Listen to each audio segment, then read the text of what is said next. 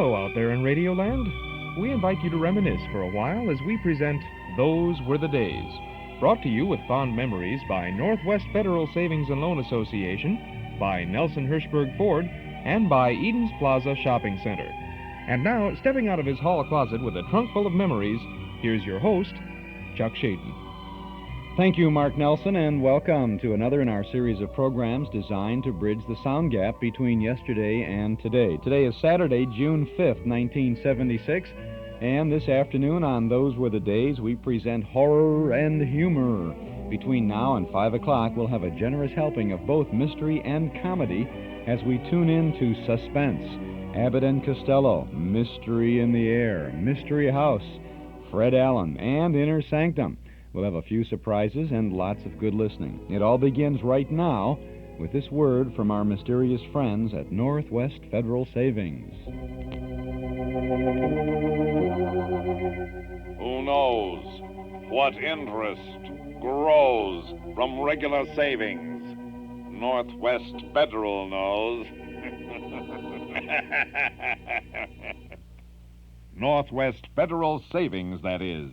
Northwest Federal Savings experts will clear up the clouds in your mind about confusing savings plans. Northwest Federal offers a wide variety of savings programs with interest from the day you leave it to the day you need it. You'll get prompt attention and clear, accurate information when you open your insured savings account at Northwest Federal Savings. And remember, the seed of savings bears fruitful rewards. Regular saving pays. Northwest Federal knows.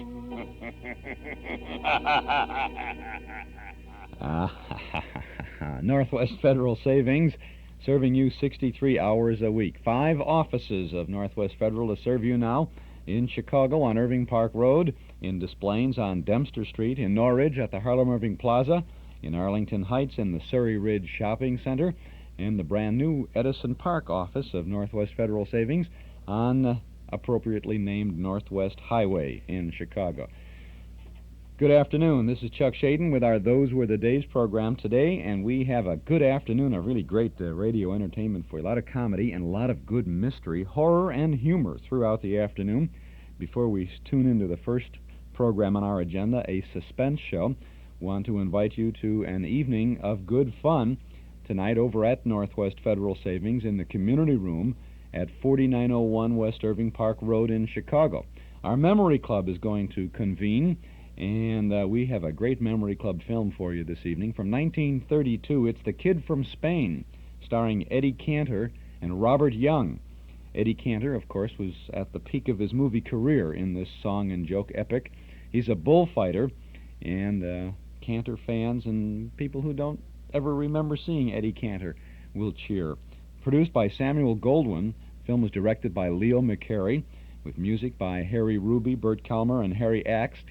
Choreography by Busby Berkeley. This features Betty Grable and Paulette Goddard as Goldwyn girls. All those beautiful Goldwyn girls are in the film. We have Ruth Hall, Noah Berry, J. Carroll Nash, many others in a good movie from 1932, a very early musical, The Kid from Spain, starring Eddie Cantor. Come on over. The Memory Club convenes in the community room at Northwest Federal. Doors open at 7:30. The film begins at 8 o'clock.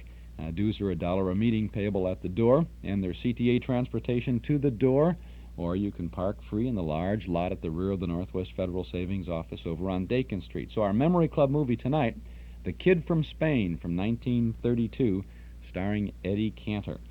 And if you'd like to see what Robert Young looked like back in 1932, I think you'll get a kick out of seeing him in this too. So we hope to see you there. We'll be there tonight, and we hope that you will join us for The Kid from Spain in the Memory Club this evening. Now, let's go back to February 2nd of 1943. Bela Lugosi stars on Suspense in The Doctor Prescribed Death.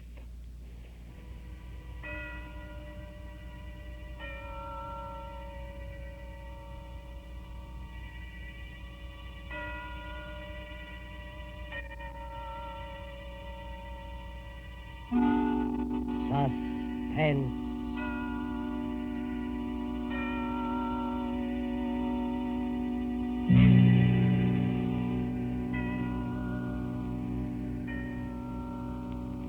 This is the Man in Black. Here again to introduce Columbia's program, Suspense. Our star tonight is Bela Lugosi, playing the part of Professor Antonio Basile, psychologist. The story is by J. Donald Wilson, who calls it The Doctor Prescribed Death. If you have been with us on these Tuesday nights, you will know that suspense is compounded of mystery and suspicion and dangerous adventure. This series of tales is calculated to intrigue you, stir your nerves, to offer you a precarious situation, and then withhold the solution until the last possible moment. And so it is with the Doctor Prescribed Death and Bela Lugosi's performance. We again hope to keep you in suspense. Professor Antonio Basile has a theory, but let him tell you about it. As a psychologist, I have worked out a theory I know to be sound. I contend that a person who has decided to kill himself can very easily be turned from this desire to the desire of taking the life of another. I can prove my theory, and if necessary, that is exactly what I will do.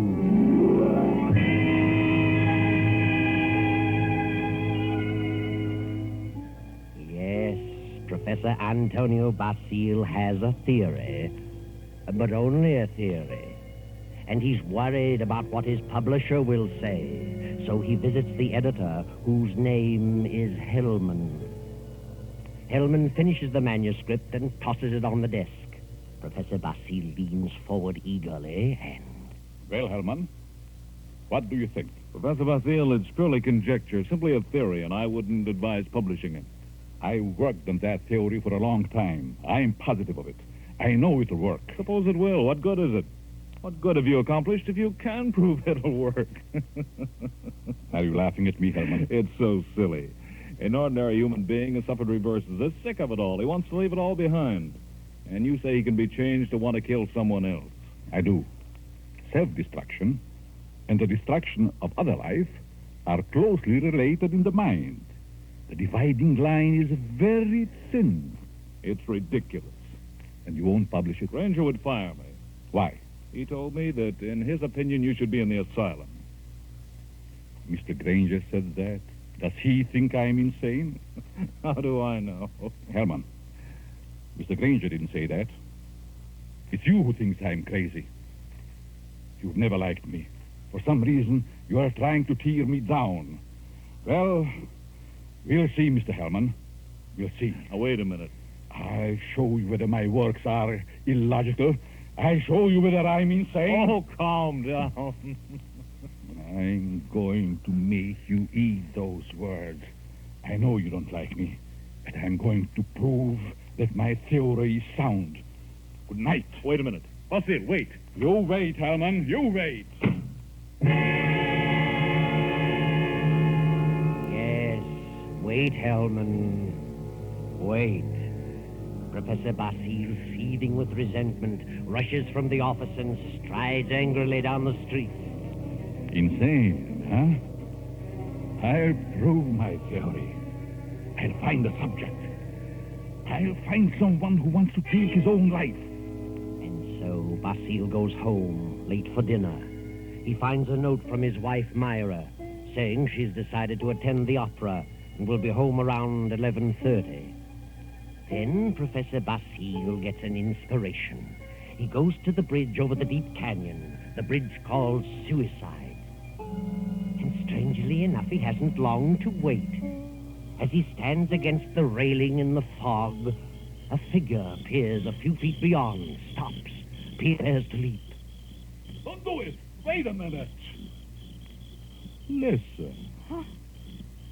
That's very silly. Let go of me. Oh, no. I couldn't do that. I need you. I don't need you. Don't you know this is against the law? You're not an officer. You can't stop me. It's 500 feet to those tracks below. Hard steel rails. And don't believe what they all tell you about not being conscious of what happened. You'd know.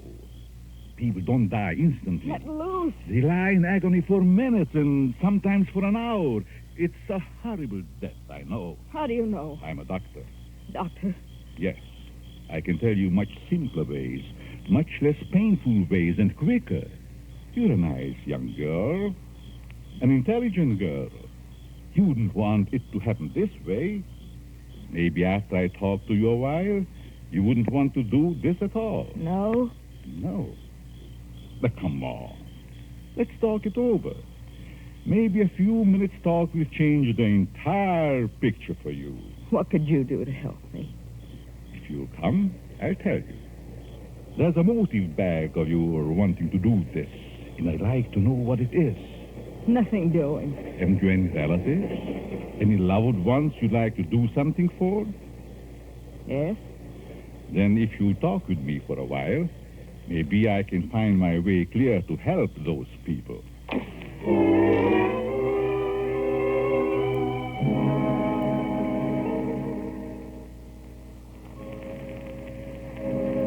Well, here we are. Come in, please. Well, what do you want to know? And sit down first. Are you hungry? No, I'm not that broke. It isn't poverty. I knew that. I could tell by your clothes. Now first, why did you come here? Why? Why, because you talked me into it. See, you're not afraid of me? Afraid? In my frame of mind. What could I lose? Suppose I told you that I really brought you here to kill you. Kill me? You know, you're a very pretty girl, don't you? Yeah? That doesn't always mean so much. To the right man, it might. That's what I thought. But I found out it didn't mean a thing. Ah, then it was because of a man. I knew it. Really? How did you guess? I'm a student of psychology. I'm Professor Antonio Basil. I see. And you want to know what makes me tick. You want to know the reason behind my action tonight. That's right. I would like to know what happened to make you want to kill yourself. Suicide is a mental aberration. Yeah? I'd like to know what preceded the decision to destroy yourself, and what you thought about until the moment I stopped you on the bridge. What good will that do me?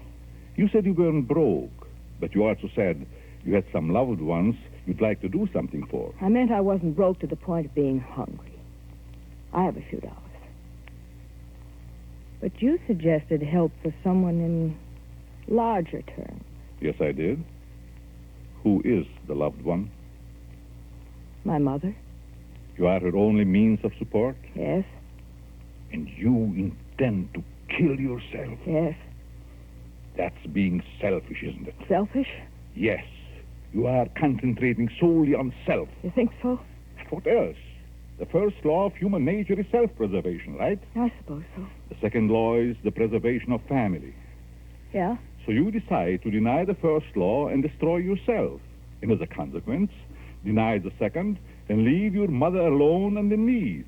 You indicate a form of insanity. What would be normal? To destroy the other person, the one who has done you wrong. Have you hurt him? No.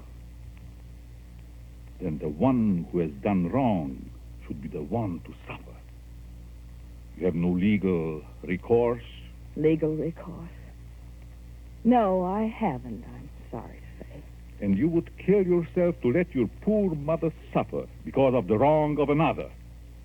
Why shouldn't he be the one to suffer? I suppose you're right. Why shouldn't he? What happened after all? Why not tell me about it?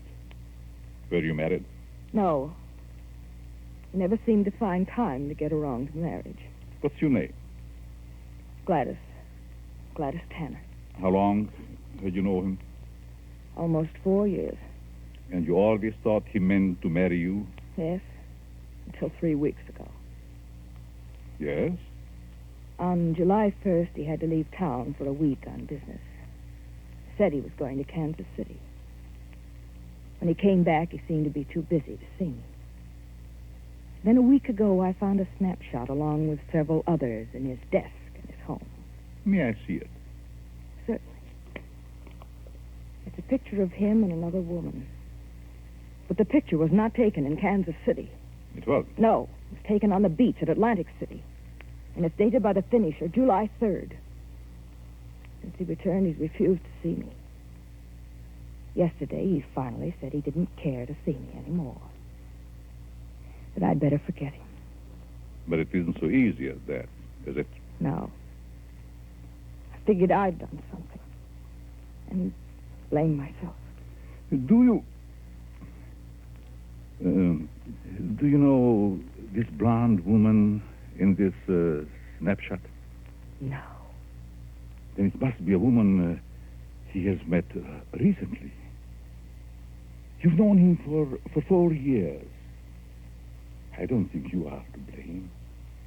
He's the one in the wrong, and he should be made to suffer. How? You were going to kill yourself. Why should you? Kill him instead. He double-crossed you. He deserves it. Now, let me go a little deeper into the situation. Whenever a person has reached the conclusion to take his life...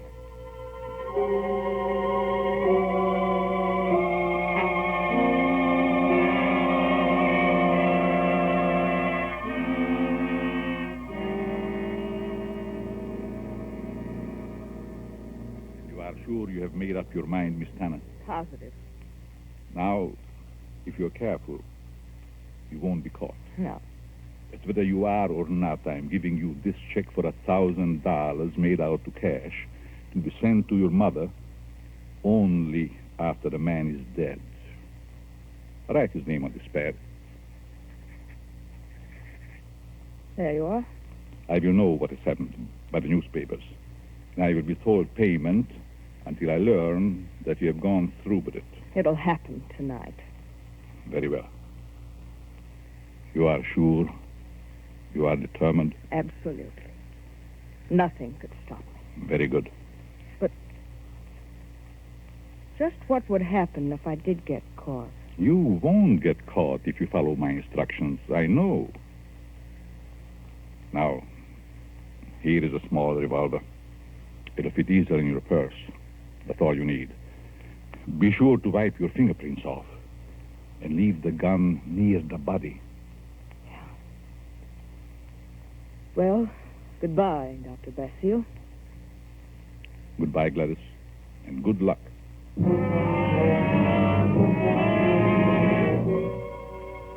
Professor Basile watches Gladys as she crosses the street to the dimly lighted bus stop. Then he rushes to his car and drives away.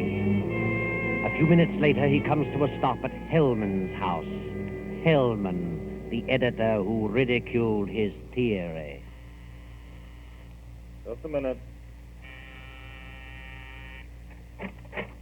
Oh.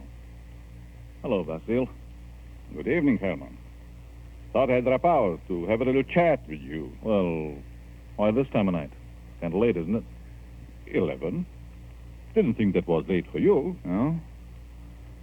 Come in. Thanks. Sit down. What's on your mind?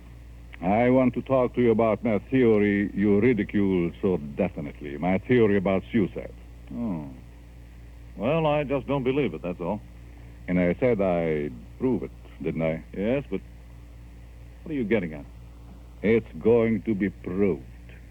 My theory is going to be proved tonight. Well, that's fine. Go right ahead and prove it. I don't like you, Hellman. I'd never liked you. And I know you don't like me. I can't help that, Basile. What are you staring at? Is there someone here with you? Certainly not. Why? That's a woman's purse on the Davenport. Oh, my secretary dropped by earlier this evening with the manuscript. She must have forgotten it. She's not here now? Of course not. Then I'll continue. I found a subject. Girl who was ready to commit suicide because a man jilted her. In a few hours, I was successful in changing her thoughts from suicide to homicide, and she is going to kill the man tonight. What do you think of that? There may be a dozen murders tonight. Ah, but you'll know which one I mean. You'll know about this murder. What do you mean? Because I'm going to tell you who the victim is going to be. You know who the intended victim is? Why don't you stop it? You're insane, Basile, hopelessly insane. You think so, Herman? The whole idea is mad, too utterly ridiculous for words. No sane man would ever think of such a useless, senseless idea. And for heaven's sake, stop laughing. I'm thinking about the victim when he learns. Who is the victim? Martin Hellman. Me? Yes, you. I don't believe you. You will this time. Who is this girl? I know no girl who'd want to kill me. This one does. Now. Oh, nonsense. However, I wouldn't put it past you to hire someone to do something like this. No, this girl is no fake. This girl is serious, deadly serious. You probably hypnotized some poor woman, figuring she'd never remember what happened. Oh, Hellman, you underestimate me. Maybe I do underestimate your evil mind. But believe Put up me... your hands, Hellman. Get away from the desk. I'll just take care of that gun, Hellman. That's better. Well, since when did you start carrying a gun, Basile? A gun? Don't be silly. This isn't a gun in my pocket. It's just my pipe. See? Well, what do you hear, Herman? Nothing. Oh, yes, you do. I heard it, too. A sound on the porch. I leave now. The back way. I put your gun in the kitchen. And I'll be very careful to remove all my fingerprints. You insane fool! Oh, fancy you. You, Hellman, you are going to help prove my theory. Good night, Hellman. Crazy devil. I'll have him locked up before he gets across town. Good evening, Mr. Hellman. Huh? How did you get in here? Through the patio door. What do you want? I wanted to talk to you. Very strangely. You're just imagining things. And what are you doing here? I wanted to tell you something. Yeah? What?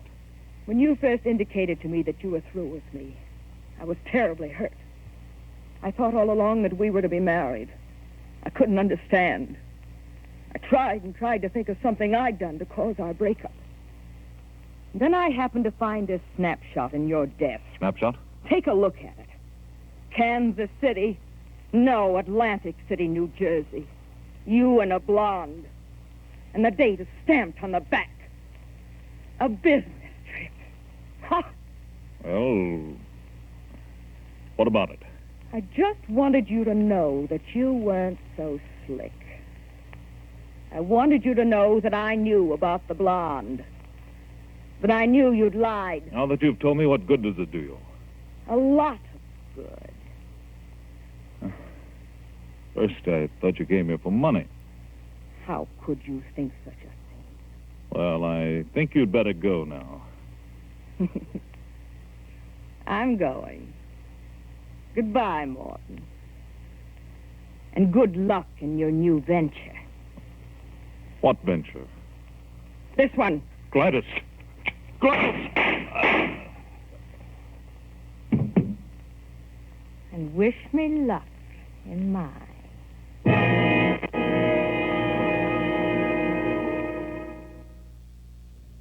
That's the first portion of Suspense, The Doctor Prescribed Death, starring Bela Lugosi. Bela Lugosi.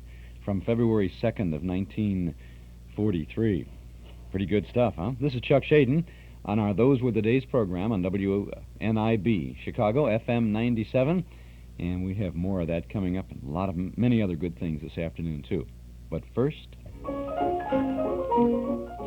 You know, when this tune was popular back in 1931, Norm Nelson and Ralph Hirschberg opened their Ford Automobile Agency on a small piece of land at 5133 West Irving Park Road.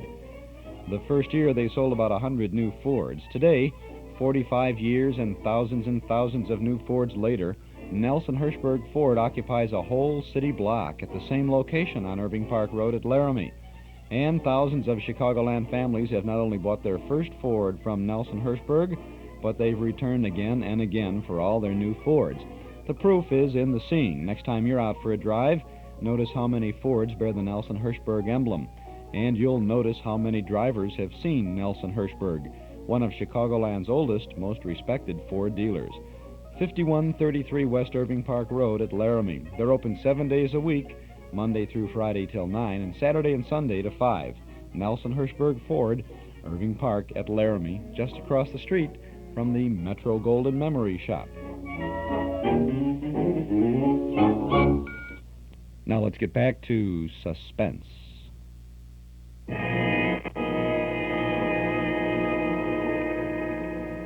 Gladys stands staring a moment at the body of Hellman, then wipes off the gun, drops it to the floor, takes the professor's check from her purse, steps to Hellman's desk and writes a note. Then she puts the note in an envelope with the check, addresses it, stamps it, turns out the lights, and steps out into the dark street.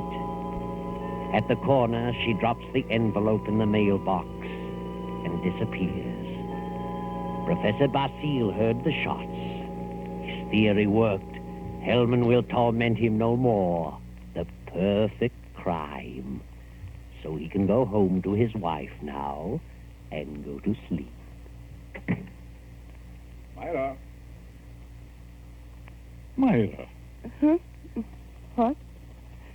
Oh, Antonio. What are you doing asleep on the Davenport? Do you know what time it is? It must be after midnight. I've been waiting for you. How was opera? Fair. Nothing to brag about. Who sang the lead? Belchiati. He wasn't very good. Belchiati. He's a poor Othello. Othello? I thought they were doing Aida tonight. No, they switched because someone was ill. Oh, I just as soon have stayed home. Have a nightcap, Myra? No, thanks. I'm tired. I think I'll go to bed. I'll be along presently. Good night.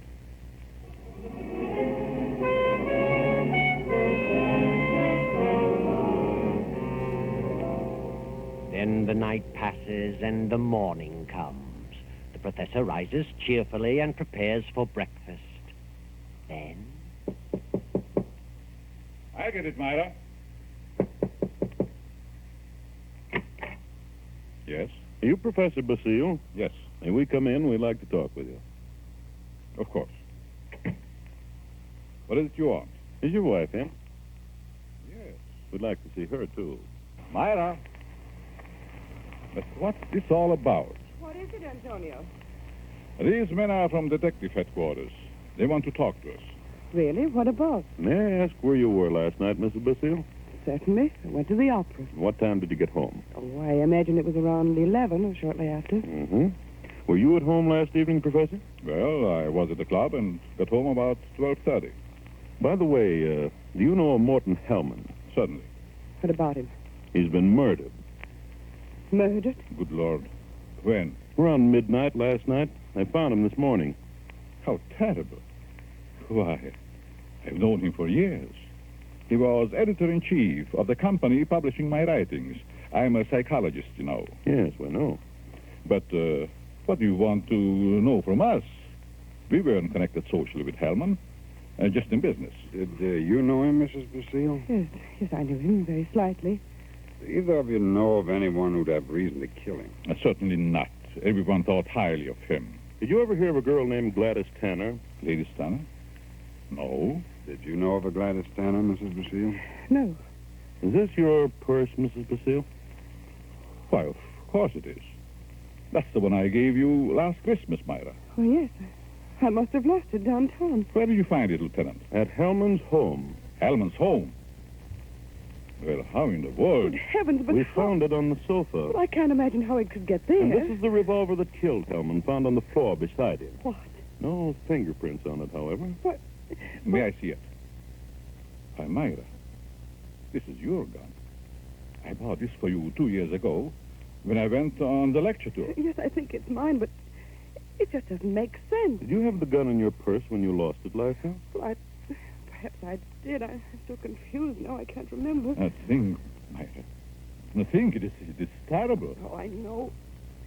Oh, dear, I feel ill. Did you ever fire this gun? Yes, once last year up in the mountains. I wanted to see how it worked. Ever reload it? No, I've never reloaded it. I just didn't think about it. Maybe I did put it in my purse. Why, I don't know. And whoever found the purse may have used the gun to... Oh, I just can't seem to think. This gun misfired on the first 2 shots. The other 3 killed Hellman. This is the most amazing piece of coincidence I ever heard of. Why would my wife want to do such a thing? Why should she get to Hellman? She hardly knew him. Are you sure about that, Professor? Of course. Well, sorry to say that I don't believe her. What? This is ridiculous. This is going to be a shock to you, Professor, but here's a snapshot we found on Hellman's desk. Taken in Atlantic City last July. Good heavens. Why? This is you, Myra. You and Hellman.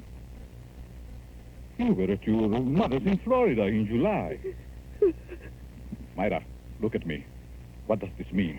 I can't. And I can't believe such a thing. May I have the purse, the gun, and the photo? Thank you. I'm sorry, but I'll have to take her down to headquarters. But I didn't kill him. I didn't. I wouldn't. I loved him. Myra. Better pull yourself together. You'll have to go back. You'll want photos and fingerprints. Yes. Better get it ready, Myra. Certainly looks bad for her. Afraid it does. Looks like an open and shut case. Oh, will you come along too, Professor? Certainly. And so it all worked out beautifully. Not quite as the professor had planned. But then he changed his plan from the moment when Gladys Tanner showed him the snapshot taken in Atlantic City. And he realized that the girl's fiancé was Hellman, and the blonde was Myra, his wife. He had no intention of allowing Gladys Tanner to kill Hellman until he saw that snapshot.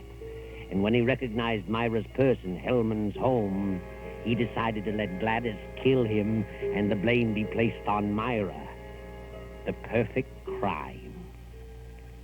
But several hours later, after fingerprints and many questions, the professor is just about to be dismissed when Sergeant Rankin steps into the room and speaks quietly to Lieutenant Davis. What is it, Rankin? I stayed at the Seals place, as you said. Well? A few minutes ago, a special delivery letter came for the professor. This'll knock your eye out. Read it. Huh? Oh, this fits perfectly with the writing we were trying to make out on Helm's desk blotter. Professor, here's a letter sent special delivery to you a few minutes ago, postmarked last night. Read it. Dear Professor Basile, your theory worked a certain degree. You convinced me I should kill him.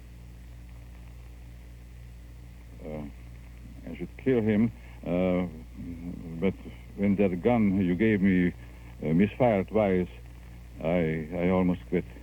Go ahead, Professor. Read on. Then as I looked at him on the floor, the feeling of self-destruction came back. I'm going ahead with my plan. Here's your check. I won't need it. Besides, I lied to you. I lost my mother long ago. Better luck next time. Gladys Tanner. And a half hour ago, they found her body beneath Suicide Bridge. Well, Professor, your perfect crime has failed. Failed? Yes, failed. Wonderful setup on paper, but your theory backfired and you're up for murder. But I didn't kill him. But you planned it, and you're as guilty as Gladys. She's paid her penalty, now it's your turn. No. I won't be hanged. Never! Rankin.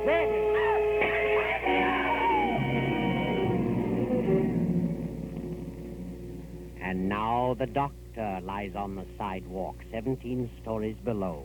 His entire theory worked in reverse.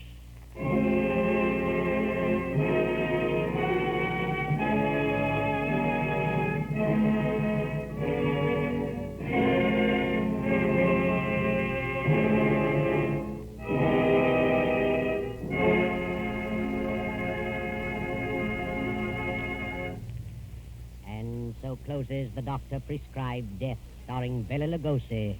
Tonight's story of suspense.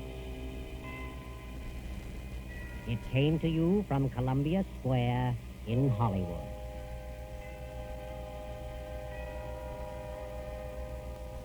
This is the man in black who conveys to you Columbia's invitation to spend this half hour in suspense with us again next Tuesday when we present the noted actor, Mr. Sidney Greenstreet, in The Hangman Won't Wait.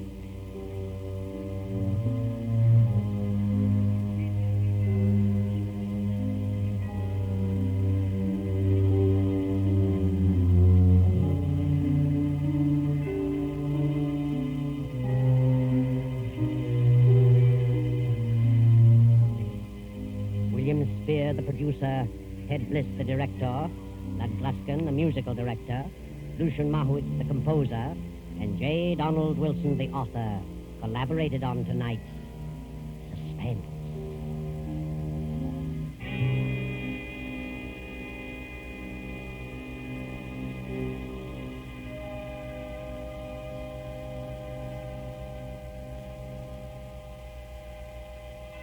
This is the Columbia Broadcasting System. Pretty good show there. Suspense from CBS back on February 2nd of 1943, starring Bela Lugosi, The Doctor Prescribed Death. This is Chuck Shaden here with our Those Were the Days program on WNIB, Chicago, FM 97, humor and horror throughout the afternoon here. And we'll have another... We're going to have another mystery with Bela Lugosi, and he'll be joined by John Carradine in a Mystery House program from 1944 called The Thirsty Death. That'll be coming up a little later on this afternoon. We also have a kind of a Lucky Strike extra for you, too, with Bela Lugosi, Edward Everett Horton, and Gregory Ratoff in a comedy sketch based on horror movies. You'll like that. Lots more ahead of us today. Abbott and Costello coming up in just a bit. Then Peter Lorre in The Lodger and Fred Allen Show with Boris Karloff, and then Boris Karloff on Inner Sanctum. A lot of good horror and humor ahead of us. This is Chuck Shaden, and you'll excuse the voice a little bit this afternoon. We have a little shot of laryngitis here, and we're recovering pretty well from it. It doesn't bother us at all. It may bother you a little bit, so we hope you'll just figure that the hall closet is about 2 or 3 octaves lower this afternoon, and we'll just go along with it if you don't mind. Next Saturday afternoon from 1 to 5 here on WNIB, TUBE or not TUBE. An afternoon with good old radio saluting good old television. We're going to be listening in to the sounds of TV, and we'll have Kukla, Fran, and Ollie. Ken Nordine narrating The Pit and the Pendulum from his tremendous Faces in the Window series. We're going to have Garroway at Large, Dave Garroway and his guest Wally Cox. We're going to have Tom Duggan in a 15-minute sportscast, Let's Look at Sports from 1953. We'll have a 1952 Howdy Doody Time broadcast for you.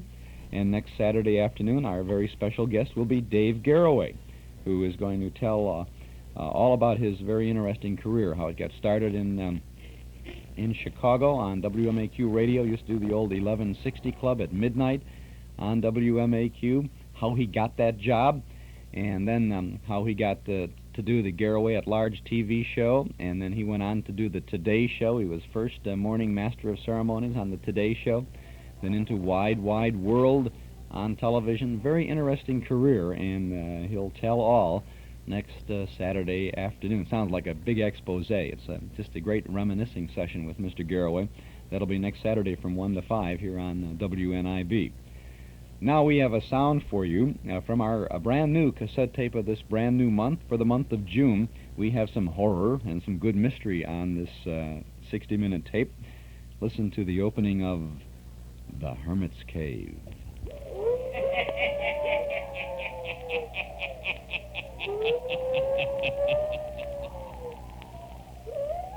Ghost stories. Weird stories. And murders, too. The hermit knows of them all. Turn out your lights.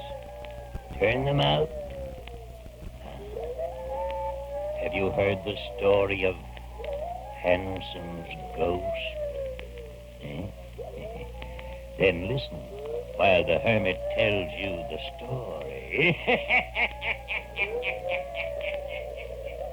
And that's just the beginning of an exciting hermit's cave story. You can just feel the chills running up and down your spine. Hanson Ghost is the story of a young couple who experience supernatural happenings when they visit their uncle in an old, mysterious house. A show from 1945, and that's just half of the excitement on our cassette for June, because we also offer Inner Sanctum as Raymond, the host, opens the creaking door on the spine-chilling story called Song of the Slasher. The only clue the police have to the identity of the slasher is the eerie tune he whistles after he kills his victims. Spine-chilling tale on Inner Sanctum. Two great radio mysteries from 1945, Inner Sanctum and The Hermit's Cave, and they're back-to-back on our cassette tape of the month for June. An hour of great radio for only $5 from the Hall Closet, Box 421, Morton Grove, 60053.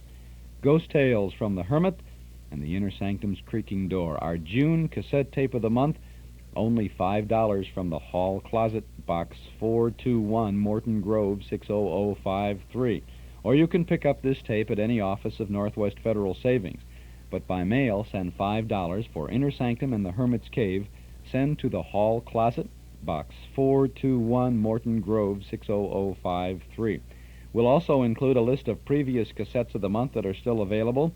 And if you'd like to have that list but don't care to order this June tape, just send 13 cents in coin or stamp to the Hall Closet, Box 421, Morton Grove, 60053. Or you can pick up the list or any of our tapes at our Metro Golden Memory Shop at 5120 West Irving Park Road in Chicago. Eden's Plaza Shopping Center, where you can shop with confidence for all the family. Eden's Plaza Shopping Center, where Eden's Expressway, Skokie Boulevard, and Lake Avenue meet at Wilmette. Eden's Plaza Shopping Center, easy to reach, easy to park, easy to shop. Quality plus value 7 days a week at Eden's Plaza Shopping Center in Wilmette. Now we roll from horror to humor this afternoon on our Those Were the Days program as we go back to the World War II years for this Abbott and Costello program. It was the Camel Comedy Caravan in those days, and while this is an Armed Forces Radio rebroadcast, you won't hear any of the cigarette commercials or hardly even, not even a mention or reference to the cigarette sponsor. You will, however, perhaps recognize some of the music in this show as being a theme that Camel Cigarettes used on any of their programs. It was C-A-M-E-L, yes, Camels, and da-da-dum, ba-bum, with a little laryngitis doesn't help at all, but, and I don't smoke either, so there's no cigarette. It's not a cigarette throat. But anyway, you may recognize that later on in the show. Bud Abbott and Lou Costello are joined in this show later on by their guest, Peter Lorre. So there is a little bit of typical Abbott and Costello humor and horror in this particular broadcast with Ken Niles, Connie Haynes, Freddie Rich in the orchestra. It's laugh time with Abbott and Costello. It's laugh time with those mad men of mirth, Abbott and Costello. Listen to the music of Freddie Rich and his orchestra, the songs of Connie Haynes, tonight's guest Peter Lorre, and starring Bud Abbott and Lou Costello.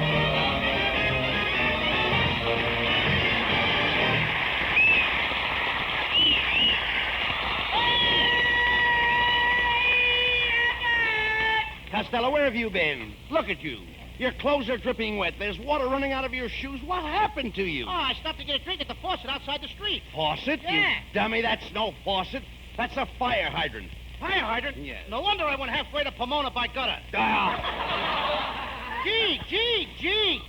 I gotta get these wet clothes off. Because if I don't get... What's the matter? Please, how many times have I told you when you sneeze the other way? I don't know any other way.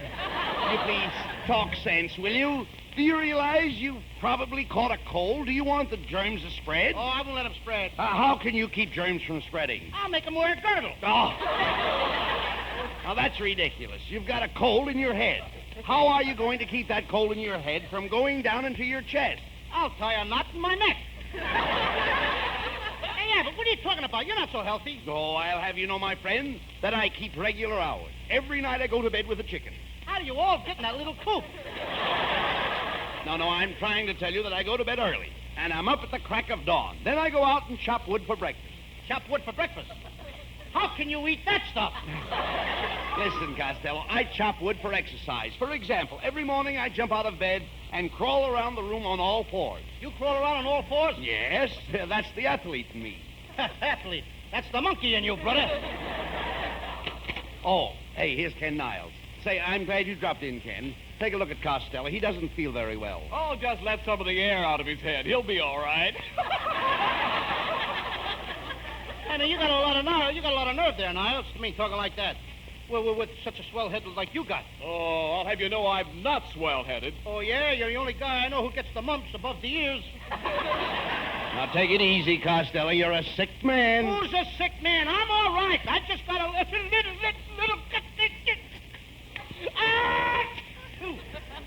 Good heavens, Bud. Did you hear Costello sneeze? What's wrong with the way I sneeze with a little thing like that? What's wrong with it? What's wrong with it? Well, if you have to sneeze, why don't you sneeze with your mouth closed? I tried that once and blew out 3 of my teeth.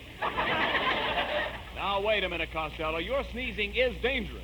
I can catch your cold, then go home and my beautiful wife will get it in her lovely throat. Her lovely throat? Yes, Costello. Mrs. Niles has a neck like a swan. Yes, and she's got webbed feet to match. Oh, I heard that remark. Mr. Costello, you might be interested in knowing that all my friends think I have perfect features. Is that your nose, or are you looking through a periscope? Oh, stop that. Don't pay any attention to Costello, Mrs. Niles. You see, he's got a cold, and we're trying to help him. Well, you know the old saying, starve a cold. Now, the first thing to do is to put him on a diet. No carbohydrates, no starches, no liquids, and no solids. You think you can stick to that diet, Costello? Sure. Then what? Then Kenneth and I'll split your ration book. Oh, nice going. I heard you the first time. You're going to split it. Oh, it was almost a wonderful joke, Poochie. Oh, don't say that, darling. You're my Poochie. Oh, no, you're my Poochie. No, you're my Poochie. If there's a dog catcher in the house, what are you waiting for?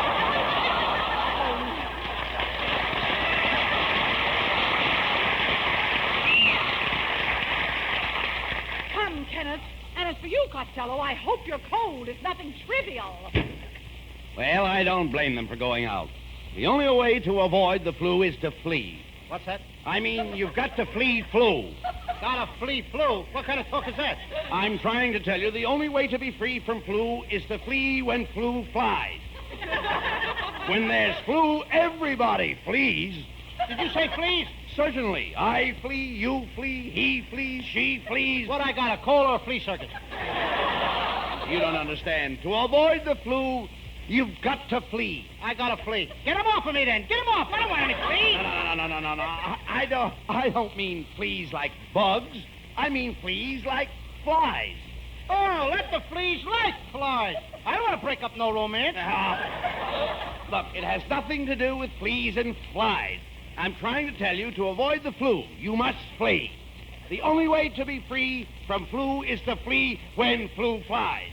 Oh, you mean that to be free from flu, I gotta flee when flu flies.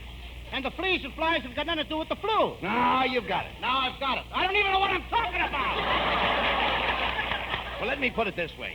You're in the house. You open the window, and a cold germ comes in. A cold germ comes in? Yes. What would you do? I'd give him a cup of hot tea. Who wants a shivering germ on the house? Now, that's crazy. This cold germ attacks you and immediately starts to germinate. Before you know it, you've got a lot of nasty germs rushing through your system. According to my system, the Russians are rushing through the Nazi Germans.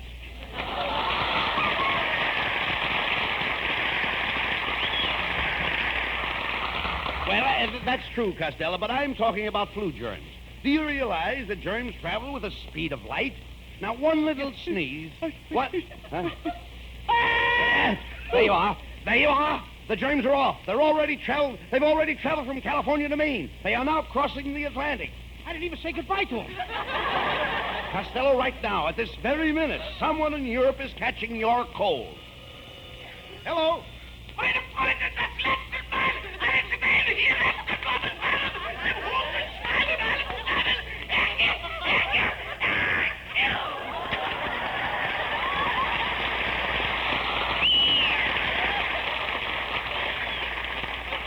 Well, I sure fixed it out. What do you mean? He's just sneezing now. The coffin will come later.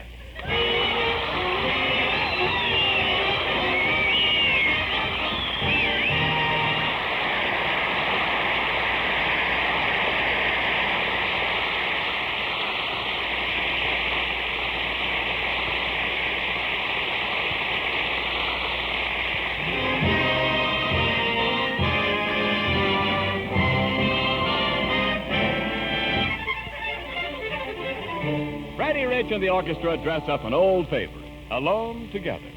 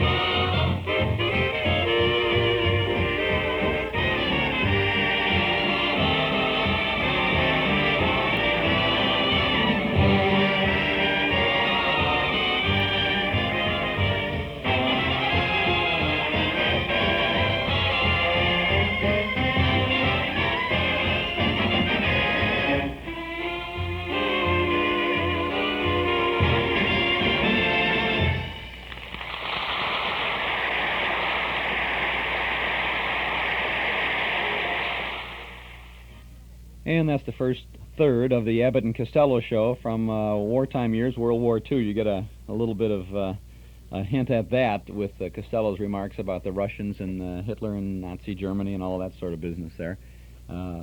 Pretty good show, good comedy, typical of Bud and Lou there on radio.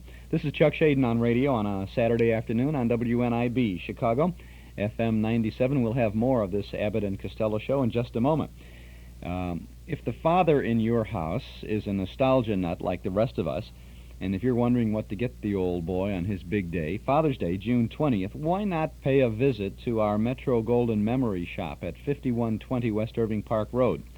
You know, you're sure to find something just right for the dad who has everything, except some of the things at the MGM shop. Perhaps he'd like a big band record or an old radio show. Maybe he'd like a good book about something or someone that provided great radio or television or movie entertainment, sports entertainment. Dad would probably enjoy some original sheet music featuring his favorite old-time song. I'm going to frame that and put it on the wall in his den. Well, we've got it all at the Metro Golden Memory Shop. You could get him a poster for the den, one featuring an old movie or his favorite old-time beer or other advertising slogans, some posters there for the Cubs and the Sox and other baseball teams. We have lots of ideas and lots of fun for Dad and the whole family at our Metro Golden Memory Shop at 5120 West Irving Park Road, just east of Laramie. Why don't you come in and browse? Our MGM shop is open Tuesday and Wednesday from 11 a.m. to 6 p.m., Thursday, Friday, and Saturday till 8, and from 1 to 5 every Sunday afternoon. Metro Golden Memories at 5120 West Irving Park Road. That's just 2.5 blocks west of Northwest Federal, just across the street from Nelson Hirschberg Ford. Metro Golden Memories, the MGM shop. We'll be open till 8 o'clock this evening, so possibly if you're planning on going over to the Memory Club tonight at Northwest Fed, want to give yourself a few extra minutes and pop over to the MGM shop. Now let's get back to Abbott and Costello. Hey, Abbott. What's the matter? Listen, Abbott, I'm telling you, I haven't got the flu. Now get me out of this bed. Now, come on, get me out. Now, stop that screaming, Costello. You want me, just pull that cord by the bed. Oh, I did. And what happened? My pajamas fell down. Now, Abbott, if I had to stay in bed, why don't you give me some attention? What are you talking about?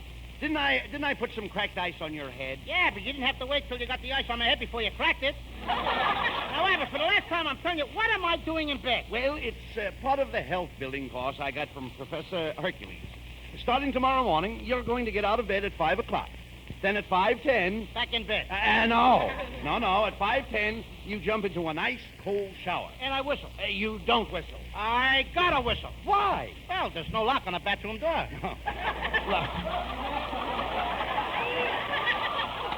Look, pay attention. At 5:10, you jump into the shower.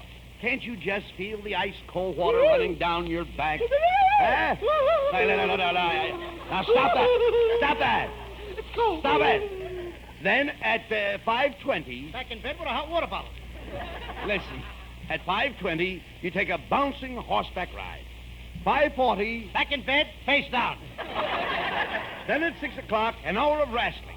7 o'clock, 2 hours of handball. 9 o'clock, you walk 30 miles with a heavy pack on your back. And 12 to 1, you climb a mountain. 12 to 1, I don't make it. Oh, you idiot. You never listen to me. Just wait till you see Hercules. Exercise has given him bulging biceps, rippling muscles, a massive chest. He's the strongest man in the world, the mighty Hercules. Come in. I am the mighty Hercules. Honest, I am. Honest. See, Costello? Take a look at Hercules. Get a load of that muscle. What muscle? The last time I saw a muscle like that was on a sparrow's ankle. You know, I could chalk his head and use him for a pool cue. Hey, Costello. Well, he reminds me of a radio program I heard. One man's famine. Mr. Costello, as I analyze your case, my treatment for you should not be postponed. Let me show you what my course can do for you. Hand me the telephone book and I will tear it. Are you ready? And now the second page.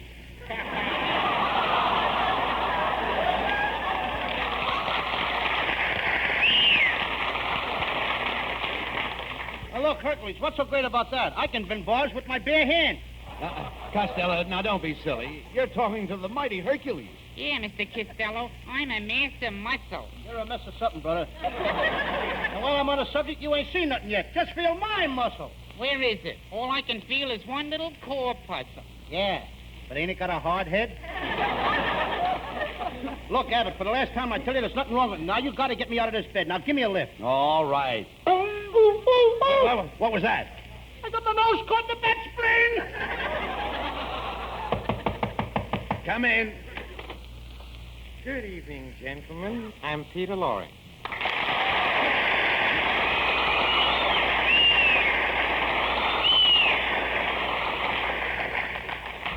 Oh, Mr. Costello, I've come here to offer you the services of my sanitarium. I understand your health is run down. Now, wait a minute, Lorre. Who told you all this? Oh, nobody. You see, I get messages through my brain. My mind is like an open door. What do you hear from the knob?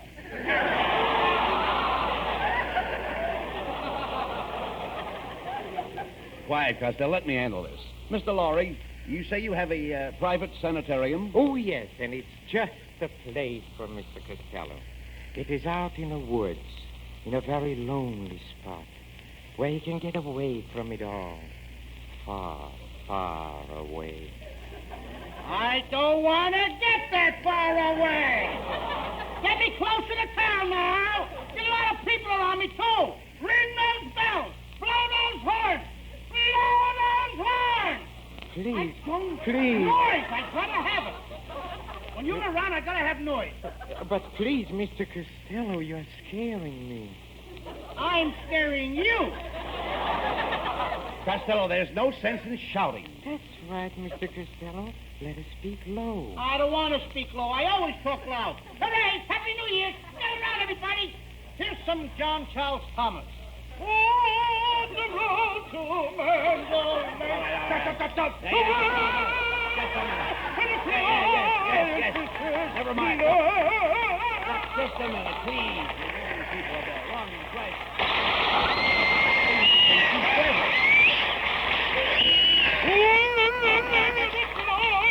That's enough. Hey, they like it. Yeah, never mind. Look, pay no attention to Who is him. this Frank Sinatra? Will you? Never mind. Pay no attention to him, Mr. Lorre. I'll bring Costello out to your sanitarium tonight. Oh, yes, please. And at midnight, I hope.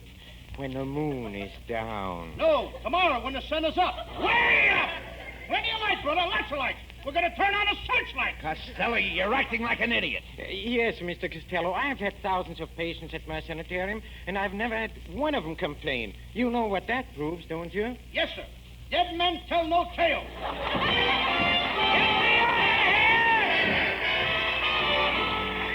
Connie Haynes sings the new hit tune, I Couldn't Sleep a Wink Last Night. I couldn't sleep a wink last night because we had that silly fight. I thought my heart would break the whole night through. I knew that you'd be sorry, and I'm sorry too. I didn't have my favorite dream, the one in which I hold you tight. I had to call you up this morning to see if everything was still all right. Yes, I had to call you up this morning 'cause I couldn't sleep a wink last night. I didn't have my favorite dream, the one in which I hold you tight. I had to call you up this morning to see if everything was still all right. Yes, I had to call you up this morning 'cause I couldn't sleep a wink last night.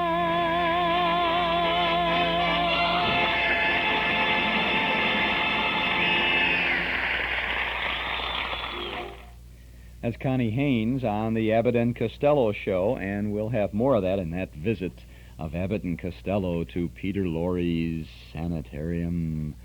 Oh, boy. That's good. That's really typical Abbott and Costello horror and humor there. And that's the subject of our show this afternoon on WNIB. Those were the days, horror and humor. This is Chuck Shaden. We'll get back to Bud and Lou and Pete. I wonder if anybody ever called Peter Lorre Pete. Huh? Can you imagine? Well, Boris probably called him Pete. No, maybe, and Pete probably called Boris Bor. And they both called Lugosi Bell. Hi, Bor and Bell. You want to go out with Pete? Sure, let's see Sid, huh? Sid Greenstreet? Townhouse TV and Appliances offers you the hottest name in CB radio equipment, Cobra. Give the voice a rest, Shaden. Cobra is the ultimate AM mobile unit because it's loaded with rugged quality and powerful features in a compact unit you can take anywhere. Ask anyone who knows anything about Citizens Band radios, and he'll tell you Cobra is first rate. For CB radios, it's Cobra. For Cobra, it's Townhouse TV and Appliances, 7243 Touhy Avenue, just west of Harlem. And remember Townhouse for Sony television, too. See Sony Trinitron TV, Sony 40-inch diagonal projection TV, and the new Betamax videotape system. Visit Townhouse and ask for a demonstration with no obligation. For Sony television, Frigidaire appliances, and Cobra CB radio equipment, visit Townhouse TV and Appliances at 7243 West Touhy Avenue. They're open Monday, Thursday, and Friday nights till 9, Saturday until 5. This is WNIB, Chicago, FM 97. I'm Chuck Shaden. This is our regular Saturday afternoon get-together, our Those Were the Days program, and we continue now with Abbott and Costello.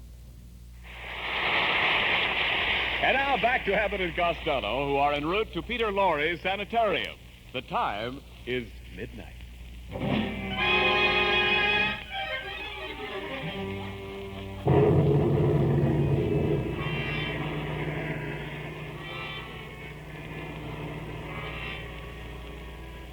Well, Costello, we'll be at Peter Lorre's sanitarium in a minute. He's a great doctor, Costello. He'll see that you get some rest and peace. That's what bothers me.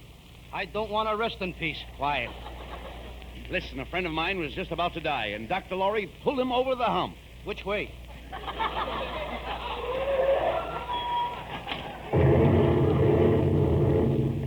Well, here it is. Peter Lorre Sanitarium, 1313 Gravesend Road. What an address. Look at the sign on the gate. Deliver all bodies in the rear. All right, now stop complaining. Look how quiet and peaceful it is out here. That's the first robin I've heard this spring. Oh, shut up. Quite a part, wasn't it? You know, Lou, this is the kind of a place I've always wanted to visit. Look at that green stuff clinging to the gate. That green stuff clinging to the gate is me. Now, don't be such a coward. Go ahead up to the door and knock. Oh, so you think I'm a coward, huh? Okay, yeah, but I'll prove to you I'm a hero. I'll be brave. I'll show you what I'm made of. I'll knock on the door. I'll go in there. But before I do, there's just one thing I want you to do for me. What's that? Talk me out of it. Now, none of that. Go ahead. Knock on the door. Don't be afraid. Why, Peter Lorre may not even be at home. He's home, all right. How do you know? I see a straitjacket hanging on the line. Costello, once and for all, will you please knock on the door? Okay. All right.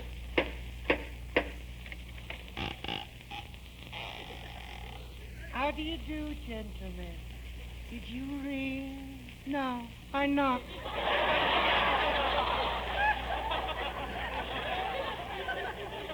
I thought I heard you whistle. Let me have your hat, please. Don't you want the coat, too? No, just the hat. Just the hat. Who are you? I'm a skull. I'm just going out for a walk. Come on, Abbott. That's all. Let's get out of here! Shh, quiet. Here comes Peter Lorre. Good evening, gentlemen. Welcome to my sanitarium. Now come, Mr. Costello. Let me take you over. Here, close to the fire. Come on, no pushing, Lorre. Quit shoving. Hey, Abbott, help me now. Come on, help me out of here. will you? Costello. The guy's pushing me to the fire. No, nothing of the kind. What's the matter with you? Yes, I mean you no harm. It's cold out tonight. You must be killed. Chilled. I heard you the first time, brother. Get what I'm calling brother. Please do not excite yourself, Mr. Costello. All I want you to do is to take a pill. I'm not taking no pill. I'm taking a powder. Now! Come on, Abbott. Wait a minute, Costello. If you want to cure your cold, you've got to listen to Dr. Lorre. Abbott, I'm not sick. All I did was let out a little a sneeze. You see, you must not minimize your illness. Here, take this little blue pill. I ain't taking no pill. You heard the man. Take the blue pill. Oh, you always win out. Okay. Oh. Very good. Now take this red pill. What's the red pill for? Oh, that's in case the blue pill was poisoned. Get away with those pills, Mr. Lorre, will you? Just a minute. Be calm. Take it easy. Relax. I don't want to relax. I want to jump. Come on, everybody, get up. Let's dance. Come on. I'll leave me with this guy. You see, alone? Doctor? You see, Doctor? Sounds like I'm alone.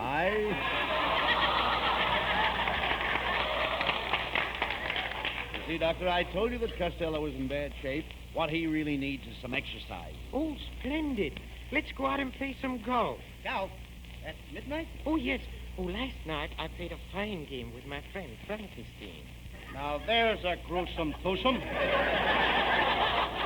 Oh, it was a very interesting game. Frankenstein made a hole in one, so I buried him in it. You know, I play a very hot game. Hot game? You probably play in the lower Hades. The lower Hades. Oh, doctor! Excuse me, please. That's one of my patients. Oh, doctor, I just killed my keeper. Yeah. I just killed my keeper. Well, but why did you kill him? He killed me first. Hey, Abbott, now that guy wasn't kidding. Now, there's a body behind the couch. Is he dead? I can't tell. His head is missing. Say, Costello, look. The body is getting up. Abbott, he's coming towards me. Listen, mister. You're dead, ain't you? Yes, I am dead. Then why aren't you laying down? If you must know, the floor is too cold. That's the last straw. I'm getting out of here. Now, stop worrying. There's nothing wrong with this place. What was that? 1 o'clock. Let's go.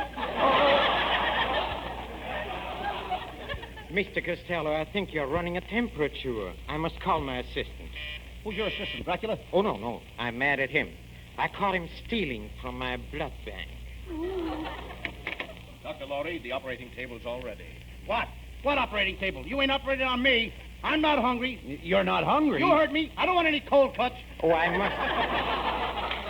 I must insist, Mr. Costello. My diagnosis shows that the sneeze caused your cold, which caused poison to run through your system. This has affected your appendix, and your appendix must come out. Put him on the operating table, boys. The first guy that touches me gets a fat lip. Now, that's no way to talk. You must follow your doctor's advice if you ever expect to get well. Okay, then. Lorre, I'll let you take out my appendix on one condition. Good. What's the condition? You gotta take it out from the back. From the back? From the back? That's right. But why? Because I got a battleship tattooed on my stomach. And he is liable to sink it. Oh, get out!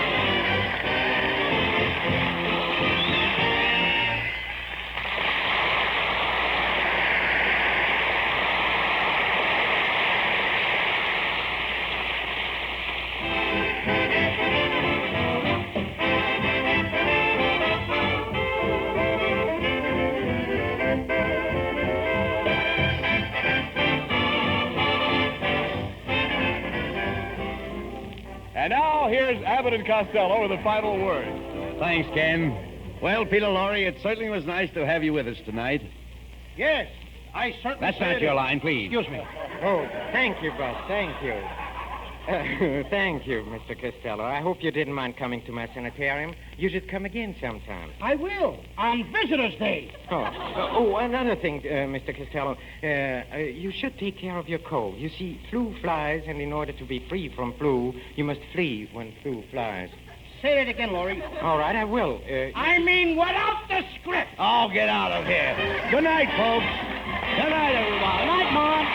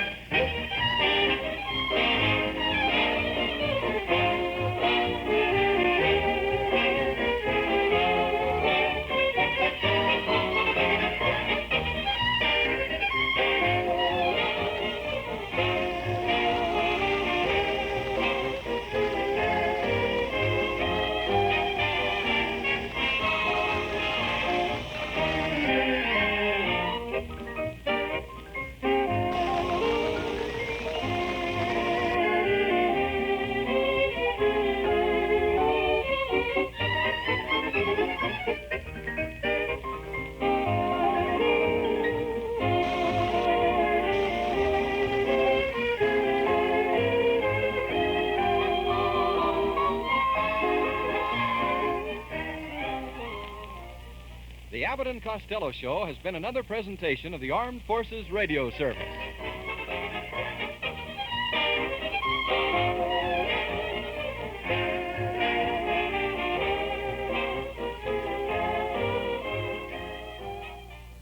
And there is the Abbott and Costello Show with Ken Niles, Connie Haynes, Freddie Rich in the orchestra, and guest Peter Lorre. Commented at the beginning of this show about the Camel theme song that they used during the show. It was mostly here at the close. CAMELS. Bum bum bum bum bum bum bum. We're going to try to back up to that spot on the tape so you can hear it again. Let's listen now.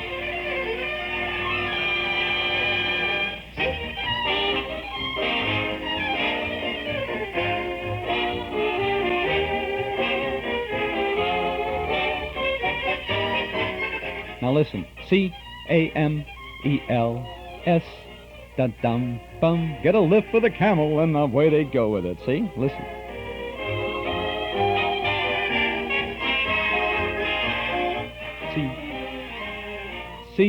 CAMEL, yes.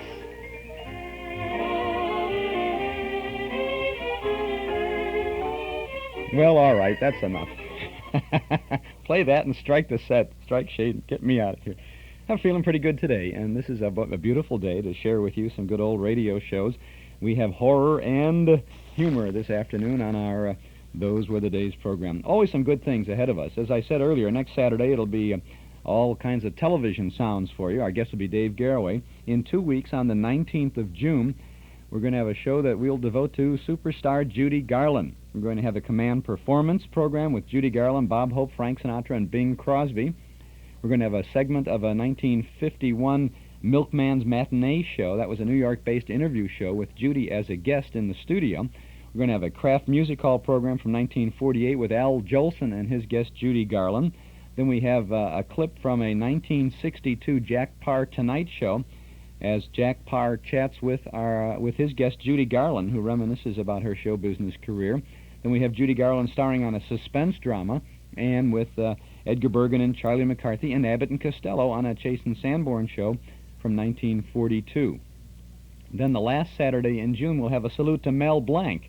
He's going to be on a Phil Harris Alice Faye show. We'll hear him on a G.I. Journal program with Frank Sinatra, Ginger Rogers, Arthur Q. Bryan, Les Paul Trio. We'll have a Mel Blanc show, and we'll have the Cisco Kid with Mel Blanc as Poncho. We'll have a Jack Benny program, of course, with Mel, who appears as Jack Benny's violin teacher, Professor LeBlanc. And you may have heard that yesterday morning in the hall closet. He was Professor LeBlanc on that show, too.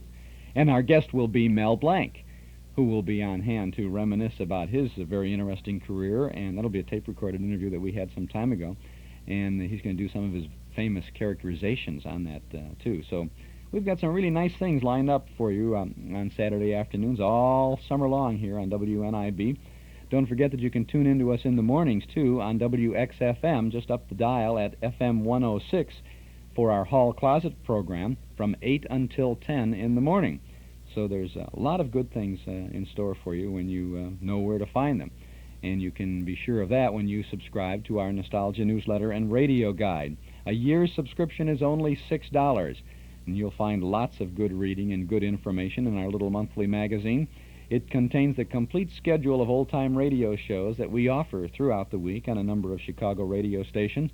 It's also filled with page after page of articles and pictures from and about the good old days. You can subscribe right now by telephone when you call us here at our Nostalgia Broadcast Center at 545-2260. That's 545-2260. We'll take your name and address, and your subscription will begin with the June issue, which you'll have in just a few short days. We'll send it out first-class mail, and we'll include an invoice for your year's subscription, $6 for 12 issues. Call us now at 545-2260. The June issue of our newsletter features a cover photo of Eddie Rochester Anderson, Jack Benny's famous friend. We have reprint articles about Art Carney, the only radio actor CBS had on its payroll in 1946. Another about Mike Douglas in 1955, a singing television MC. From 1945, a story about Chief Breakfast Clubber Don McNeil. And from 1933, Gary Cooper's favorite recipe. Plus, we have some original articles written about some interesting times. Barbara Fight's memoirs of an unabashed Frank Sinatra fan, Steve Sanders' career article about Judy Garland, Carl Pearson's notes from the bandstand about radio's parade of spotlight bands, and Mark Nelson's film clips article about Clark Gable. There's more, too. We have our dime store classified ad page for people who have something to buy or sell or trade or to announce, something of a nostalgic nature. And then there's news of our Saturday Night Memory Club get-togethers, too. Subscribe right now to our Nostalgia newsletter and radio guide. A year's subscription to our magazine is only $6. Call us at 545-2260, 545-2260, or send $6 to Nostalgia Newsletter, Box 421, Morton Grove, 60053. To make sure you get this June issue as quickly as possible, call us right away at 545-2260. That's 545-2260. Hi, this is Bob Elson. You know, in 37 years as announcer for the Cubs and Sox, I've seen all the great Chicago ball players. Why, who could forget the way old Aches and Pains hit foul balls all day till he got the right pitch? And Mr. Cub, one of baseball's most feared hitters. And remember the guy who never read and went to the movies just to save his batting eye? Well, I'll tell you, I've seen them all. And I picked my all-time great Cub and Sox teams. If you can identify all 20 baseball stars correctly, you get a free pair of tickets to a Cubber Sox ball game, 1 pair per family. Look for the entry form with all the pictures in the sports pages of your newspaper, or get one at any Northwest Federal Savings Center. No transaction is necessary. Just bring your answers to any Northwest Federal Savings by July 9th and have some fun. See if you remember my all-time Sox and Cub players. If you do, we'll see you at the ballpark. And remember, it's Northwest Federal Savings Time, 63 hours a week. And this is Chuck Shaden in our hall closet with our Those Were the Days program on a Saturday afternoon in Chicago. It's nice to be able to share with you our hobby of the old-time radio shows, and I know that a lot of folks who have found us on the air have built hobbies of their own with the old-time radio things, either collecting the shows on cassette tapes or taping off the air or getting the newsletter, digging into all of this stuff. I have very good news for all of our friends who are hobbyists now. Did you notice an item last night in the Daily News? It says there's a big headline of a story written by Dave Canfield, and it says, "Hobby is no cause for divorce." Total preoccupation with a hobby, even an unusual one, is not grounds for divorce. That was the ruling of the Illinois Appellate Court at Elgin in the case of Harriet Sherman, the legal researcher's unpaid assistant, and the legal researcher was Sherman H. Skolnick. Now, how does this apply to us? Listen to this. Mrs. Sherman had appealed a 1974 decision in DuPage County Circuit Court granting her husband the divorce on grounds of her total preoccupation with the hobby. Now, Mrs. Sherman told the appeals court in a legal brief she prepared without the aid of an attorney, she said, if this decision is allowed to stand, then enthusiastic stamp collectors, woodworking hobbyists, or football fans are in imminent danger of divorce. The husband of a football widow remains glued to the television set every weekend from September through mid-January, her brief noted. Why not grant her a divorce on that ground? Well, the appeals court agreed in a 6-page opinion filed earlier this week, and they said a hobby, a total dedication to a hobby is not grounds for divorce. So, you can figure that out. Guys, if your wife is saying, all you do is with that tape stuff, tape and radio, right? But don't you cut the grass, get out of the house. Say, can't divorce me now. Judge won't do that. So she'll have to shoot you, and then they'll be rid of you. Of course, you could do what I've done, too, and that's make it no longer a hobby and do it all the time, if you can do that. But you know what? It still is a hobby for me. As much as I am on the air, professionally with all of this sort of thing, it's still a hobby, and we really enjoy building our collection. And, of course, the hobbyist in us has gone into other areas of this to find us extra special pleasures with all of these things, too. I don't know. It seems to be pertinent, so I thought I'd bring that to your attention this Saturday afternoon. Now it's time for more horror and humor. This is horror now. We heard Peter Lorre with Abbott and Costello. Now we're going to hear Peter Lorre with Agnes Moorehead on, interestingly enough, another program that was sponsored by Camel Cigarettes back on NBC in 1947. This is a summer series that was heard on August 14th of 1947. The series was Mystery in the Air, and this is the story of Jack the Ripper, the lodger.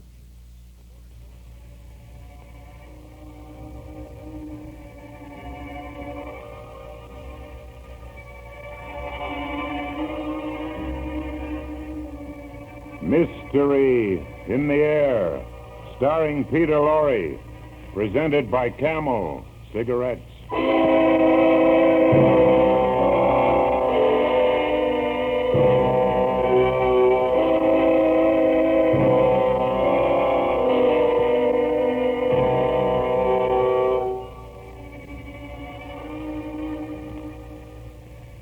All right, men.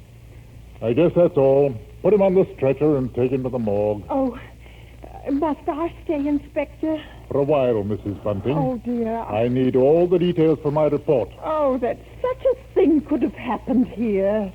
Here in my own house.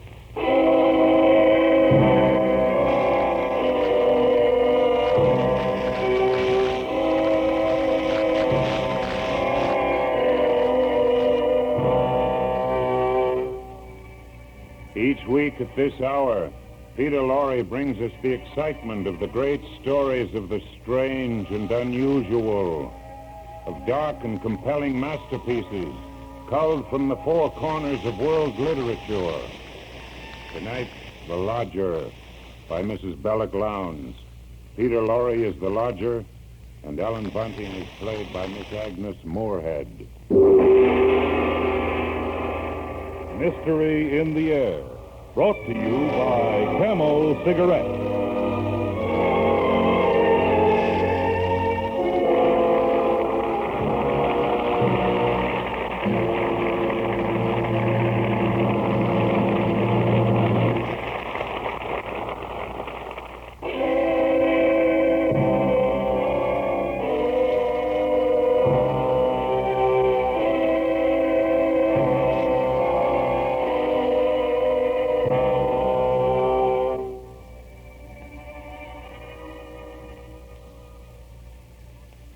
Mrs. Bunting, you said you were looking for a lodger?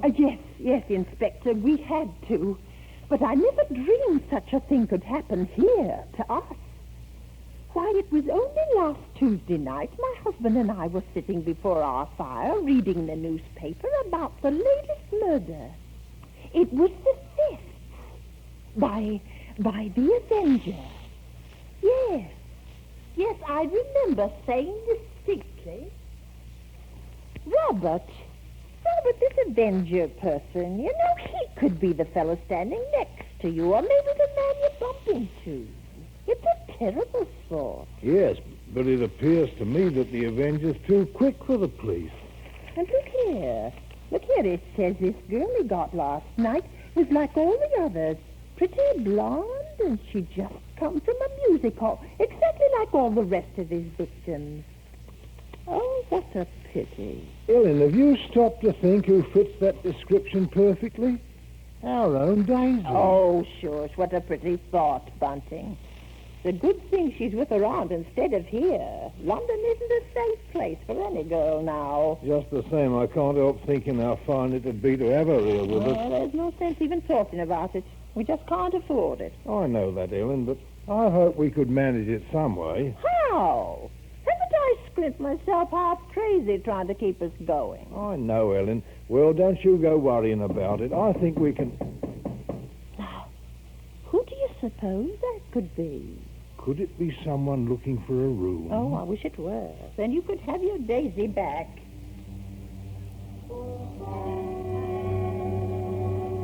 Well, I went to the front door, and when I opened it, there stood a man wearing a black cape and hat. He carried but a single piece of luggage. Good evening, sir. I saw your sign. It says you have a room to rent. Yes, sir. Please, won't you come in? Thanks. Could I take your cape, sir? No, I'm looking for a quiet room. But it should be very quiet. Oh, we have that, sir. Just that. Above all, our house is quiet. Okay. Your bag, sir. May I take it? No, just show me the room, please. Oh, yes, sir. It's right up these stairs, sir. This way. You see, sir, there's just my husband and me here, and we're ever so quiet. Mm-hmm. I'm sure you'll find this room to your liking. Well, here we are. Mm-hmm. Yes, I think I like this room. Yes, it is pleasant, isn't it? There's not many rooms with such pretty pictures, now is there? I don't know. Pretty pictures interest me very little. What I like about this room is the simplicity. I like the bareness. Yes, I think I'll take it. What is your name? Mrs. Bunting, sir. All right, Mrs. Bunting, I'll take the room. Oh, yes, sir.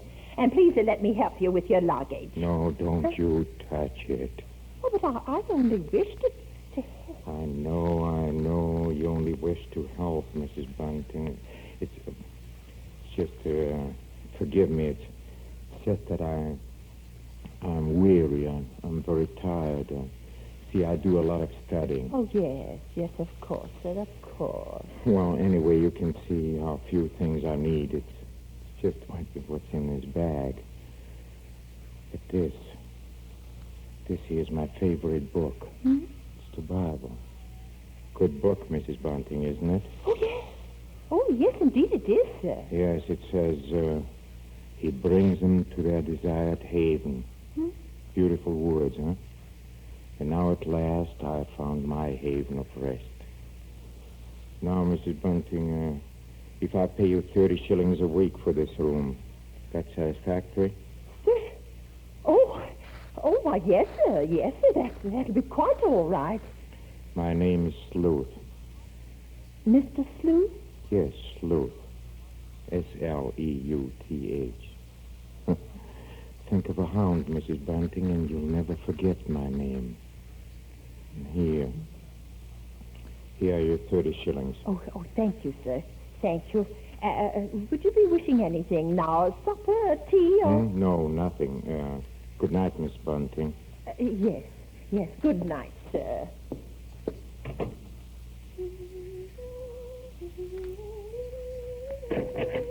Please stop that. You hear? Oh, sir, what did I do? You were humming. That's music. Oh, but I... Music is an instrument of sin. Oh, yes, sir. And you did tell me, Mrs. Bunting, that your house would be absolutely quiet. Oh, but it is, sir. I didn't mean any harm, believe me, sir. I believe you. I'm sorry I spoke sharply. I know you. You're trying to be considerate and kind. Oh, thank you, sir. By the way, Mrs. Bunting, I think I would like some bread and some tea. Oh, certainly, sir. I'll have it in an instant.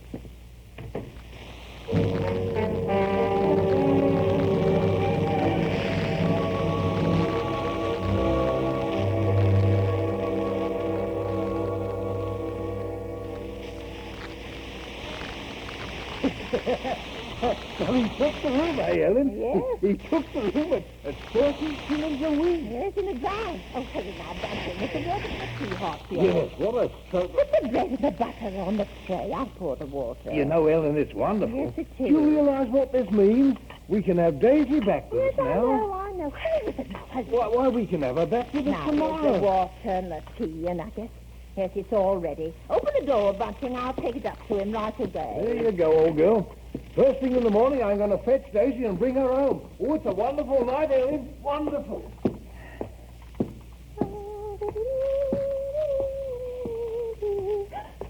Oh, I mustn't do that.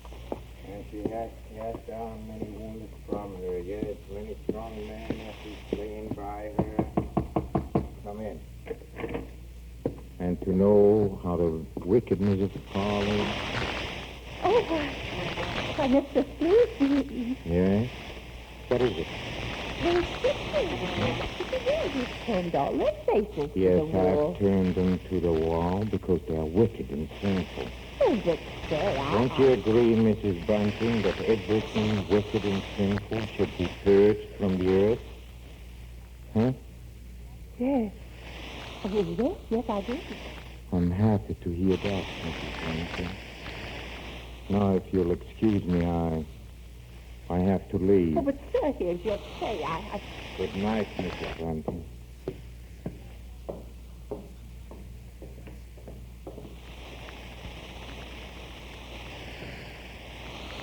You know, for a moment, I was stiff with fear.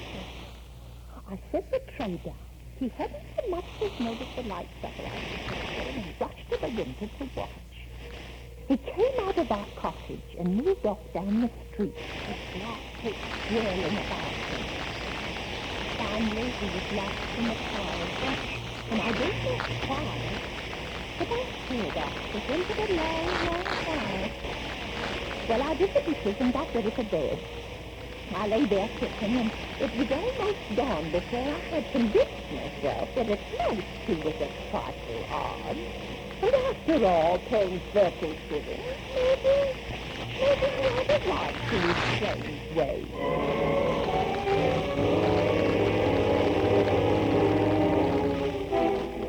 It was daylight when I was suddenly wakened by the newsboys shouting in the street.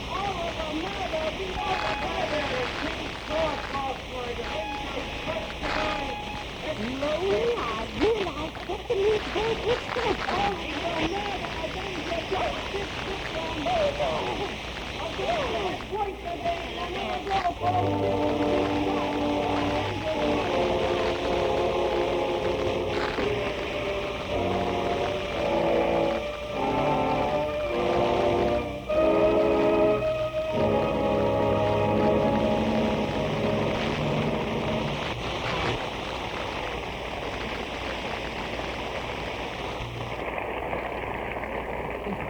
In a few moments, Mr. Peter Lorre will bring us the climax of tonight's Mystery in the Air.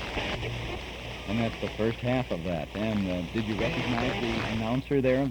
His name is Harry Morgan. His real name is Henry Morgan, but because of the prominence of the comedian, he had to change his name. Harry Morgan. He was, how can we describe it? Pete and Gladys, remember Pete, maybe on December Bride? That's Harry Morgan. Joe Friday's sidekick in the second series of Dragnet Show. That's Harry Morgan. The judge in Inherit the Wind, the movie, that's Harry Morgan. That's the same fellow. Oh, of course, he's the colonel on MASH now. He's a masher on the MASH TV series. This is Chuck Shaden on Those Were the Days, a radio series in WNIB, Chicago, FM 97. We'll get back to Mystery in the Air in just one moment. Colonel Foremost Liquors at 5303 Milwaukee Avenue at Central, just north of Fawcett. That's where fine wines have been a part of family tradition for 3 generations. Put a visit to Paterno on your agenda, and you'll be amazed at the fabulous wine cellar. Choose from hundreds of different wines from every corner of the globe, and chat with a member of the Paterno family who'll be pleased to help you select just the right wine for that special occasion, or the perfect wine to make an ordinary event a special event. Paterno Foremost Liquors, Chicagoland's one-stop beverage mart for imported and domestic wines, beers, cordials, soft drinks, whatever. Visit the wonderful world of Paterno, Monday through Saturday from 9 in the mornings till 10 at night, Sunday from noon until 8. Paterno Foremost Liquors at 5303 Milwaukee Avenue at Central, just north of Fawcett. Now back to Peter Lorre and Agnes Moorehead starring in The Lodger on Mystery in the Air.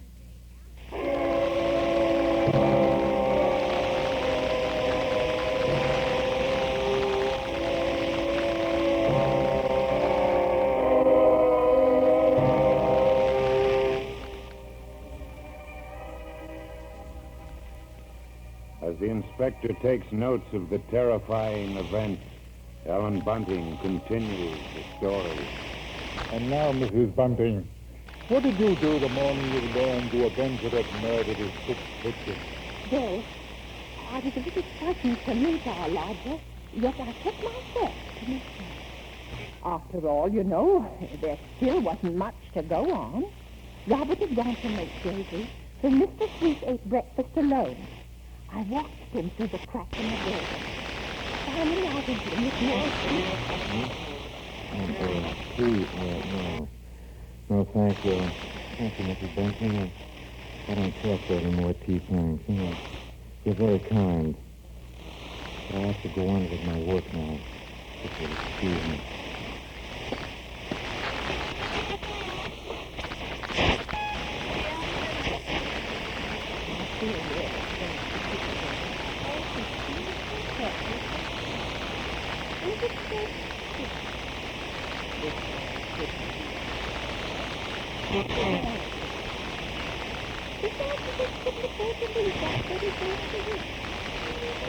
Well, around in the morning, he left the cottage, and I decided to go upstairs and have a look about his room. I had to find out what he had. It wasn't a bad room. It was more like a safe. Yes.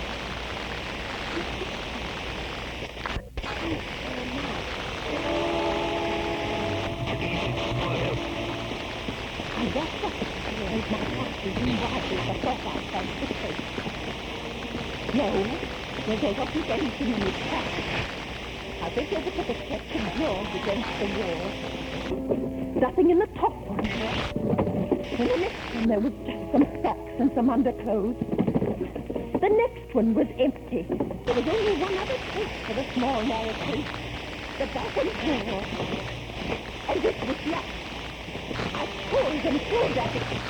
And then suddenly I heard the front door open downstairs. You know what happened? I rushed out of the room and down the hall. David here. Oh, thank heaven. Oh, how good to see you. It's so good to be home. Whatever's the matter? Yes, you're quite right, Ellen. Oh, I'm all right. I'm all right. It's just that I wasn't expecting you so soon. Well, it's good to be back. The country's all right, but there's nothing like London now. Oh, no. No, there isn't. Well, as long as that Avenger's about, you're going to have something to do to keep this young lady indoors, London or no London. Oh, don't you worry. Mother will see to that. Oh, okay, baby, I might as well get you settled. You see, Father? What did I tell you? You'll have a dustcloth in my hand before I have my coat on. Mr. Sleuth. Why is my door open? We were just leaving, sir. Have you been in my room? Not at all, sir. From now on, Mrs. Bunting, I shall keep my room locked. Oh, but you see, sir, I was just tidying up a bit, and Mr. Bunting, he brought our daughter home. She just arrived. This is Daisy. Pleased to meet you, sir. She's been away for quite a while. That's why we're a bit excited, you might say. Yes. You were probably surprised to hear us laughing and carrying on. Yes, I must say I was, but then there are different kinds of joy, are there not, Daisy? Yes, I'm sure there are. Yes.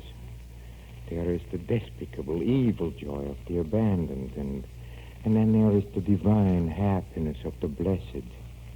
That's a great difference. You understand that, Daisy, don't you? Why, yes, sir. Yes, Mr. Sleuth. Good, dear. There are so few young women nowadays who do.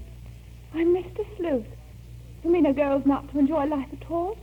Not to have any fun? Enjoyment and fun, my child, are the devil's breeding ground. All his implements are there. Pleasure and impropriety. The temptation of music, dancing. Oh, that's crazy. Why, there's nothing I like better than dancing. And I'm not... You like to dance? She didn't know what she was saying, Mr. Sleuth. She's just a child. Daisy, you know you've never been one for dancing. You never learned how. But I did learn, Mother, while I was away. What's so wrong about it?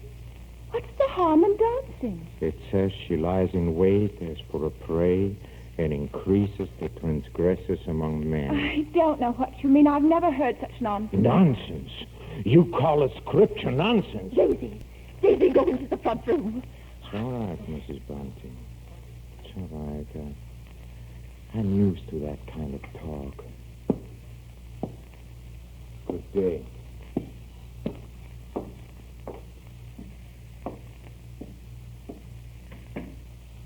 Daisy. Yes. Daisy, listen to me. What, Mother? I've got to tell you about what? Nothing. I've got to go out for a while now. I'll be back.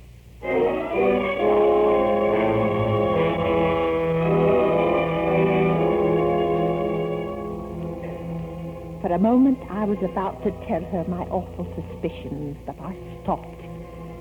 They were only suspicions. At the same time, I had a thought. I'd go to the coroner's inquest they were having for the Avenger's latest victim. I was hoping to hear something said that would clear my suspicions of the lodger. At least I'd give him this last chance.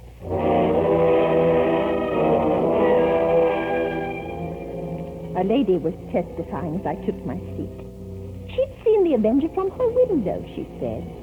And her description of him didn't tally with Mr. Sleuth at all. Oh, I can't tell you how relieved I was. Till it was pointed out she couldn't possibly have seen anyone that night from her window because of the fog.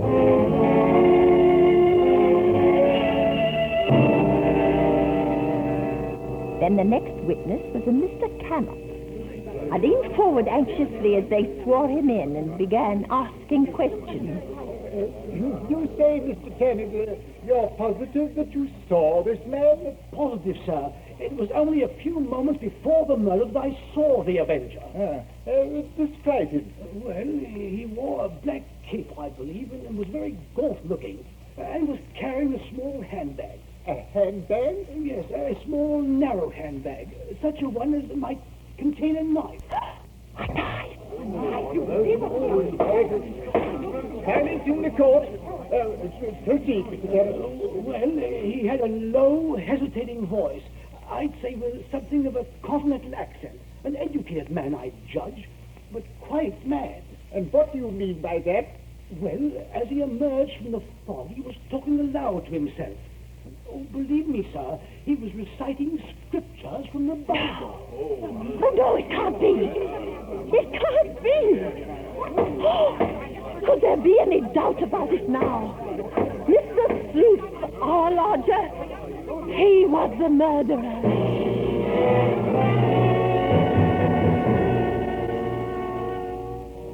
I got out of the courtroom as quickly as I could. I didn't even notice it had started to rain. I hardly remember going home, running and walking somehow, while the nightmare of fear and terror grew bigger and bigger inside me. It was 3 streets from our cottage that I saw my husband, Robert. One thought hit me clearly. I realized Daisy must be home alone with the Avenger. Bunting! Bunting! Why, Ellen, what is it? Bunting, where's Daisy? Where is she? Where's Daisy? Why, she's at home. Oh, listen, Bunting, listen. Sleuth is the Avenger. What? What are you saying? Oh, lodger, he's the Avenger. Daisy's alone with him right now. Hurry, hurry.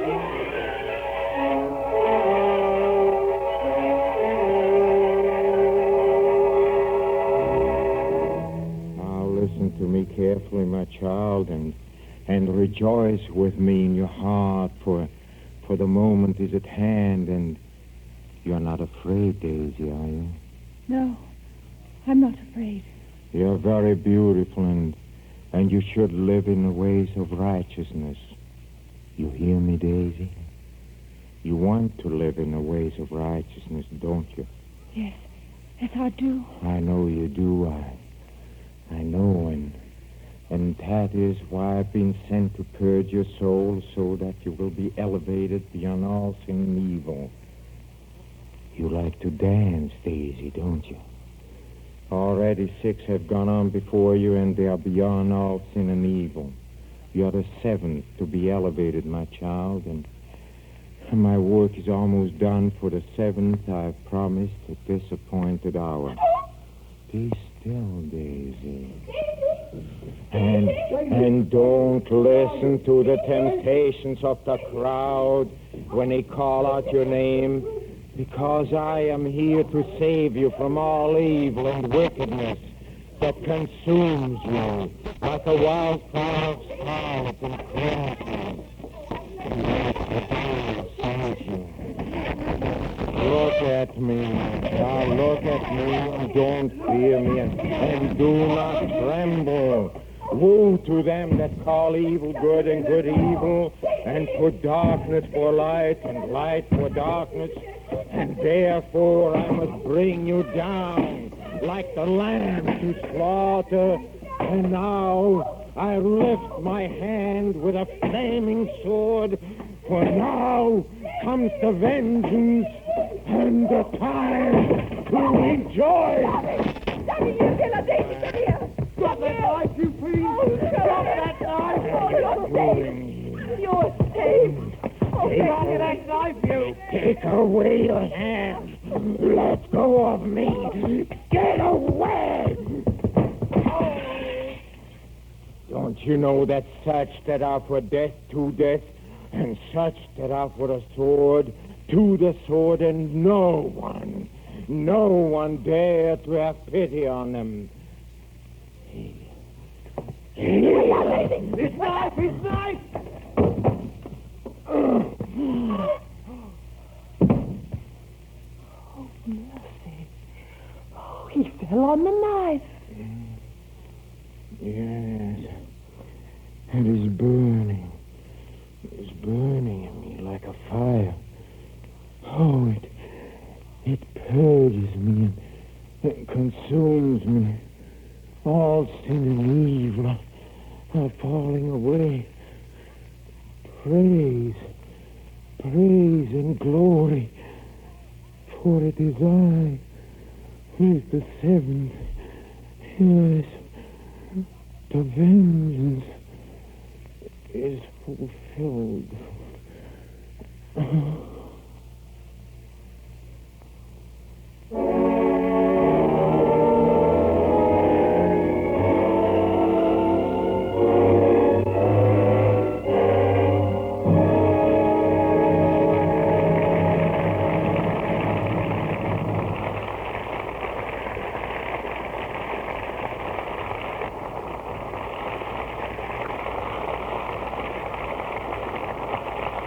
Each week, the makers of Camel cigarettes send free Camels to servicemen's hospitals from coast to coast. This week, the Camels go to Veterans Hospital, Jefferson Barracks, Missouri, U.S. Army Letterman General Hospital, San Francisco, California, U.S. Naval Hospital, Charleston, South Carolina, U.S. Marine Hospital, Ellis Island, New York, Veterans Hospital, Fort Meade, South Dakota.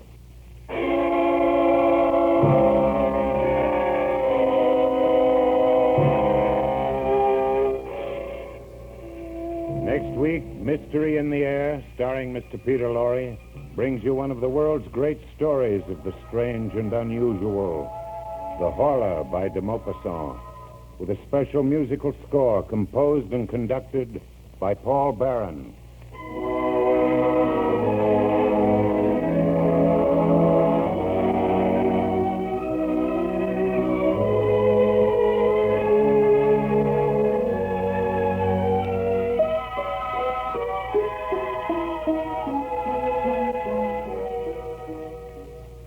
Be sure to listen to Prince Albert's Grand Ole Opry Saturday night for a half hour of folk music and laughter with Red Foley, Minnie Pearl, Rod Brassfield, and the rest of the Opry gang. And as Red's special guest this week, you'll hear Salty Holmes. Remember, Prince Albert's Grand Ole Opry, Saturday night, over NBC.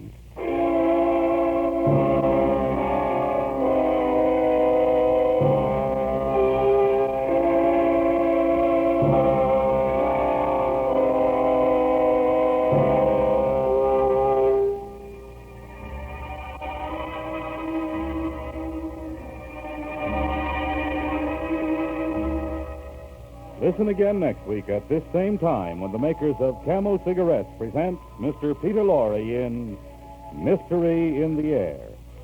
Next week's play will be The Horror by de Maupassant.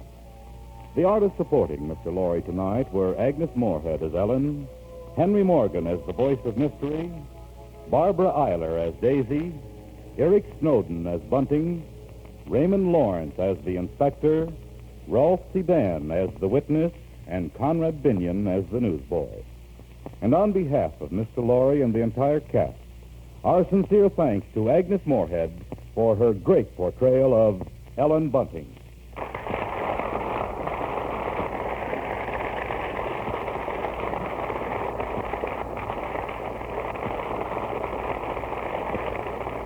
This is Michael Roy in Hollywood wishing you all a pleasant good night for Camel.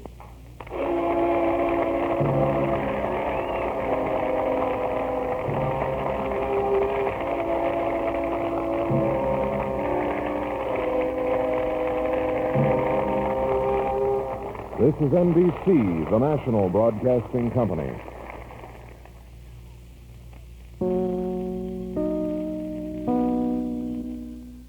Mystery in the Air. Peter Lorre starring in The Lodger, a broadcast from August 14th of 1947.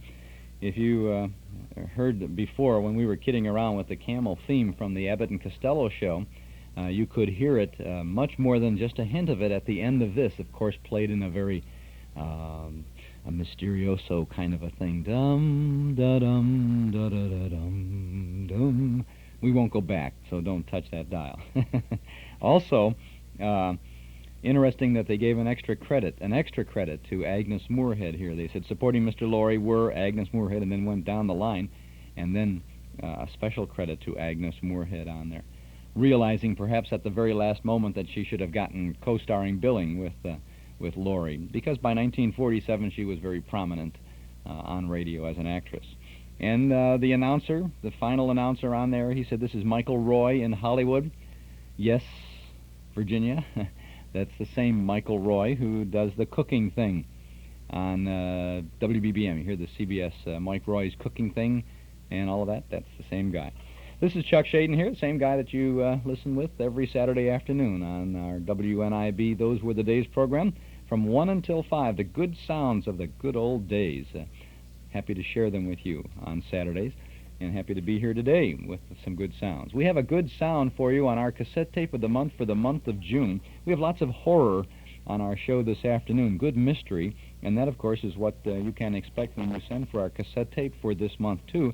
We're going to have an Inner Sanctum program later on this afternoon, and the Inner Sanctum program is one of two great mysteries on our June tape. Here's the beginning of a good one.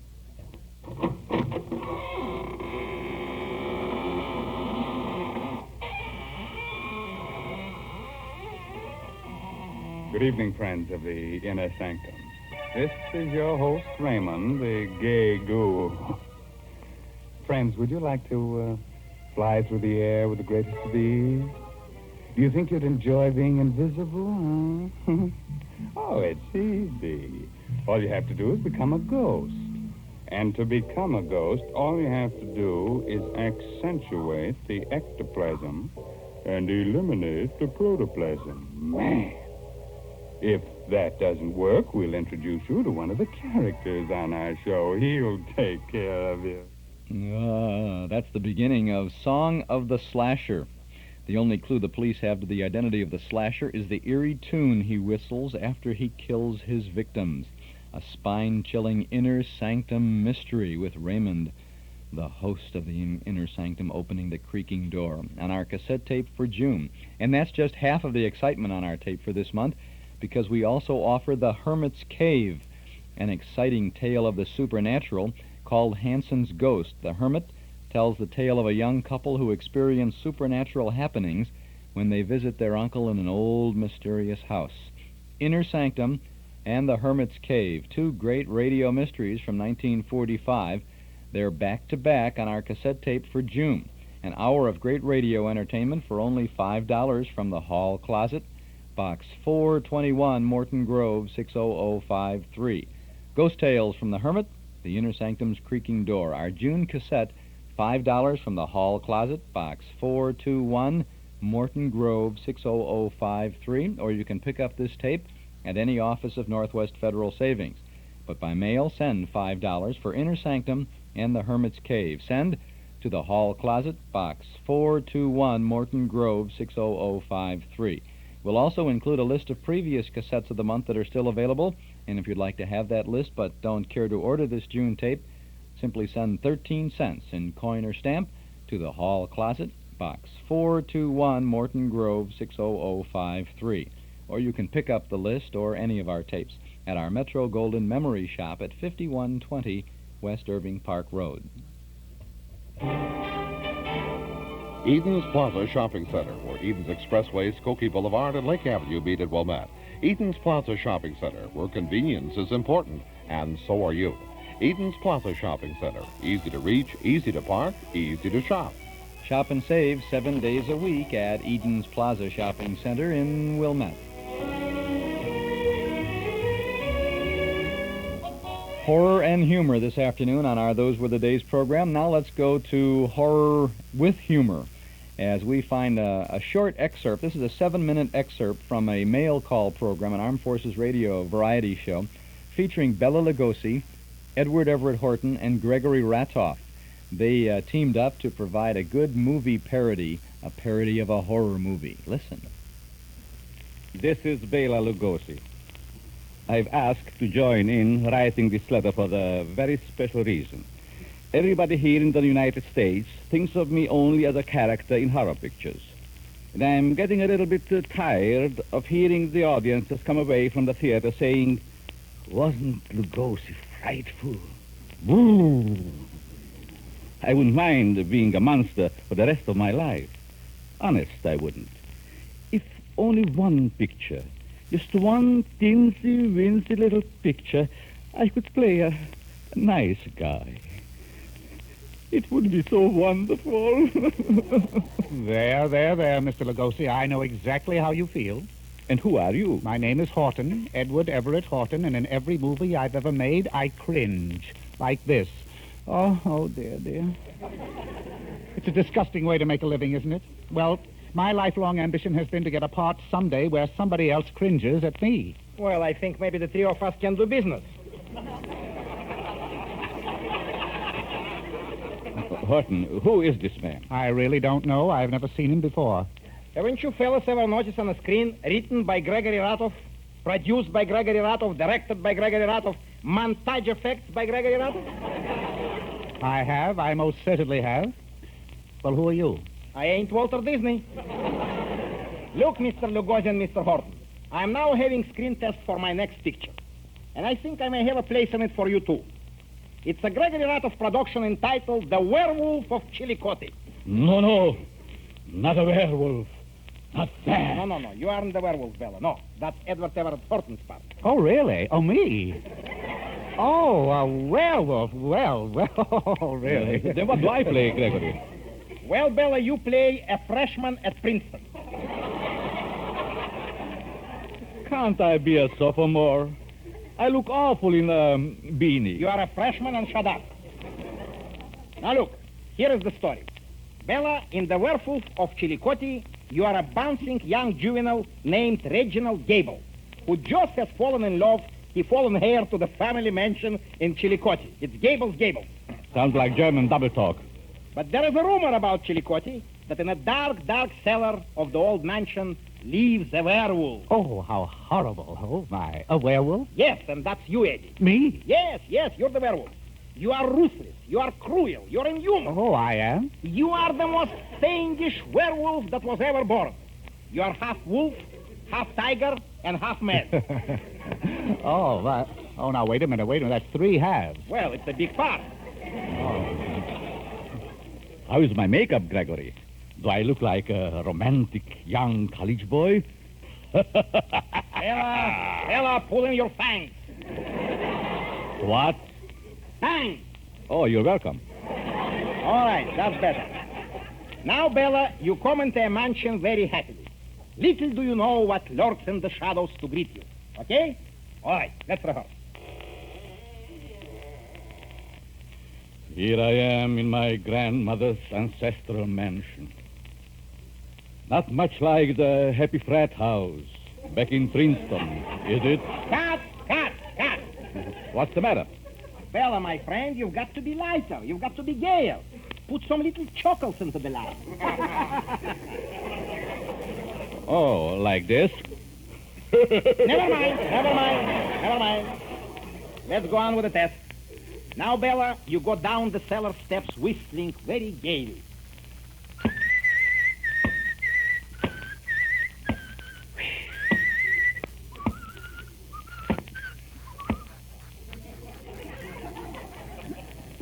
Is that all right?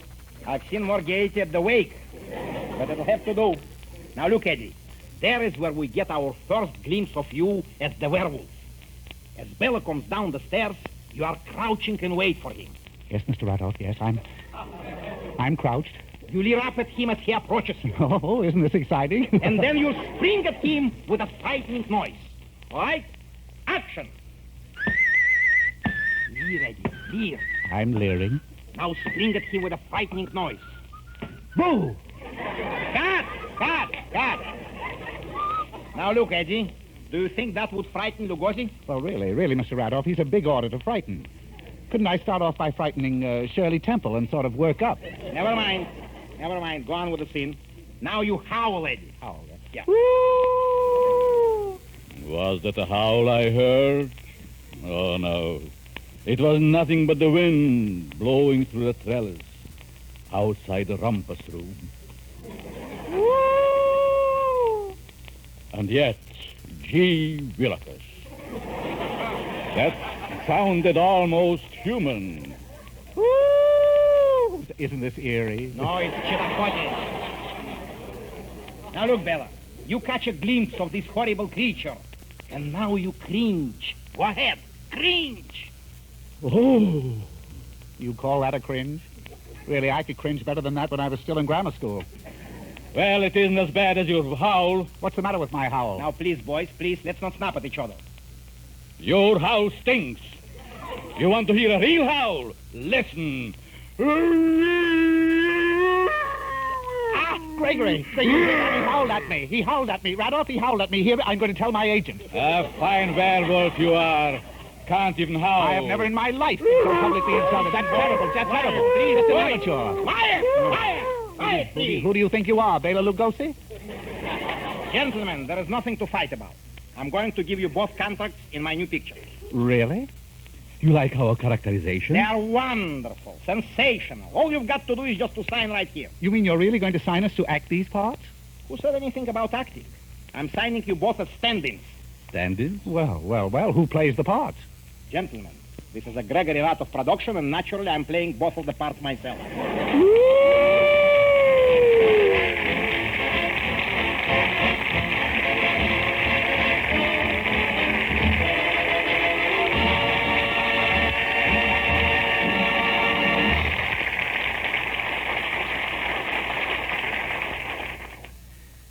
That was a howling sketch there on the mail call from the Armed Forces Radio Service on a 1940s broadcast.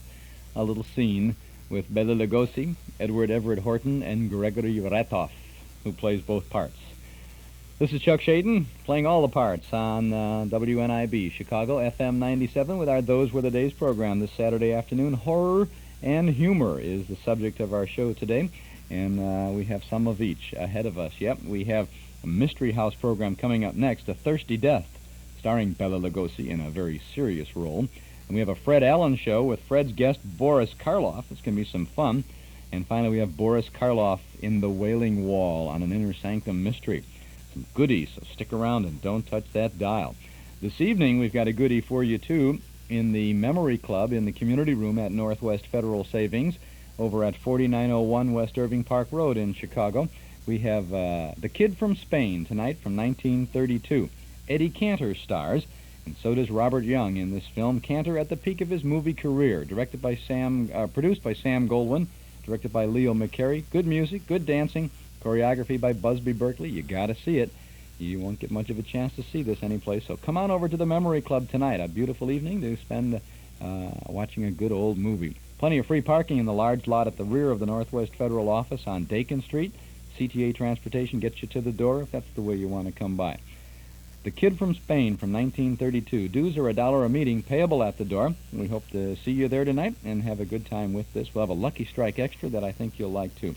Our movie tonight is The Kid from Spain, starring Eddie Cantor. On your way over to the Memory Club, you may want to stop at our Metro Golden Memory Shop. We're just down the street at 5120 West Irving Park Road, and we are there ready to serve you with a generous helping of memories from and about the good old days of yesteryear. You'll find a complete selection of big band, personality, and soundtrack recordings, as well as those great old-time radio shows on cassettes and on LP records.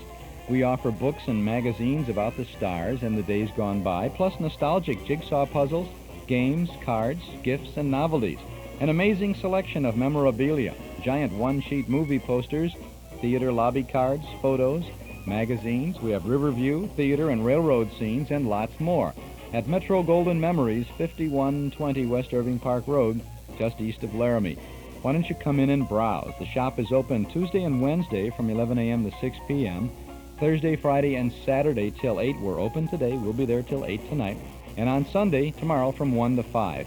Come in and see all the goodies at Metro Golden Memories, 5120 West Irving Park Road, 2.5 blocks west of Northwest Federal, just across the street from Nelson Hirschberg Ford. Metro Golden Memories.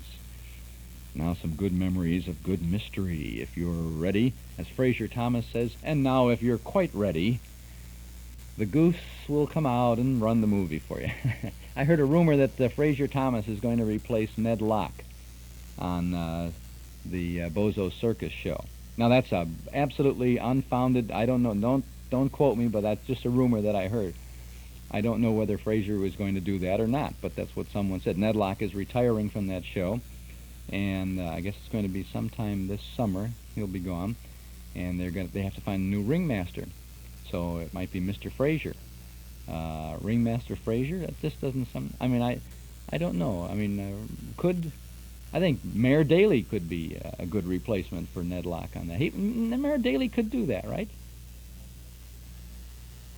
That space was for your comment. Now we go back to 1944 for The Mystery House. This was a syndicated radio series, and this is a story called The Thirsty Death. Ken Carpenter is the host of this show. Bela Lugosi stars. So does John Carradine. And you'll also recognize the voice of Lurene Tuttle in this show. Very good story, and I think you'll like Mystery House.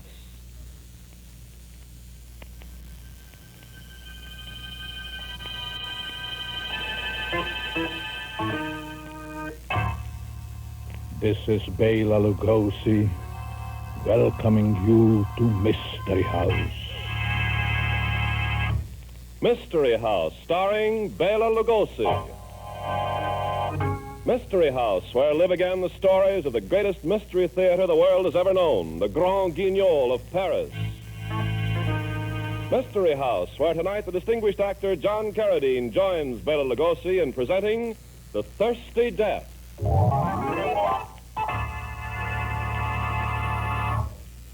Good evening, folks. This is Ken Carpenter. If I sound a little nervous, it's not really my fault. I'm usually a pretty steady guy, calm as anyone, but, well, this is asking too much. Bela Lugosi alone is enough to scare you. John Carradine isn't exactly soothing to your nerves, but put them together in a story set in darkest Africa with mad dogs howling in the background and, whew, well, find out for yourself.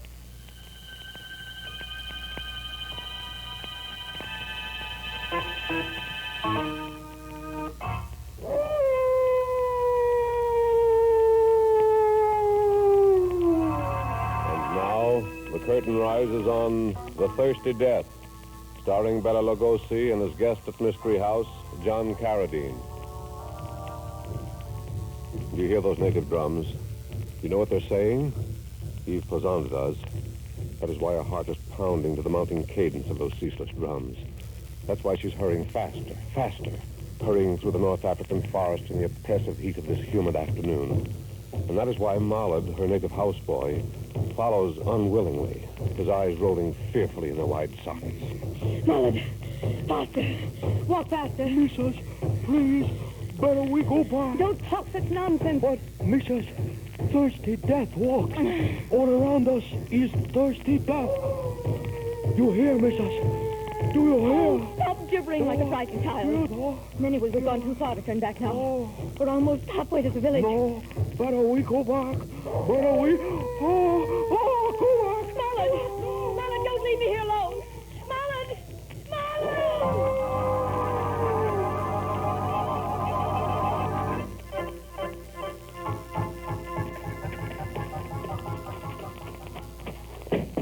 Let me in. Open the door. Let me in.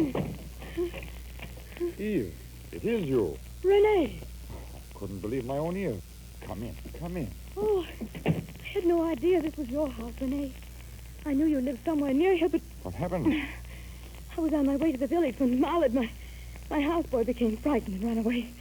There was a mad dog somewhere near. Well, so I have something to thank the epidemic for, after all. Who would have thought back in Paris that we should meet again like this? Oh, Renee, please. Yes, forgive me. I was so taken away at seeing you. Sit down. Let me pour you some water. Oh, thank you. Yeah, drink.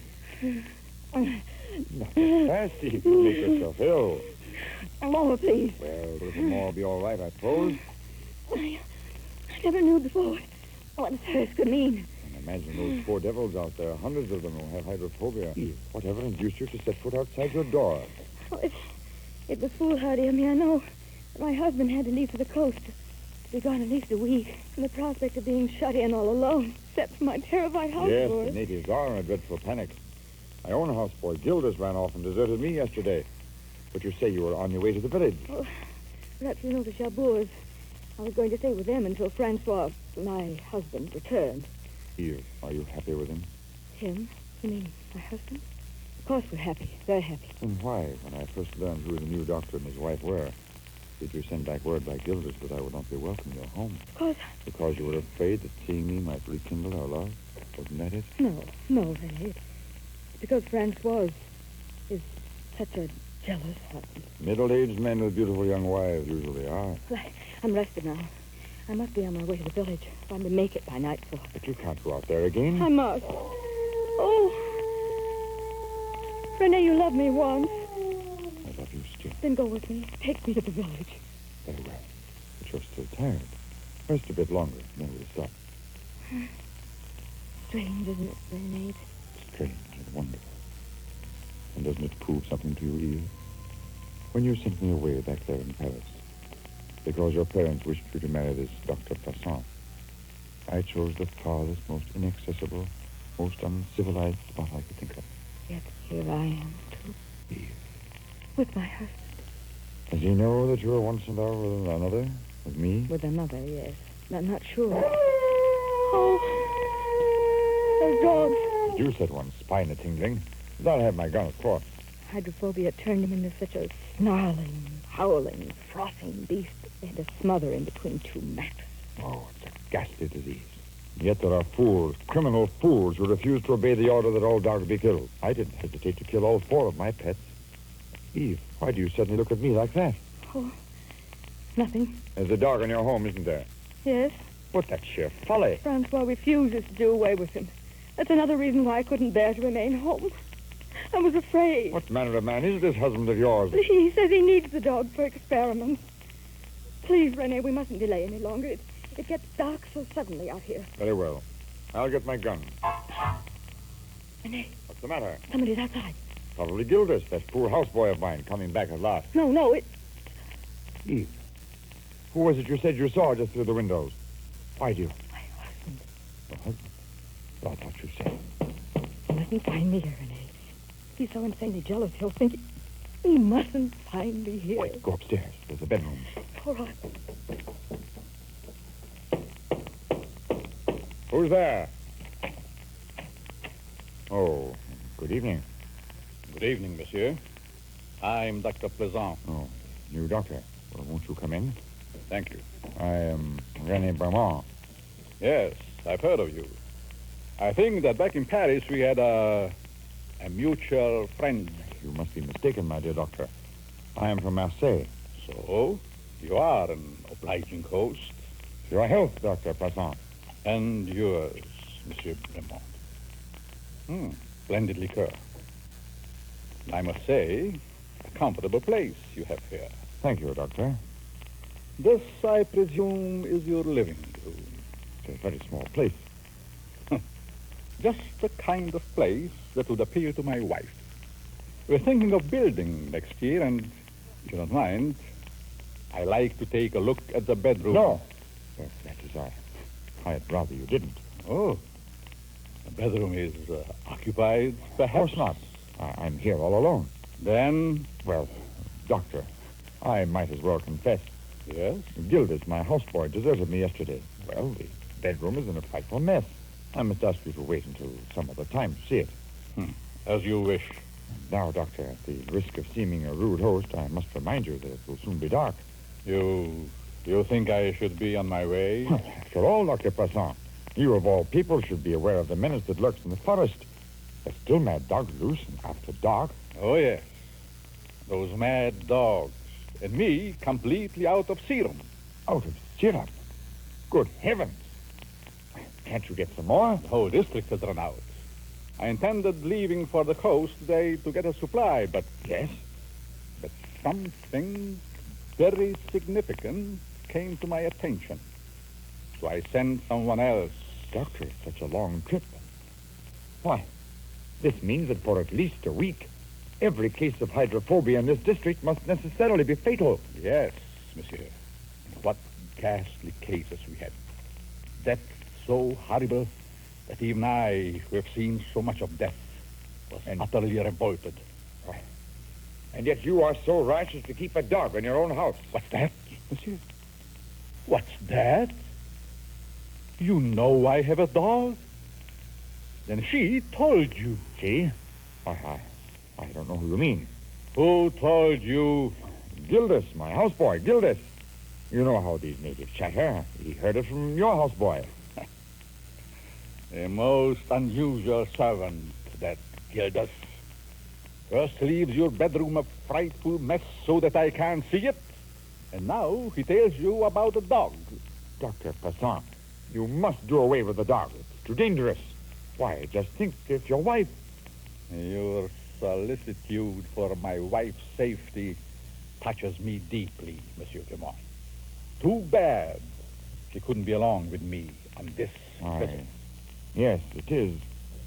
But perhaps we shall all three be together quite soon.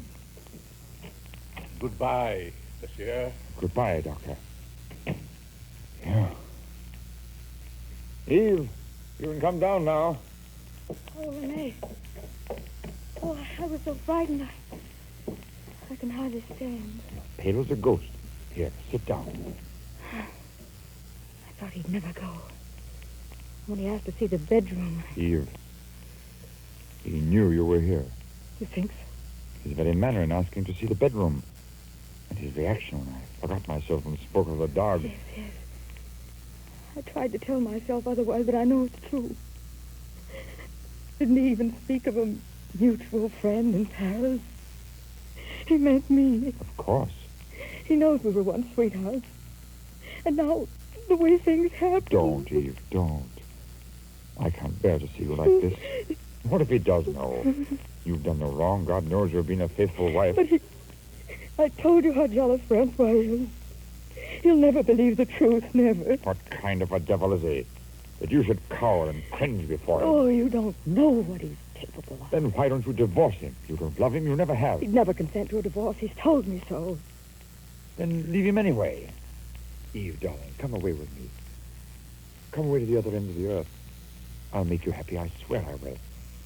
Everything we once hoped and dreamed together. Oh, Renee, don't, please. You're only making me feel worse.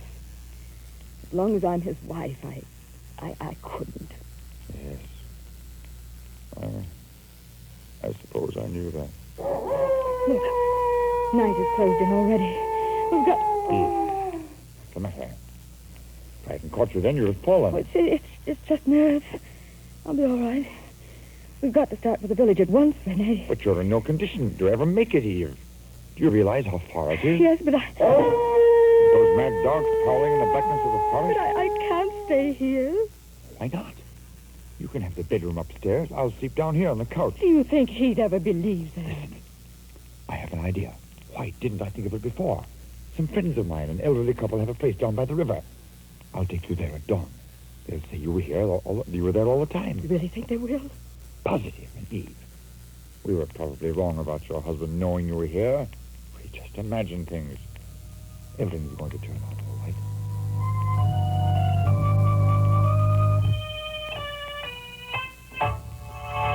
Renee! Renee! What is it? What's the matter? Oh, Renee. Oh, I had such a terrible nightmare. I woke up screaming. Poor thing. Why, you're actually trembling. What time is it? Well, as a matter of fact, we'd have had to get up soon anyway. It's just about dawn. Well, then, if you don't mind, I'll go back downstairs with you. I hate to be alone. Sure thing. I'll start right in fixing breakfast. The restless about, too. Wouldn't be a bit surprised if I was going to have another bout of malaria. My head's spinning, and I ache all over. Sit down. I'll light the lamp. Just too... This eerie blackness. Here's a match. Oh, there. The light from the lamp makes me feel better already. I can almost laugh at my horrible dream now. Was it about the dogs? Yes, about the little dog Nero that my husband refused to kill. I dreamed that right before my eyes, the dog changed in the shadowy figure of a man. No wonder you woke up screaming. But that was only the beginning of the dream. It seemed to me that I woke up there in the bedroom upstairs, and the shadowy figure was leaning over me. I was so paralyzed with fright I couldn't move. And then what happened? And then I heard this thing go out of my room and close the door. Then it seemed to me that I lay there an eternity, trying to scream but unable to utter a sound. Finally, I found my voice. Eve, Rene, you do look ill. I hadn't noticed before how... Eve, I had a strange dream, too. I also dreamed that a shadowy figure was moving about in here. No. Then I dreamed the figure went out and barred the doors and windows from the outside. Rene, look. The windows are barred. Yes. Quick. The door, test it. Still be Rene. It can't be. It's true. The door is locked and barred from the outside. Whoever you are there, open the door. We've got to get out of here. We've got to get out of here.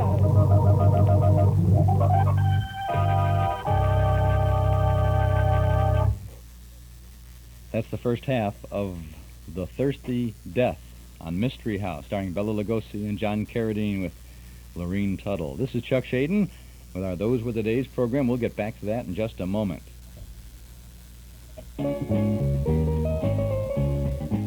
If you live in or around Edison Park, Northwest Federal Savings has a surprise for you. Now there's a Northwest Federal Savings Center in Edison Park, and it's open 6 days a week, Monday through Saturday from 8 a.m. to 6 p.m. That means you can stop by before breakfast or on your way to catch your bus or train or on the way home in the evening. It's especially convenient for commuters because the new Northwest Federal is at the corner of Northwest Highway and Oxford Avenue, just down the street from the Edison Park train station. Or if you take a bus, CTA bus number 68 goes right by the front door. We're having a grand opening celebration now, and you can choose from over 30 name brand items in our bandwagon of gifts. All free or at greatly reduced prices when you save $250 or more. So come in and get acquainted at the new Northwest Federal Savings Center at 6665 North Northwest Highway in Edison Park, early or late. It's Northwest Federal Savings Time, 63 hours a week. Stop in and take home a free registered keychain just for stopping by at Northwest Federal's new office in Edison Park on the appropriately named Northwest Highway. Now let's return to Mystery House. Well, I hope you're not frightened yet, because this isn't anything. Wait till you hear Bela Lugosi and John Carradine in the second act of The Thirsty Death. And wait till you hear those howling dogs.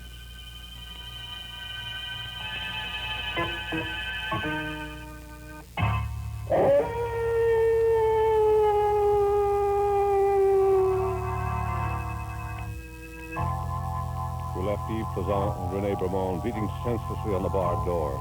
The barred door which keeps them prisoners there in Monsieur Bremont's lodge, remote in the North African forest. As we return to them now in the ghostly dawn, they are still hammering their fists on the door in a fit of panic, still shouting hopelessly for help. Stop, Eve! Stop! Stop it, Eve! We're behaving like panicky children. We've got to be calm. We've got to think this thing through like rational human beings. Calm, Rene.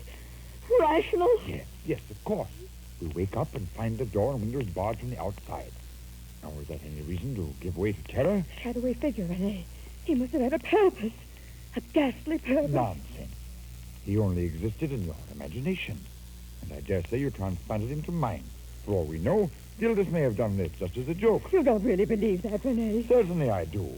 Or if it wasn't Gildas, maybe it was some native with a twisted sense of humor. Oh, Rene, we've got to get out of here. Naturally, and it shouldn't be very difficult if we use our heads. Now, then, let's see. Why, of course. I have a hatchet over here in the drawer. Oh, Rene. Gone. Rene, he took it. Whoever locked us in took it. Now, don't get hysterical again. I can always fire my revolver, and maybe it tries help that way. Well, then hurry, hurry. See, the cartridge is over here in the other drawer. No. Cartridges. They're gone, too. They're gone, too. Rene, the door. Somebody's there. It's opening. Dr. Fazant. Good morning, Monsieur Bremont. And Eve, my dear wife. Aren't you happy to see your devoted husband again? You locked us in, didn't you? Yes, it was you. Stand where you are, monsieur. I shall feel impelled to use my gun. Dr. Fazant, what sort of comedy do you think you're playing? A romantic one, but only as a supporting player. I am sure you'll be the first to admit that. Oh, no, Francois. It isn't true what you're thinking. We can explain everything if you'll only give us a chance. I'm sure it would be a most ingenious alibi. You blind, stupid, jealous fool. I demand that you let us out of here at once. Let you out? Oh, no. I couldn't do that. It would be criminal. Criminal? Excitedly. You are dangerous. What riddles are you speaking now? Not riddles. Facts. Oh, he's gone mad, completely mad. No, my dear wife, I'm not mad, but unfortunately, it will soon be impossible to say the same about one of you. What? Which one? Me? Perhaps. And then again, perhaps it is she. Who knows? What are you talking about? Tell us what you have to say and be done with it. Very well, Monsieur Beaumont. Remember telling me that I ought to have killed my little dog. What about it? I have been forced to follow your advice, monsieur. You see, the dog had become rabid. Oh. But what has that to do with us? Patience. Patience. What will interest you particularly is that last night, after I killed the poor dog, I filled my hypodermic needle with its saliva. With its saliva? Yes, its saliva, brimming with hydrophobia. Then I came back here. Came back all the way through the forest. I came back with my hypodermic needle. And it was really you. You that I saw leaning over my bed. And then you injected the needle into me. You monster! You infected us both. No, not both. Just one of you. Don't you remember my saying? Oh, which one? Which one did you infect? Was it me? Or me, in the name of heaven, man? Very soon you'll find out. But very soon the one who is infected will begin to feel symptoms. You're quite unmistakable, I assure you. First, just a general feeling of sickness, steadily growing worse. When I'm the one. I woke up feeling ill. And what about me? I thought it was malaria. Next will come that awful crucifying thirst. And then the final stage, the transformation into a snarling, frothing, howling beast that will bite and tear and stand back, Bremont, or I shoot. Dr. Pezan, by all that is holy, I swear that we are innocent. Oh, yes, Francois, yes. Have you no mercy? I have only advice. There in the drawer, where you failed to find the hatchet, I left a knife. A knife? Oh, it's not sharp enough or strong enough to tear open the door or window bars. However, when the mad person attacks the healthy one, the knife will prove useful. Goodbye.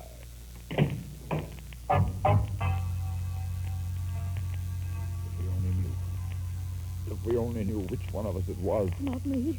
He wouldn't have done it to me. He wants me. He wouldn't destroy me.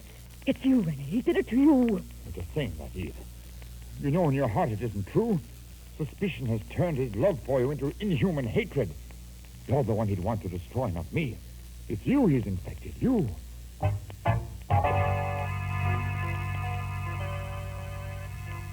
First, just a general feeling of sickness, steadily growing worse. General feeling of sickness, steadily growing worse. What he says. What's that you're saying, Eve? Rene, there's no longer any doubt about it. It was me that he infected. No. It was me. Just as he said, the symptoms are unmistakable. Why should I lie to myself or you any longer? I'm the victim. You're sure, Rene? You're positive? Would to God that I weren't. General feeling of sickness.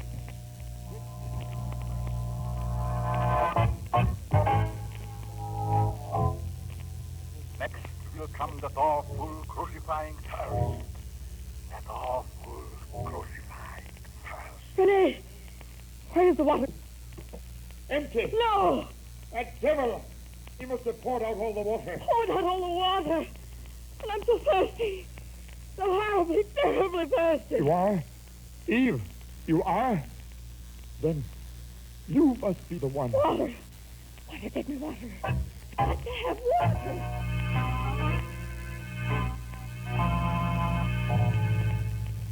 Then, final stage. Transformation into a snarling, frothing, howling beast that will... Why do you stand there looking at me, Rene? Water! I've got to have water. nothing I can do, Eve. Nothing. You've got to do something. There in the drawer where you failed to find the hatchet, I left a knife. When the mad person attacks the healthy one, the knife will prove useful. Rene! What are you doing with that drawer? Why, Put down that knife, Rene! Put it away. Put it away, do you hear? Eve, stay away from me. I warn you. He's going to kill Don't me. come a step closer. Kill If me you with do, the I'll knife. have to use this knife. We're locked in here together, Eve, and there's nothing I can do but use this knife. Help! Help! Oh!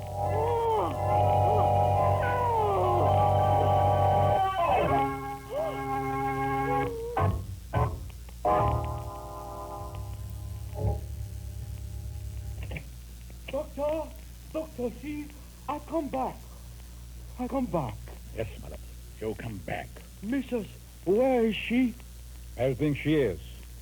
The home was Monsieur Bremont, where you took her. Monsieur Bremont? No, Doctor. Molly not take Mrs. anywhere. Molly get scared of dogs. Run away and leave Mrs. all alone in forest. Come back now to say very sorry. Don't lie to me. You took her to Monsieur Bremont yesterday. Just as you had probably taken her many times before. No. Tell me, my lord, how much did she pay you for keeping her secret? Secret? What secret you talk about? Don't taunt me about. You lied, devil. Oh. It won't do any good. I found her with Monsieur Bremont. Who is Monsieur Bremont? Molly not know. If you say that once more, I'll flog you. Huh? The game is up.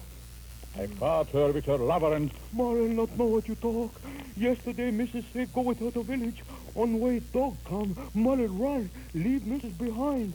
Now, come back to say very sorry. A very clever story, Molly. Yeah. And who knows? I might have been fool enough to believe it, if not for this.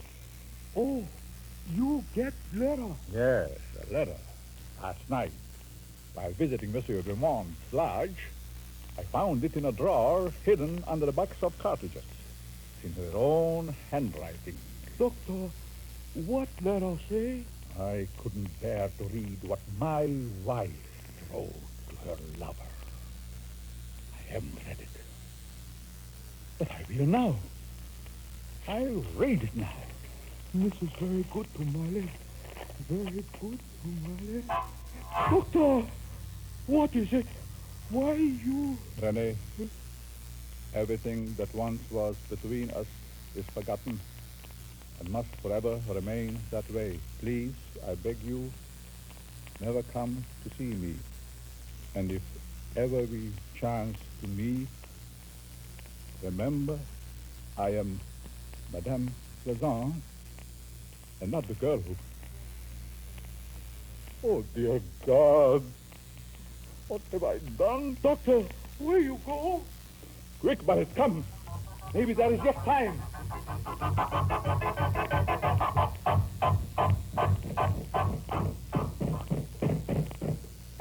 Let me out, for God's sake, let me out of here. Yes. Quick, Boris, help me get the door open. Missus! How did you expect to find her? So, you killed her? Yes. I killed her. I was only your instrument. You gave her that monstrous disease. Eve. Look at her now. Your wife. Your beautiful young wife. You and your hypodermic needle. You made her into a frothing, howling, biting... Listen to me. It's true that the blood is on my soul. She was not a victim of hydrophobia. What? All that about that hypodermic needle. I made it up. Neither you nor my wife was touched.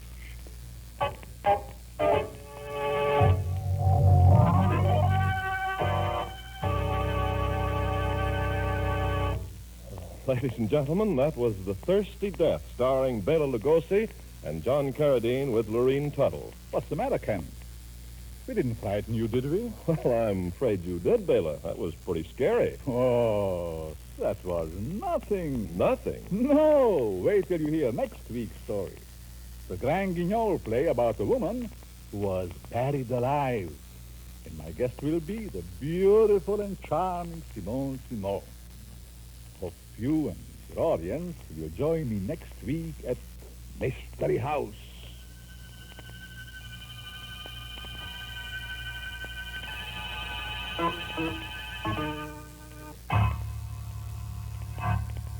Bela Lugosi is currently being starred in a series of Mystery House pictures at Universal Studios. You'll find Mystery House novels on sale at your local bookstore. John Carradine will soon be seen in the title role of Bluebeard. This is Ken Carpenter.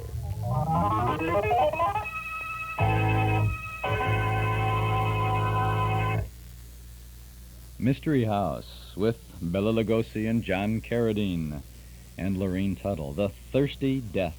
A good show from 1944. That's the best date that I have on this for you. And I'm happy to share it with you this afternoon on our Those Were the Days program here on WNIB, Chicago at FM 97. This is Chuck Shaden. We're here every Saturday from 1 to 5 with lots of good sounds for you. Horror and humor is our topic this Saturday afternoon. And from that horror, we go to humor in just a couple of minutes with a Fred Allen show, comedy with Fred Allen and Portland Hoffa and the whole gang, and, of course, Fred's guest, Boris Karloff. And I think you'll find some good fun in that show. We'd like to remind you to subscribe to our Nostalgia newsletter and radio guide.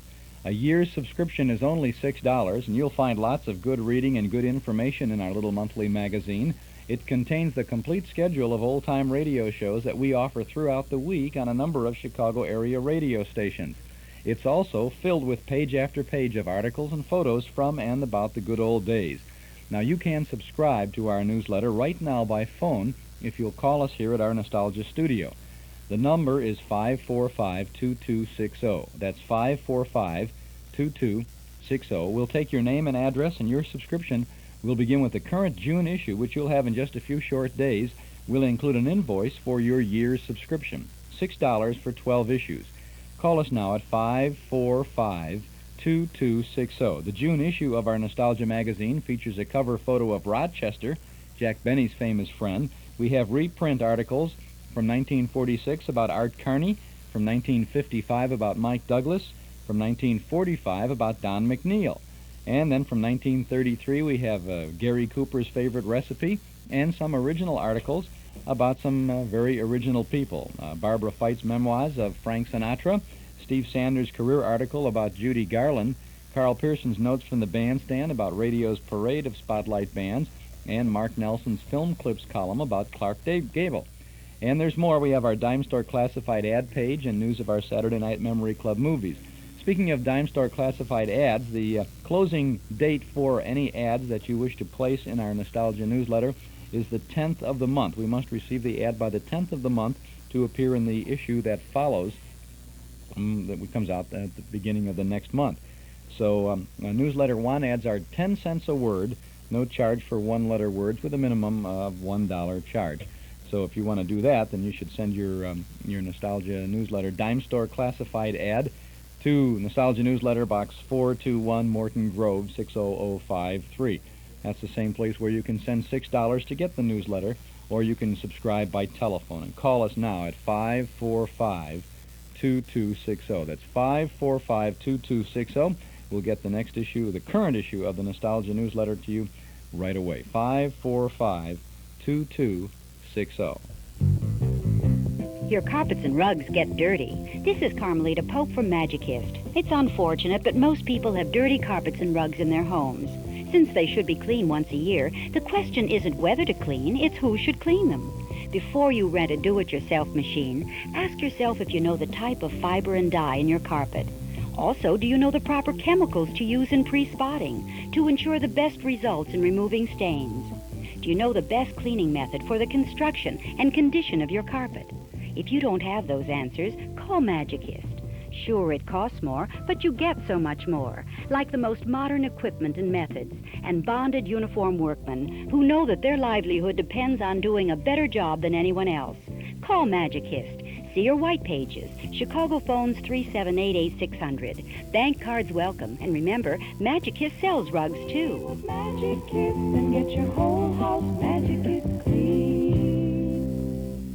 Okay, I'll tell you what, we got a movie coming up this evening in the Memory Club over in the community room at Northwest Federal Savings, and we brought the projector and one of the reels of film with us to the studio this afternoon because we want to show you a film clip from the Eddie Cantor film we've got showing tonight. It's The Kid from Spain. The Kid from Spain. Yes, it is The Kid from Spain. I get confused. And what we're going to do is we're going to pull down the shades in the studio here. Dennis, you want to close the drapes over there? Yeah, close the drapes and pull down the shade. Mort has got the screen lined up, and Mark is at the projector. We're all set. We've got the, is it threaded? It's all set? All right, let's turn off the lights now. And we're just as a scene. This is Cantor's a good musical number from 1932. The film is The Kid from Spain. This is Cantor singing. So let's douse the lights. Let's roll it.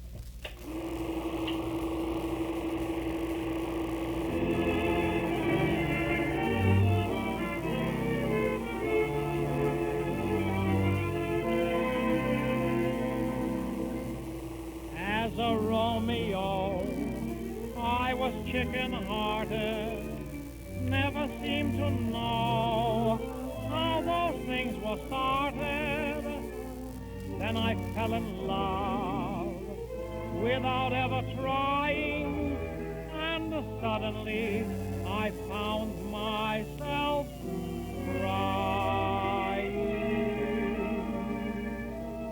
Look what you've done. What did you want to make those eyes for? What did you make my passion rise for? Look what you've done. Look what you've done.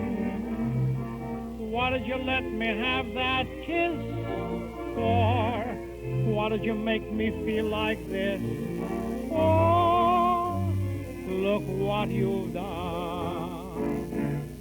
Upon a pillow I could once lay my head, and right off to sleep I'd fall. But now I'll think of you when I go to bed, and I'll get no sleep at all. Oh, look what you've done. What did you make me misbehave for?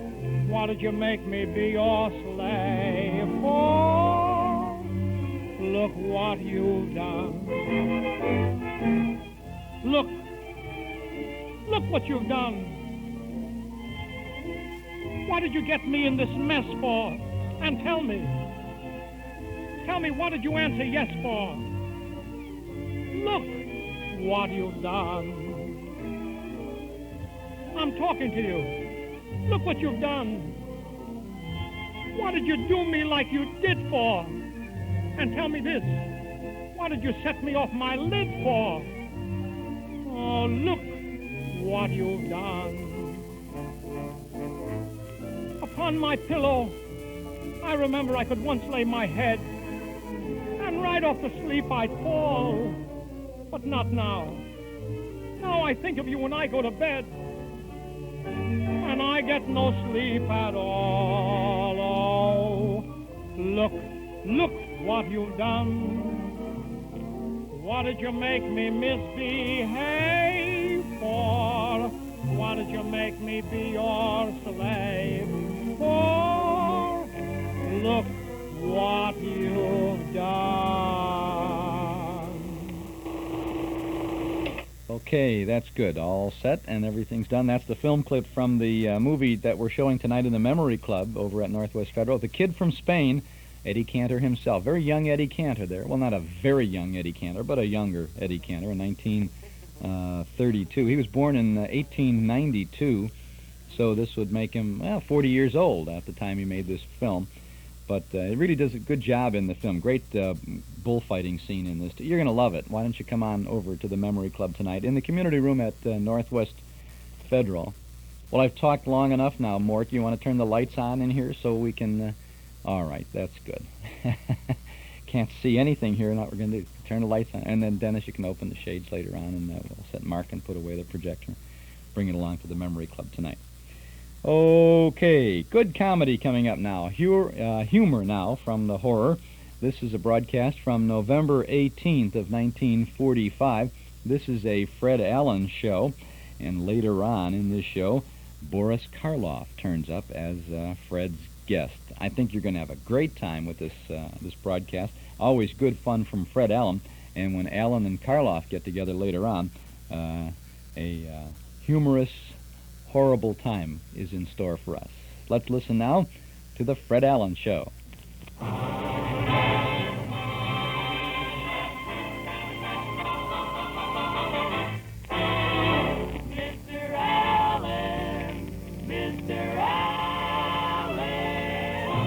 It isn't Jessica Dragonette, kiddies.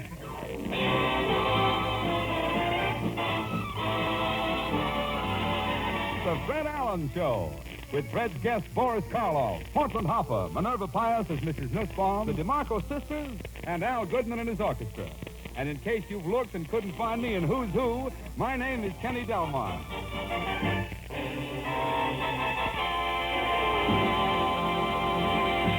And speaking of grapes, tonight we bring you a guy who's one of the bunch, and here he is, Fred Allen. Thank you.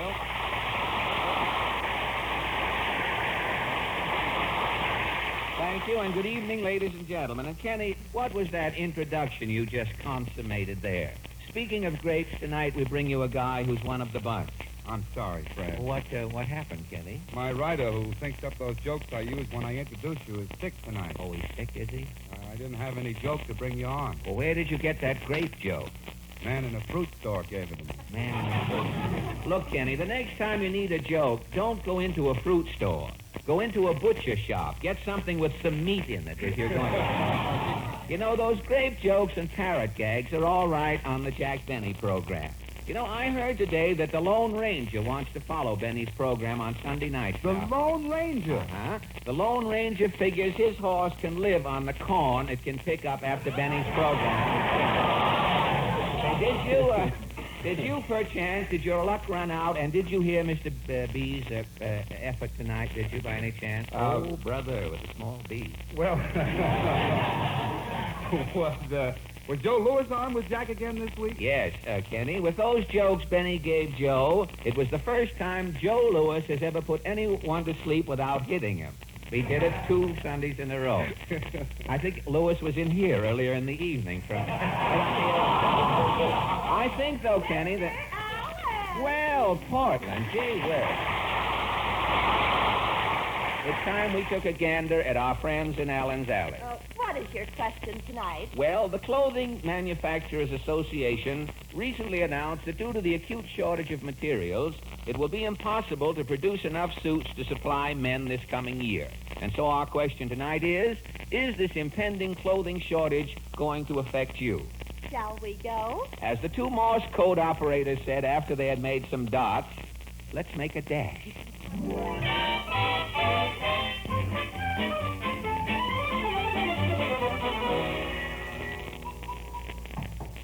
Say, it's mighty quiet down here in Allen's Alley tonight, Portland. I wonder what the senator is up to. Let's see.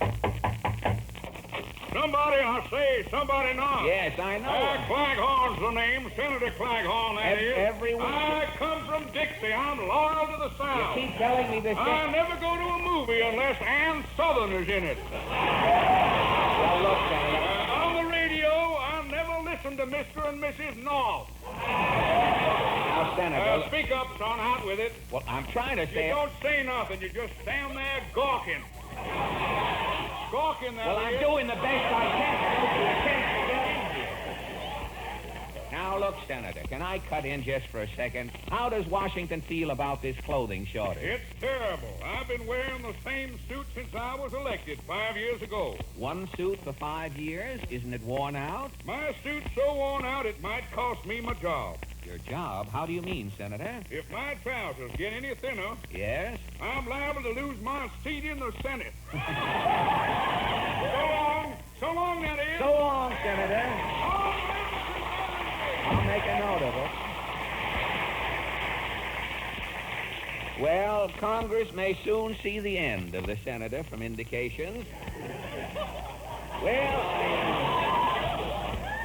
I wonder if old Titus Moody is here. Howdy, Bob. Ah, Mr. Moody. Say, you look a little beaten tonight. Yeah, my temper's about to slip its moorings, Bob. Temper going out to sea. Has something go wrong on the farm? Had a dust storm. Dust kept blowing for 5 days. 5 days, eh? My chickens must have swallowed a bushel of dust. A bushel of dust? Well, what happened? The hens are all laying powdered eggs. I see. Dirty powdered eggs. Well, naturally, with the dust in the... Yeah, the eggs have got pebbles for yolks. Well, now... Tell me, Mr. Moody, has the shortage of men's clothing bothered you? Oh, things got so bad I had to take the old suit off my scarecrow. Say, that's good. Not so good, Bub. Well, why? My wife left home. Because you're dressed in that scarecrow's outfit? Yeah, as long as I'm wearing this suit, Yes? the old crow won't come near me. So long, Bub. Well, if Mr. Moody ever wants a drink, he'll probably have to stop at a crowbar. Well, that's the last joke I'll ever buy from an usher. Well, let's move on. I'm through the halls writing all week long when it comes to this. Well, let's move along to this next door. No? Ah, Mrs. Nussbaum. You were expecting maybe Lena Turner? Tell me, Mrs. Nussbaum, has the men's clothing shortage upset your household? My husband, Pierre, is frantic. Frantic? There is such a word? Yes, frantic.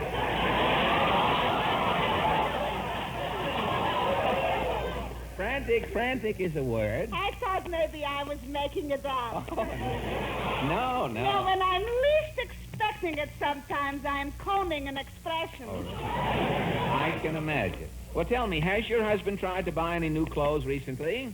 He is going to Horowitz's herringbone heaven. Horowitz's herringbone heaven, and? Horowitz is having only one herringbone left, which Horowitz personally is wearing. Well, natural. What did Pierre do?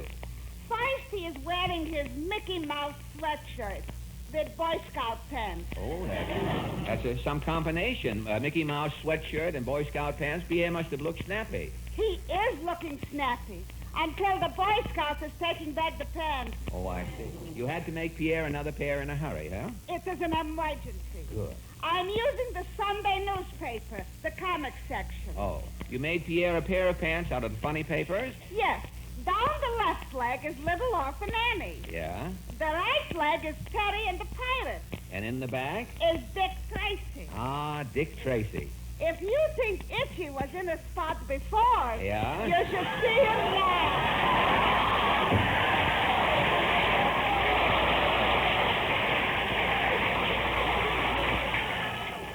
Well, here we are at the last house in Allen's Alley. I'll see what's going on in here.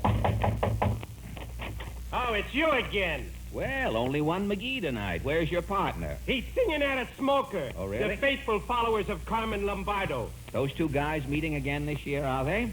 Well, tonight, I was going to ask you fellas about the men's clothing shortage. I got a song about men's clothes. Oh, great. Here's a copy. You can sing it with me. Oh, I can sing with you? Okay, let's go. Hit it, Sam. Oh, my shiny old shabby blue suit, full of holes, but I don't give a hoot. You can look through and see my appendectomy, The tattoo on my chest and the mole on my knee. and when winter winds start blowing through, you'll see all my goose pimples in view.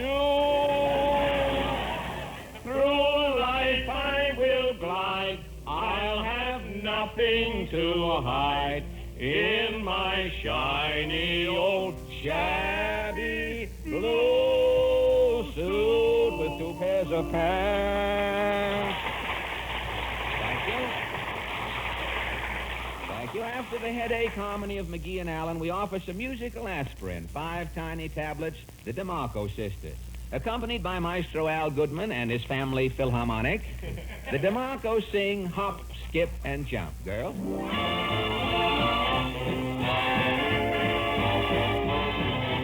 Hop, skip, and jump in my direction.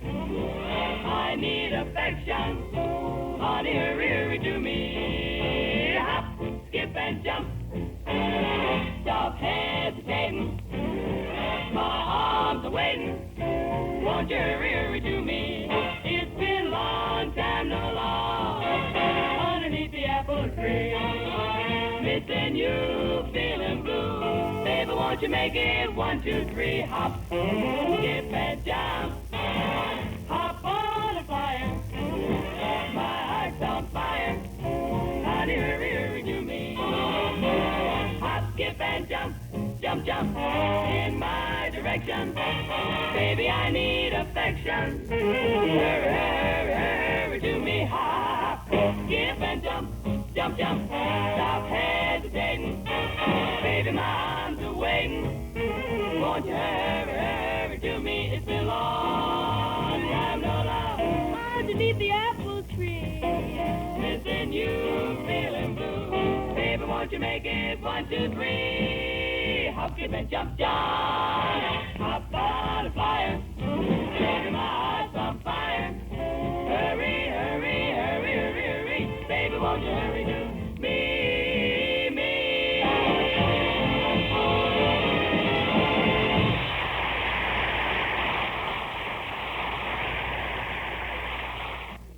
And that's the first portion of the Fred Allen Show from November 18th of 1945.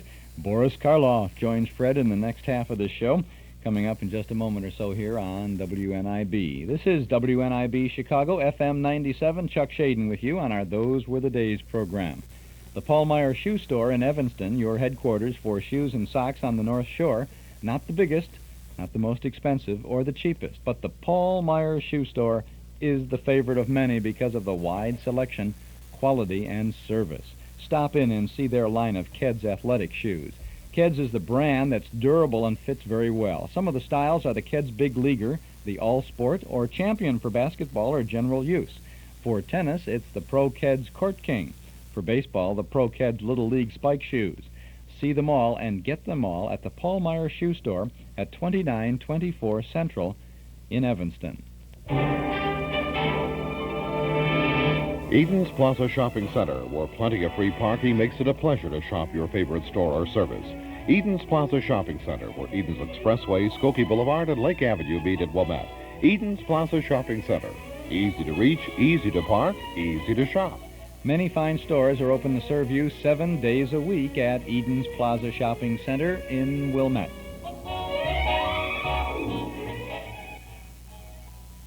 Now let's get back to humor and horror. This is Humor with the Fred Allen Show.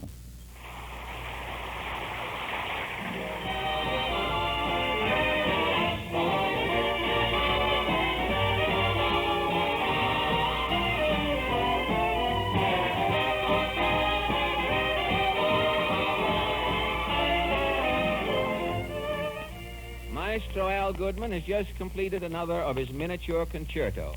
He clept, "I'm going to love that guy like he's never been loved before." Mr. Goodman plays just enough each week to stay in the Musicians' Union.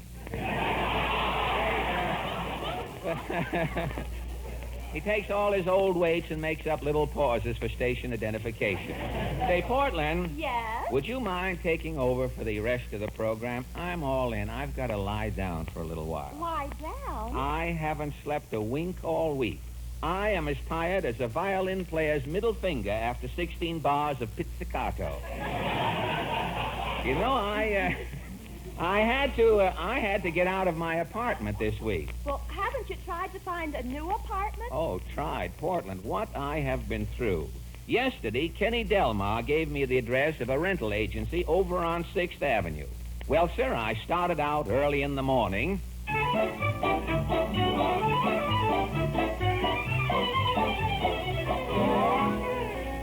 Ah, this must be the agency. Uh-huh. There's the sign on the door. Hotchkiss, and Badoo. Rentals, notary public, insurance, chicken dinners to take out, and New York representatives of Boris Minovich. Open all night, walk in. Well, at least I'll come out of here with something. Yes? Mr. Hotchkiss, my name is Allen. I'm a busy man. Don't bother me. What do you want? Well, Don't tell me. I'll get involved. I'm a busy man. Well, I'd like to get an apartment. An apartment? I'm living under this desk here myself. Go find your own desk. Beat it. I'm a busy man. Well, now, wait a minute. You're a rental agent. You've got to find me a place to live. Well, something came in last night. A room? Where? In the Statue of Liberty.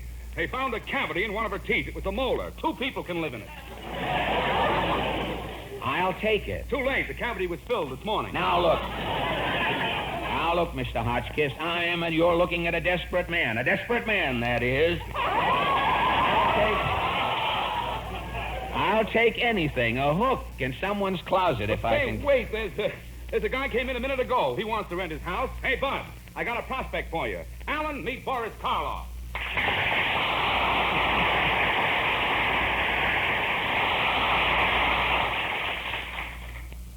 Boris Karloff. Thank you. I beg your pardon. Have we met before? Mr. Karloff, don't you remember me? Take a good look at my face. You look like something that fell out of a closet in my last picture. Mr. Karloff, I'm Fred Allen. I met you in Hollywood. Oh, yes. You were out there making a horror picture. Well, I didn't go out to Hollywood to make a horror picture. My picture just happened to turn out that way. And I may say in rebuttal, Mr. Karloff, seeing you in person is sort of a letdown. How do you mean, Fred? Well, you look human. Now, I expected to see a man who was part monster with a long, ratty tail. Suit serves to cover it nicely, doesn't it? Yes, I notice your tailor left enough room in back there in case you get happy and start wagging. But tell me, Boris, what brings you to New York? Are you going into that show, Follow the Ghouls? Or I Remember Mummy? No, Fred. I'm just here sightseeing. Oh, sightseeing, huh? Sightseeing to you, I guess mornings you just lift up a manhole cover and take a long stroll through a sewer, meeting old acquaintances. Afternoons you browse around the morgue, and nights I imagine you whoop it up around some cemetery. Why, Fred, how you do go on. Well, how do you spend your day? Mornings I scamper through Central Park, up hill and down dale with my butterfly net. Oh, really? Afternoons I go to Macy's toy department and spend an hour or two perched on Santa Claus knee. You do? Nights I run around Strat, blowing through straws that are left in soda glass. And then? Dog-tired, lark-happy, and smelling of phosphate, I'm home safely tucked in bed by 8 o'clock. Well, that makes a full day, smelling of phosphate, Boris. But let's get down to business. I have no place to sleep these nights. The rental agent says... Yes. I'm going back to Hollywood, and I'd like to rent my house. Rent your house? Good. When can I see it? Why don't you drop in tonight? What's the address? 237 92nd Street. Gad. The house on 92nd Street.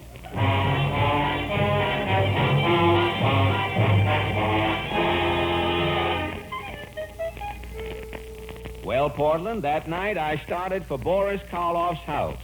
It was pitch dark. The wind was blowing. A storm was coming up.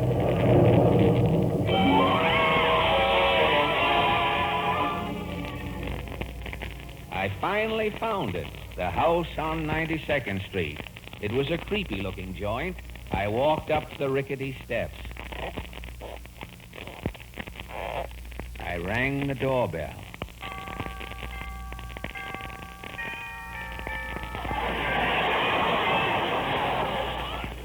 The door opened slowly. I heard an old woman say, "Come in."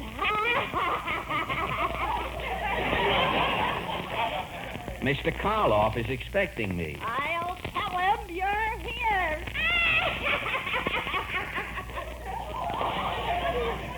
She sounds like the wife of the smiling Irishman.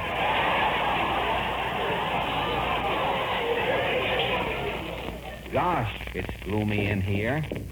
What's this? Gad, a human head rolling down the hall. What's up, chum? Who's that? Who's talking? It's me down here, the head. Who are you, Head? I used to be Karloff's girlfriend. What became of your body? I had a corn on one foot. Yeah. Karloff told me he was chirophagus. Yes? He started cutting off my corn. I fell asleep. I could feel Karloff cutting. Yes? When I woke up, my corn was gone, Karloff was gone, I was gone. You were gone? All but my head. Gad, Karloff must be mad. Karloff's mad. How do you think I feel? I can imagine. Well, I gotta go, chum. Stop me rolling, will you? In what direction? Which way can you top this? Oh, you're going to see the repeat show, are you? Well, I'll give you a head start. Here we go. Thanks, chum. Okay, Head. Gad, this place is spooky. I'm getting out of here. Where does this door go? A closet. Wow, it's dark and musty. Hello, Fred. Yikes! Oh, it's you, Boris Karloff. What are you doing in this closet? I was just hanging up an old suit.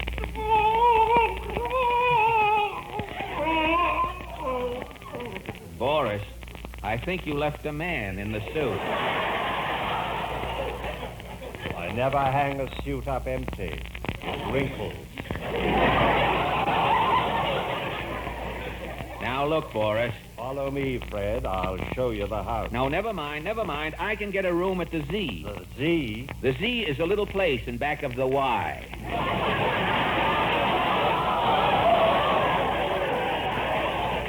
Well, I'll be getting... Here come, Fred. It's dark.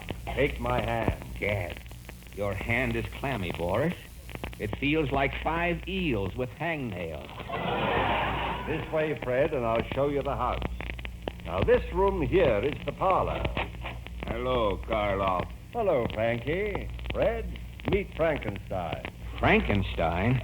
Go away. Leave me alone. You must excuse Dr. Frankenstein, Fred. He's frustrated. Frustrated? He hasn't made any new monsters in 3 years. Why? The war, you know. He can't get parts.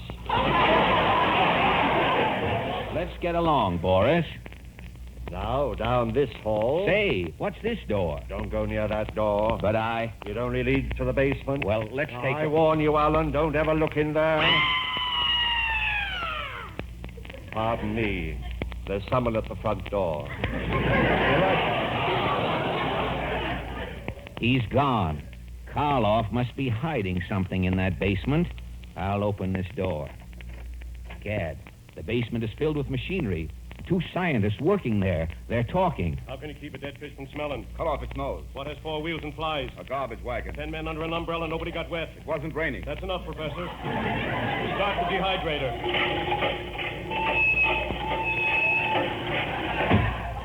Jeepers, here comes Karloff. Sorry I kept you waiting, Fred. Oh, that's all right, Boris. Who was at the front door? Man from the medical school. Really? Wants to know if I got any new bodies for him today. Oh.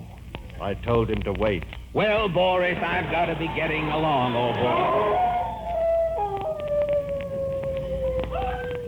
Excuse me. That's the phone. I'll be right back. He's gone again. I've got to see what's going on in that basement. I'll open the door. Why do you always flirt with waitresses? I'm playing for big stakes. In 6 months, my wife made me a pauper. Was it a boy or a girl? Why does a fireman wear red suspenders? To hold up his pants. Okay, Professor, start the compressor. Gosh, if I didn't know that Abbott and Costello were in Hollywood, I'd swear... Here comes Karloff. Alan, did I see you near that basement door? Basement? Why, no, Boris. Who was on the phone? Dracula. He's been drinking. Dracula's off on a bat again, hey? Come, Fred, I'll show you the rumpus room.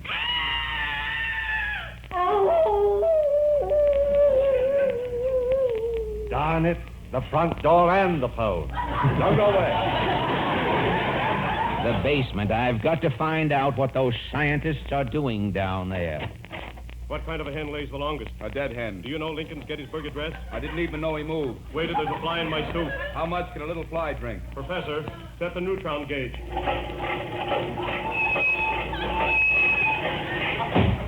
Neutron gauge. I think I understand. Oh, you do you? Karloff. Alan, I saw you open the door to my basement. But I only... I warned you. I told you the man who looked in there would never live to tell what he saw. Karloff, put down that knife. Alan, your time has come. You're insane, Karloff. I know your mad plan. What plan? Those two scientists in the basement with those jokes. You know? Yes. They're jamming millions of old radio jokes into that huge condenser. The uranium cyclotron will reduce those old jokes down to one concentrated gag. It will be the most powerful bad gag the world has ever known. That gag will be the atomic joke. If that joke is ever spoken into a microphone, Karloff, it will blow up all of radio. Yes, my atomic joke will destroy radio and benefit humanity. You are crazy, Karloff. Your atomic joke will never succeed. The atom can destroy everything. Everything but radio. If radio can survive 15 years of Jack Benny, nothing can ever hurt it.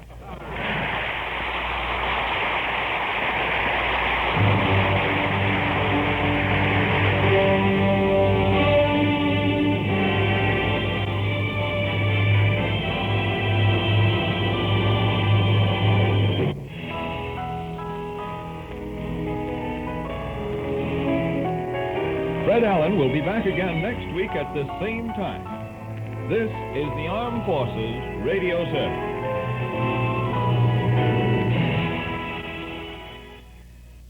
Very good Fred Allen show there with Boris Karloff. Lots of fun from November 18th of 1945. As you heard, it was an Armed Forces Radio rebroadcast of the Fred Allen show, which at that time I think was sponsored by Bluebonnet Margarine and Tenderleaf Tea, right. And the Armed Forces Radio guys at this time, I don't know, they just decided to put their own little musical ending on these shows, and sometimes they were absolutely not appropriate, such as that last one. Just come out of lots of fun to nothingness. Not that the musical selection was nothing, but it just deteriorated into nothing there. Anyway, good comedy show with Fred Allen and Boris Karloff. Next coming up is Boris Karloff starring on an Inner Sanctum broadcast.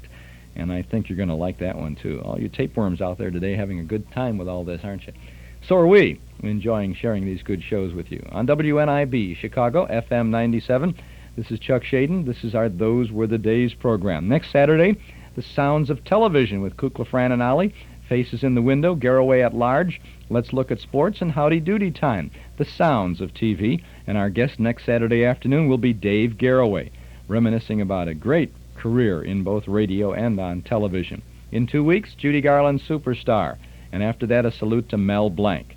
And our guest will be Mel Blanc on that 26th of June.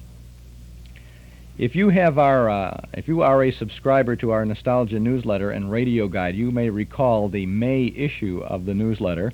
On the cover, we had what I called the most unusual cathedral radio you've ever seen, and indeed, very many people agreed with us. It was a radio created with the names of the radio shows and the personalities of radio, all put together to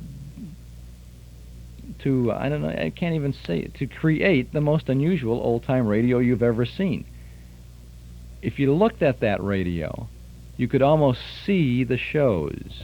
The Mysterious Traveler. The Jimmy Durante Show. X minus 1. Fibber McGee and Molly. The Amos and Andy Show. Suspense. Town Hall tonight. Philco Radio Time.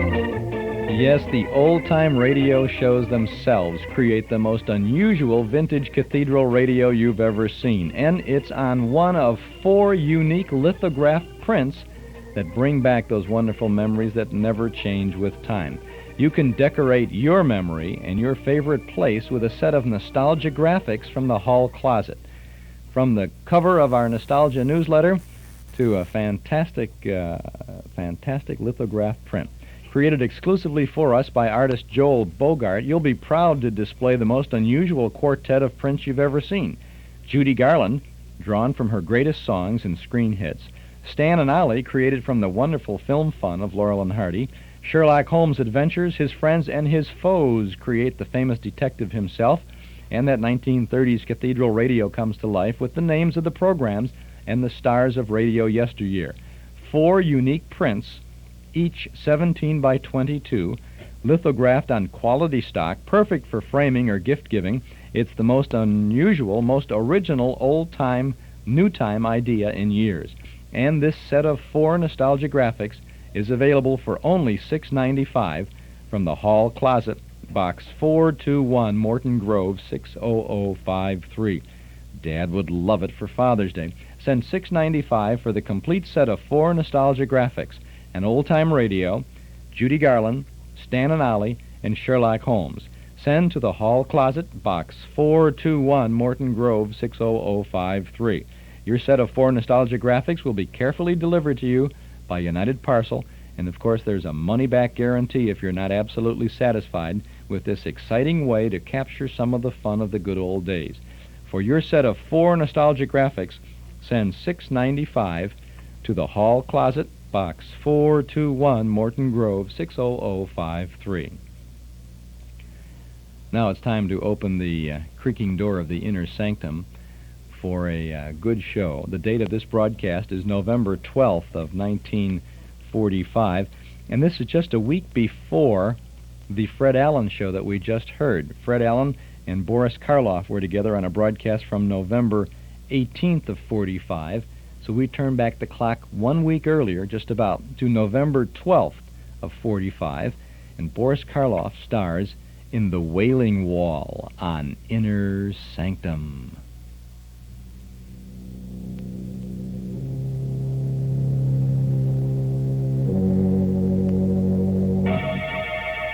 Lipton Tea and Lipton Soup present Inner Sanctum Mysteries, starring Boris Karloff.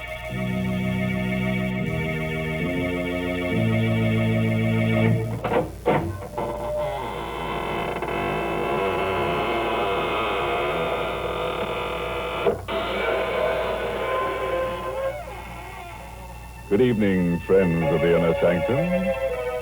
This is your host, to welcome you through the squeaking door into the land of ghosts, vampires, and other gay, hilarious people. Friends, are you looking for an apartment? Well, we have just the place for you. It's sturdily built, completely of marble, with cold running water every time it rains. You don't have to worry about the landlord putting you out. The lease is forever. All you have to do to get this little love nest is call your undertaker and get yourself a little bit dead. Mr. Host, I assure you no one is the least bit interested in your offer. But, Mary, just think. Once you're dead, you can appear on Inner Sanctum. You know, we always have a ghost in our stories, someone whose voice comes back from the grave and gives advice to our characters. Yeah, sometimes I think our theme song should be, My Mummy Done Told Me. Well, that's very funny. But you know, Mr. Host, talking about voices coming back, that's what happened to me the other day. I heard my own voice coming back to me on the radio while I was eating breakfast. No. Yes. I just heard the new Lipton jingle, and then I heard myself. Yes, there I was, talking about Inner Sanctum and about Lipton tea, too. You see, it was a record, an electrical transcription that I'd made, all about Lipton's brisk flavor, how Lipton's always tastes fresh and full-bodied, never wishy-washy. And you know what? There was a man on the record who talked almost like you, Mr. Host. An imposter. I'll kill him. Oh, it was just in fun. He made spooky remarks when I talked about Lipton tea. But I did get a chance to say that Lipton's is the largest selling brand of tea in the whole world. All right, Mary, you've had your chance. And I'll make room for the creepiest voice you ever heard. The curdling kid himself, the star of stage, screen, and radio, Boris Karloff. Tonight's story is called The Wailing Wall. It's an original radio play by Milton Lewis. And you'll hear Boris Karloff in the role of Gabriel Hornell. All set, friend. Then turn out the lights, curdle close to the fire, and listen. Night. And on the waterfront of downtown Manhattan, the fog creeps in like a crawling cloud. Tucked in between the towering skyscrapers, there's an old rundown mansion. An anachronism, a freak among the streamlined giants. It's the Hornell home. And tonight, leaping tongues of flame from behind the black shutters. Yes, it's Johnny. Is there anybody in that old dump? It's an old guy lives here, owns it. Gabriel Hornell. I hope he had sense enough to get out. That place is like a tinderbox. Yeah, pretty well gone. Yes, get that hole. Hey, there is someone in there. Get the action, come on. I'm right behind you. What? Get out of the way. Hurry, will you? That knocks it up. All right, come on in. You see anyone in there? No, we can't stay. Hey, there he is. Oh, the crazy coot, he didn't even have sense enough to get out. Here, grab a short. Yeah. No, hold me. We're just taking you out. I don't want to go out. We ain't asking you what you want. Come on, Johnny. Before this joint collapses. Oh, take me out. I can't leave the house.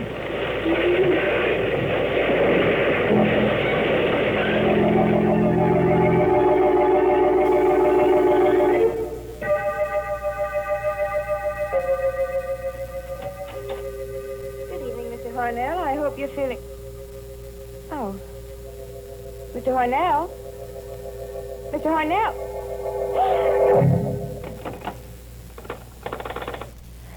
The head nurse. And hurry. Hello? Hello, this is Nurse Hopkins on the 18th floor. Gabriel Hornell is not in his room. The window is open from the bottom. Yes, I'm sure he did. There's a letter. I know, but I'm sure he's not alive. Oh, the letter? Yes, I'll read it to you. To whom it may concern. By the time you read this, I shall be dead. There can be no mistake this time. Death holds no fear, no terror any greater than what I've endured in life. For the past 40 years, I've searched for freedom. I hope now I've found it. Even now, as I write, I can hear her voice, calling to me as she did that night years ago. I'd prepared everything while she was in bed.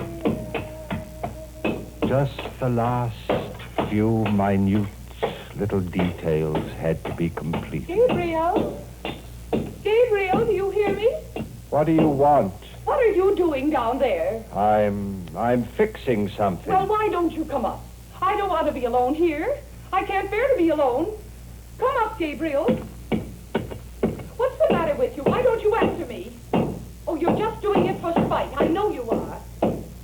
Stop that hammering, Gabriel. You know I can't bear that noise. Now stop it, please. Gabriel, will you stop that noise? Oh. You came down. Well, of course I came down. Did you expect me to lie there while all this racket was going on? Now, you know I'm a sick woman, Gabriel.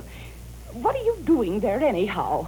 You can see. Well, yes, I can see, but it doesn't make any sense to me. Oh, you've made a huge gaping hole in the wall. Now, what on earth did you want to do a thing like that for? You'll find out soon enough. And what are all those things? Stonemason's tools, cement, plaster. Well, I never dreamed you knew how to use them. Oh, I'm going back to bed. No, Agnes. No? No. Gabriel, that rope in your hand. Yes. I thought carefully about this rope, Agnes. It's the most merciful way. It leaves a little trace since there's no blood. Gabriel. You won't make it difficult, will you, Agnes? Murder? It's the only way. No, Gabriel. We couldn't go on like this. Your imaginary illnesses, your constant nagging. I have to be free of them, Agnes. But murder? This is best for both of us. No, Gabriel. Send me away. Do anything you want. You can get a divorce. A divorce there, see? That would solve everything. You could have your freedom. Stand there, Agnes.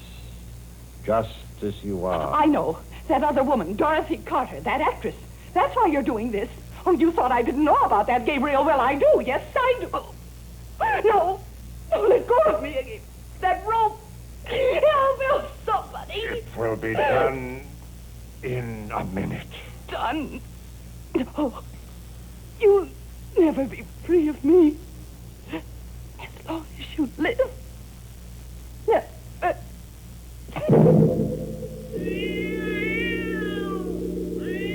The cat saw everything with its yellow eyes. The cat saw me take her body to the tomb I'd made in the wall. The cat saw me place her there and carefully seal it up. I worked quickly, skillfully, with infinite care. First the bricks, one on top of the other, then the plaster. Then the wallpaper to match the rest of the room. That wasn't very difficult. In a short time it was done. I was free. All I had to do now was to go to the police and report her missing. It was even simpler than I'd thought. I put on the coat. I was about to open the front door when I heard it for the first time. I thought it must be my imagination. I listened carefully. I rushed to the wall, put my ear to it. What I heard made icy perspiration ooze out of every pore of my body. The wail was coming from the wall. It was like the insane shriek of some creature of another world. Was she alive in there? She couldn't be. She was dead. I knew she was dead. And yet I heard her voice wailing. I could swear it was her voice. I couldn't go out as I'd planned. What if someone else should hear it? Would they go to the wall? Investigate? The doorbell. Oh, it couldn't be at this hour. It couldn't be, but it was. Who? Oh, I had to risk everything and answer it. I'm sorry to disturb you, Mr. Hornell. It was Patrolman Cleary. He was the officer on the beat. He was blue with cold. I was passing by and I saw the lights on. I peeked in the window. You looked in? Yes. Since you were still up, I thought I'd ring. It's bitter cold out tonight, and I'd like to warm these old bones for a minute. Oh, yes, of course, Cleary. Don't stand there in the door, man. Come in. Thank you. I see you got your coat on, Mr. Hornell. Just got in? Only a few moments ago.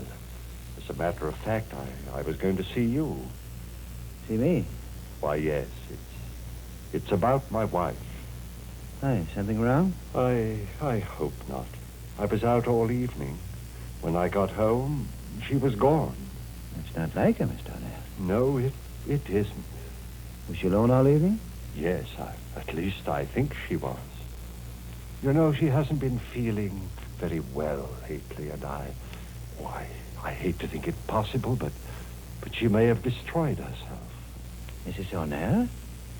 No, she wasn't the sort. Oh, she was ill, terribly ill.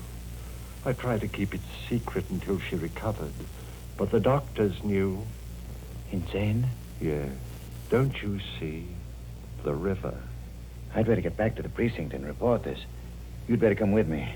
Missing Persons Bureau will... Hey, Mr. Hornell. Yes? You must be mistaken. Isn't that her? That isn't a woman. But of course it is. It's coming from that room there. Well, sure, it's your wife. I know her voice, and she sounds like she's in pain. But it can't be. There's no one in that room. She must have come in the back way.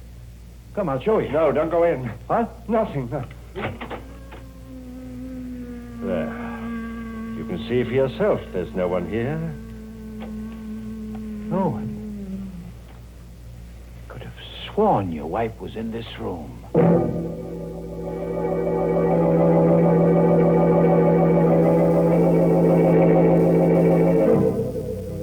Well, how'd you like to live in a house with wailing walls? Well, one thing you have to admit, things aren't so very dead in the Hornell mansion. Or are they? Well, all I can say is I'm glad I don't have to live in that house with that awful wailing. Why, Mary, there's a wailing, whistling kind of noise in your house, too. The first time I heard it, I was so scared I shivered in my shroud. What? Oh, you're talking about my whistling tea kettle. Oh, goodness, there's nothing scary about that. Now, if you'd only try Lipton tea with its wonderful brisk flavor, that whistle would sound as cheery to you as birds whistling in the morning. Especially on these chilly mornings when a cup of Lipton's just makes you feel like the sun was shining inside of you. And, folks, if you want a sunny disposition, you should try relaxing with a cup of Lipton tea after a hard job like, well, maybe washing out your window curtains. Yes, and what's more, you can help your friends feel right with the world, too, by serving them Lipton tea when they come to visit you. Lipton's always taste so tangy and heartwarming, never flat or wishy-washy. Yes, that brisk flavor makes all the difference in the world. Okay, now that's the first half of the Inner Sanctum program from November 12th of 1945. Boris Karloff in the Wailing Wall. Always felt that Mary, the gal who talks about Lipton tea and Lipton soup there with the host of the Inner Sanctum, it was a very interesting thing that they would do there, that it'd come out of a good mystery and Raymond would have a good comment, and then she'd be so nice and sweet.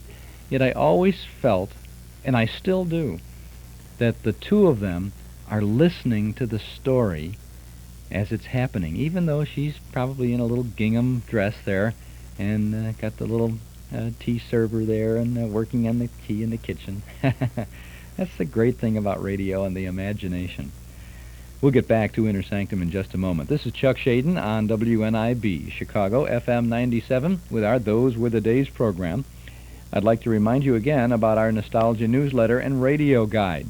A year's subscription is only $6, and there is lots of good reading and good information in our little monthly magazine. It contains a complete schedule of old-time radio shows that we offer throughout the week on a number of Chicago area radio stations. And it's also filled with page after page of articles and pictures from and about the good old days. You can subscribe right now by telephone when you call us here at our Nostalgia studio, 545-2260. That's 545-2260. Just give us your name and address. Your subscription will begin with the June issue, which you'll have in just a few short days. If you call us now, we'll send it out to you by first-class mail. You'll have it probably on Tuesday, and we'll include an invoice for your year's subscription. $6 for 12 issues. So call us at 545-2260. Give us a buzz right now, and then you'll be able to not only enjoy all the features that we have, but you'll be able to see what's coming up and when it's coming up. The June issue of our newsletter features a cover photo of Rochester, Jack Benny's famous friend, reprint articles about Art Carney, Mike Douglas, Don McNeil, Gary Cooper, plus original articles about Frank Sinatra, Judy Garland, Clark Gable, and some the radio parade of spotlight bands. We have our Dime Store classified ad page and news of our Saturday Night Memory Club movies. Subscribe now to our Nostalgia newsletter and radio guide. A year's subscription is only $6. Call us at 545-2260. That's 545-2260. Or send $6 to Nostalgia Newsletter, Box 421, Morton Grove, 60053. And to make sure you get your June issue as quickly as possible, call us now at 545-2260.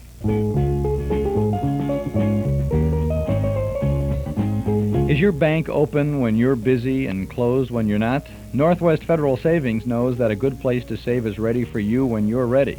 So Northwest Federal is open 63 hours a week. If you work evenings, you can come to Northwest Federal 6 full days. If you're working days, Northwest Federal is open Monday, Thursday, and Friday evenings. And if the only time you can get to Northwest Federal is 8 o'clock in the morning, well, that's okay, too, because Northwest Federal has early bird service every morning from 8 o'clock. There are 4 convenient Northwest Federal Savings locations, make that 5 locations, in Chicago on Irving Park, in Chicago on Northwest Highway in Edison Park, in Des Plaines on Dempster Street, in Norridge at the Harlem Irving Plaza, and at Algonquin and Golf in Arlington Heights.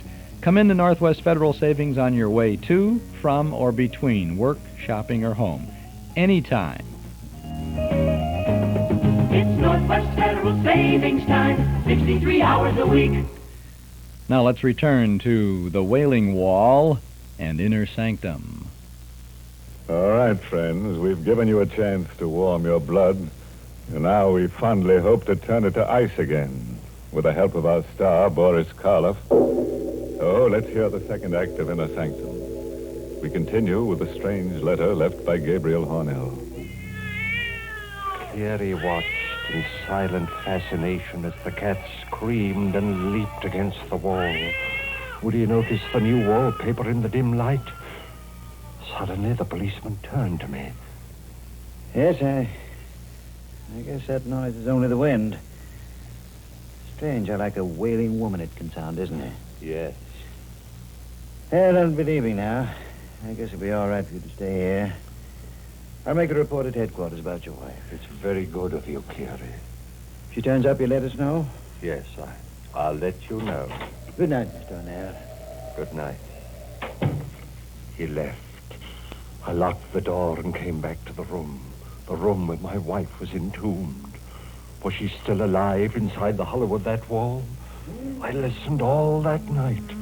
The wailing rose to a high, insane shriek, and then towards morning began to grow weaker, as though she were losing strength, and it seemed to die. The cat crept away.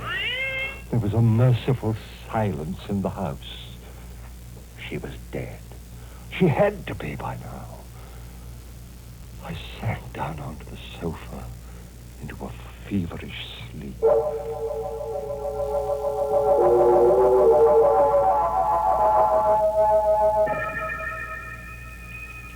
Somewhere a bell was tolling, calling the mourners to the grave. Suddenly I sat bolt upright, shaking, trembling. Oh, I'd been dreaming. The front doorbell was ringing. It was night again. How long had I slept?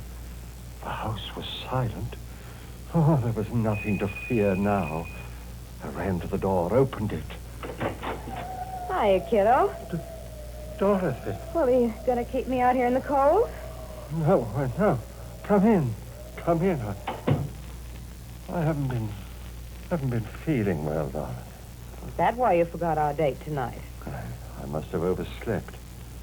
What time is it? 10 o'clock. 10? I must have slept clear through the day. Well, aren't you glad to see me? Glad? Why, yes. It's a delightful surprise. Well, that's more like you. Come here, kiddo. You've got the blues, but Dorothy will wipe them away. Give us a kiss. What's that? Just the wind. Oh, no, it can't be the wind. This is a very old house, Dorothy. You sometimes hear strange noises. Well, I've never heard anything like that before. Sounds human. Was she still alive, even after 24 hours? Suddenly I realized that the doorbell was ringing again. There was a large pair of wooden sliding panel doors between the room that we were in and the vestibule that led to the street. I wasn't going to take any more chances. There's someone at the door gate. Yes. You wait here, Dorothy. What are you doing? Closing these doors. Why? I'd advise you not to ask too many questions. Evening, Mr. O'Neill. Officer Cleary, who are those men with you? They got something to show you, Mr. O'Neill. You'd better brace yourself. It's not going to be pleasant. All right, bring it in, boys. You can put it over there. What? What is it? It's a body. A woman. Just fished out of the river right near here. She can't be dead more than 24 hours. My wife? That's hard to say. You see, the body got caught in the propeller of a boat. It's not easy to recognize it. Unless it was examined by someone who knew her very well. Like yourself, of course. Let me see it. Take away the burner. Look, Miss Turner. I know. It's pretty bad. Is it your wife? Agnes? Yes. Yes, of course. It's her. You're sure now? Yes, I'm sure. Positive. All right, boys. Take it away. You can stay here, Mr. Arnett. I'll take care of everything down at headquarters. Good night. Good night, Cleary. Luck, fate, whatever it is that seemed to control men's lives was playing directly into my hands. They'd never investigate now. The nightmare was over. This time I was really free. Suddenly, the panel door opened. Dorothy was standing there, a curious smile on her lips. I heard everything, kiddo. You did? So you were married. No longer, Dorothy. My wife died.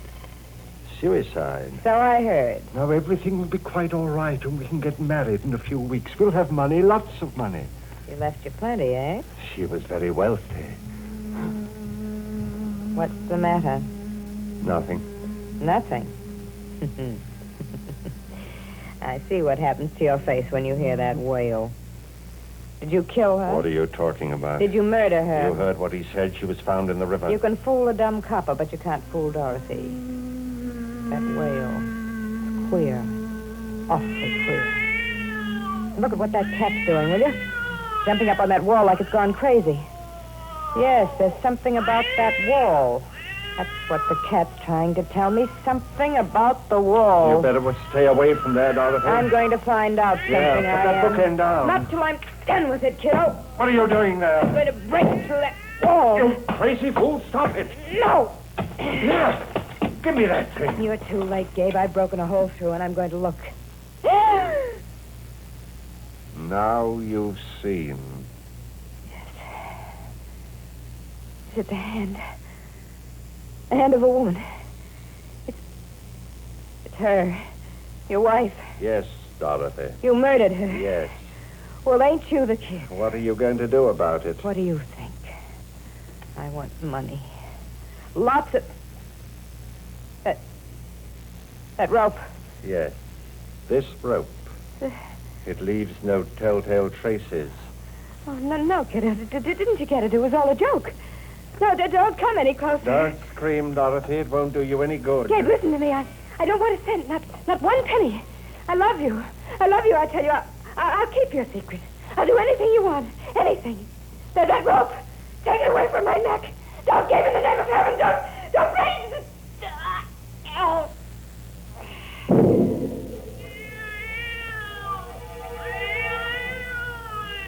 She was dead. I took her body, put it in an old trunk in the storeroom of the cellar. I had to think of some plan, some way to get rid of those bodies. In my confusion, there was only one thing that I was certain of. I must never leave the house, not even for a minute. I never did. At night, I would sit there, listening. Then it would come, the wail in the wall. I knew that after a week she couldn't be alive. What made the wail? Plans? I thought of 1,000 plans, but all of them would mean that I had to leave the house, and if I left, someone would hear the wail and find out, just as Dorothy did. Fire. Yes, fire. That would do it. The idea danced like a flame in my mind. But no. They discovered charred bones of the skeletons among the wreckage. No, it wouldn't be worth it. The only way I could be safe was to stay there in the house. I stayed. I, who had risked everything for freedom.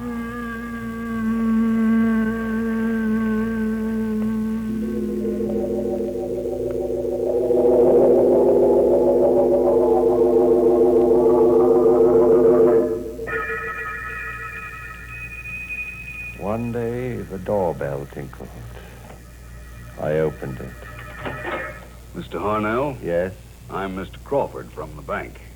May I come in? Just in here, in the vestibule.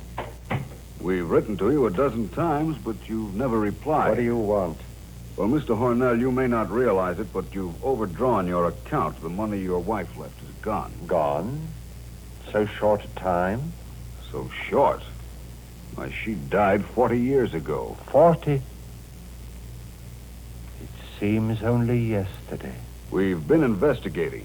Even the grocer who used to supply your food no longer will extend you credit. What do you want with me? I'm not starving. If you'd see your face, you'd realize that you are, Mr. Hornell.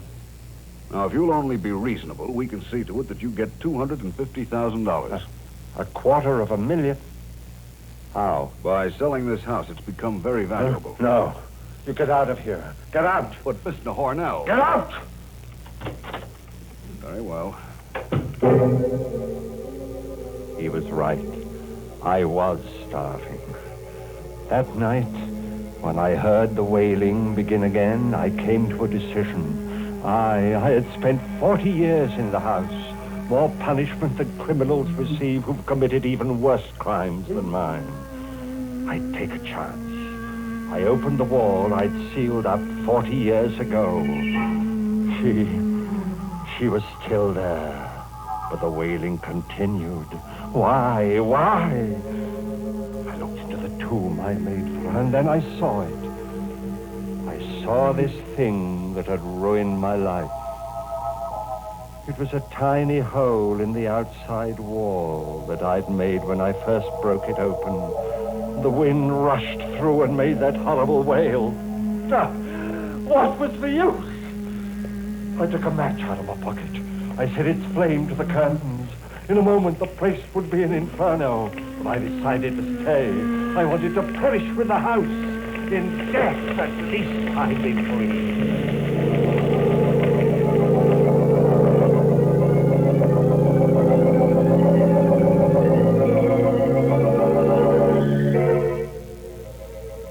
But even then, freedom was denied me. They rescued me, brought me to this hospital. I had the nurse make inquiries from the police. She told me.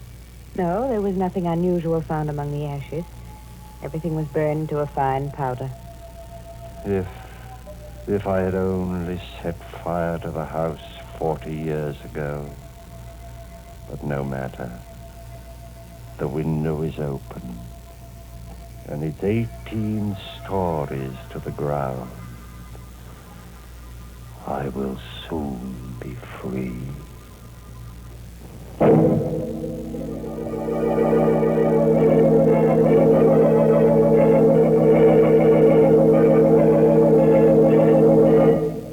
Meow! Everybody's dead but the cat. We overlooked him because we couldn't find him. Of course, I'm sorry that wall made such an unpleasant noise, such a tuneless wailing. We tried to teach it to whistle the new Lipton tea jingle, but we didn't have time, eh, Mary? Now, you just stop teasing me, because I'm not going to talk about the Lipton jingle now. No, and I'm not going to talk about Lipton tea either. Instead, the Lipton people want me to remind you folks about something important. I mean the Victory Loan Drive. You know, friends, we've been buying bonds for many years now. But this drive is in some ways the most important. Because if a job is worth doing, then it's worth finishing. The bonds you buy now won't buy weapons. No, this time the money will help bring our boys home. It will also help take care of our wounded soldiers, provide them with the finest medical care in the world. And, friends, we can certainly do no less. And the victory bonds you buy now will help launch our veterans into a safe and secure post-war world, the kind of world they've been fighting for. Yes, you're helping others and yourself, too, every time you buy a victory bond. So buy all you can, won't you?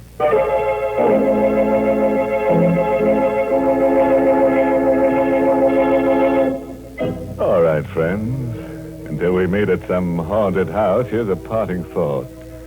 Don't seal your wife in a wall. That won't keep her quiet. Oh, by the way, this month's Inner Sanctum mystery novel is Devil in the Bush by Matthew Head. Yes, and next week's Inner Sanctum story, directed by Hyman Brown and brought to you by Lipton Tea and Lipton Soup. Next week's story is about a man who gets hunches. His hunches are about death. He's sure he's going to be killed. Not by poison or fire or strangling. Nothing simple like that. No, our character has a nice, interesting death waiting for him. Oh, if you'd like to be in at the death, drop in next Tuesday. And now it's time to close the squeaking door, so good night.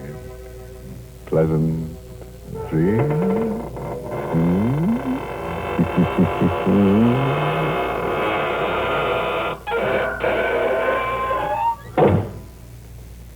Folks, the colder it gets, the more we all enjoy a good hot plate of soup.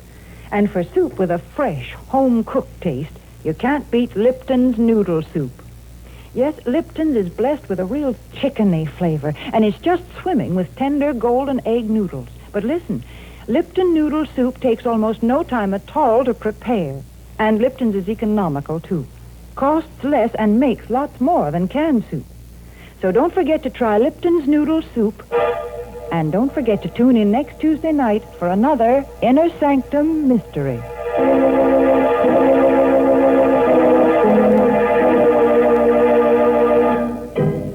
This is CBS, the Columbia Broadcasting System.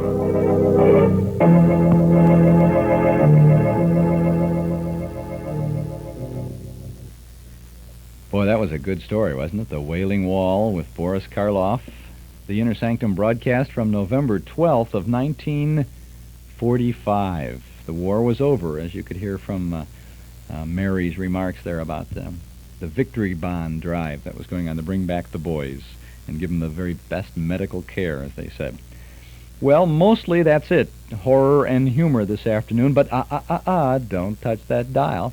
We have a little Lucky Strike extra for you. Some more horror from Boris Karloff now. And since we've been kind of hearing some wailing and some kitteny sounds, we thought Mr. Karloff would tell us one of the tales of the frightened.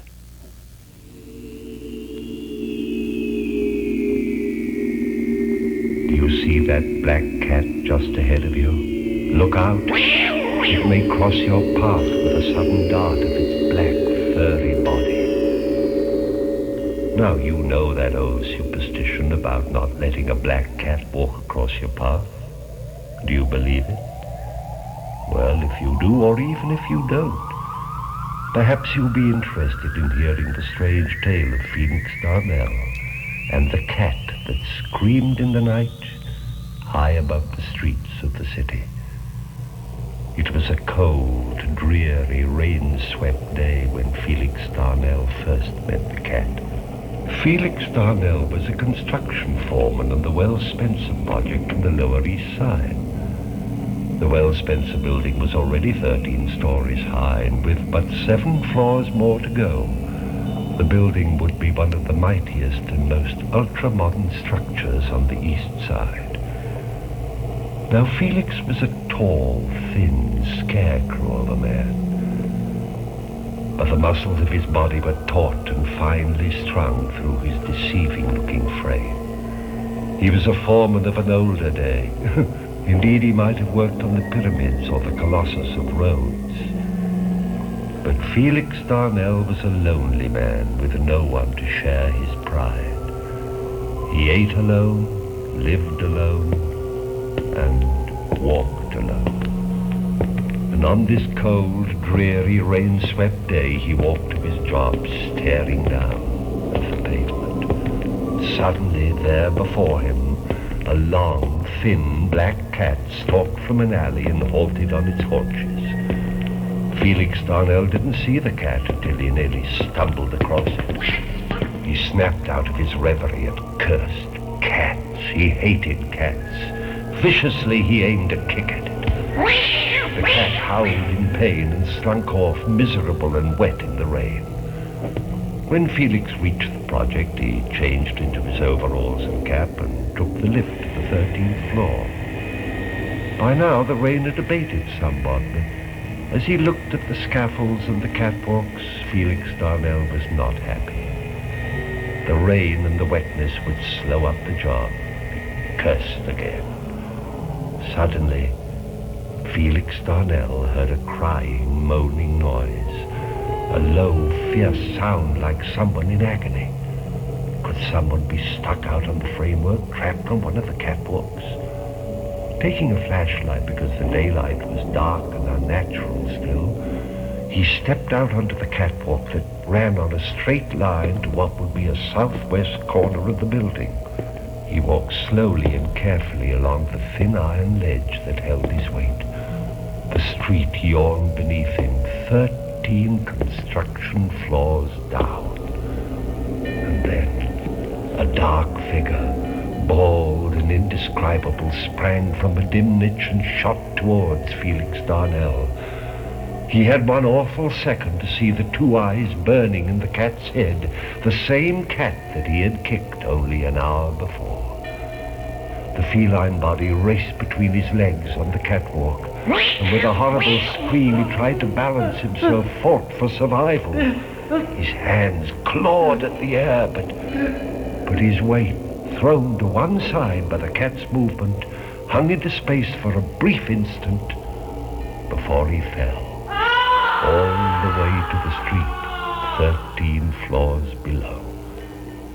He landed on a steel beam waiting to be hauled up, and what it did to him was something that would make even a cat turn away in disgust.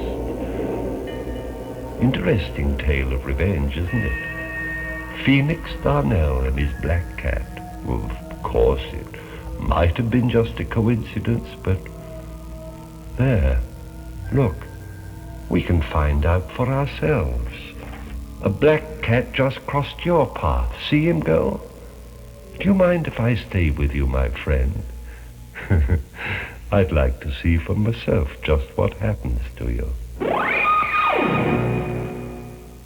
Horror and humor throughout the afternoon today on our Those Were the Days program. I hope you'll join us next Saturday at 1 o'clock for Kukla, Fran, and Ollie with Bert Tillstrom, Fran Allison, and all the Kukulapolitans.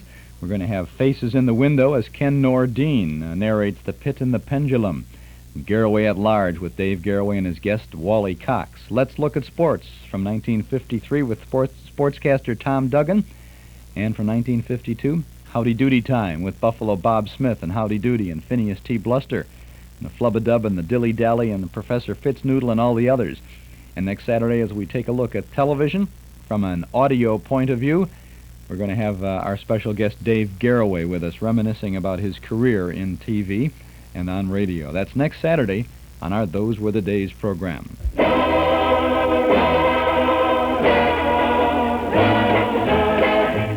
And that's it for today. The old clock up on the studio wall says it's time to go for now, but we'll be back again next Saturday from 1 to 5 right here on WNIB.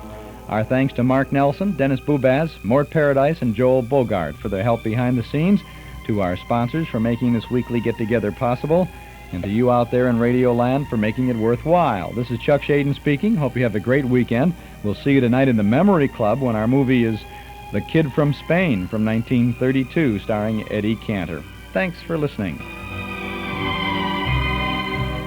Chuck Shaden's Those Were the Days is a Hall Closet production. Today's program was brought to you with fond memories by Northwest Federal Savings and Loan Association, by Nelson Hirschberg Ford, and by Eden's Plaza Shopping Center. Costumes, scenery, and special effects for this program were provided by your imagination. This is Mark Nelson speaking.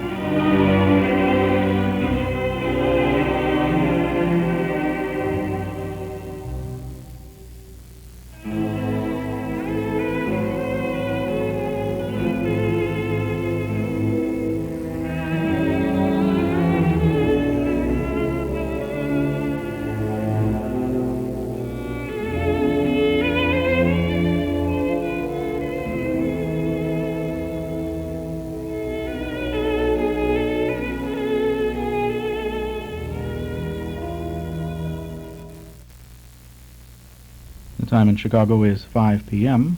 This is WNIB in Chicago at 97 FM, the station for old-time radio. And now for classical music. This is Bruce Duffy welcoming you now to Zephyr, a 2-hour program of short, familiar classical music which we present each evening at this time. We're going to begin with the Mother Goose suite of Maurice Ravel. We also have music by Spanish composers, music of Manuel de Falla, some music from zarzuelas, which are the Spanish operettas, music of Saint-Saëns and Enrique Granados, also music of Jimenez in this first hour. The second hour, beginning about 6 o'clock, we'll have music from Columbia's Black Composers series, a very nice recording by one Saint George, also music by Rossini, Donizetti, Liszt, Brahms, and to wind up at about 7 o'clock, Johann Strauss Jr. So to begin, we're going to hear Mother Goose, played by pianist Philippe Entremont, music of Maurice Ravel.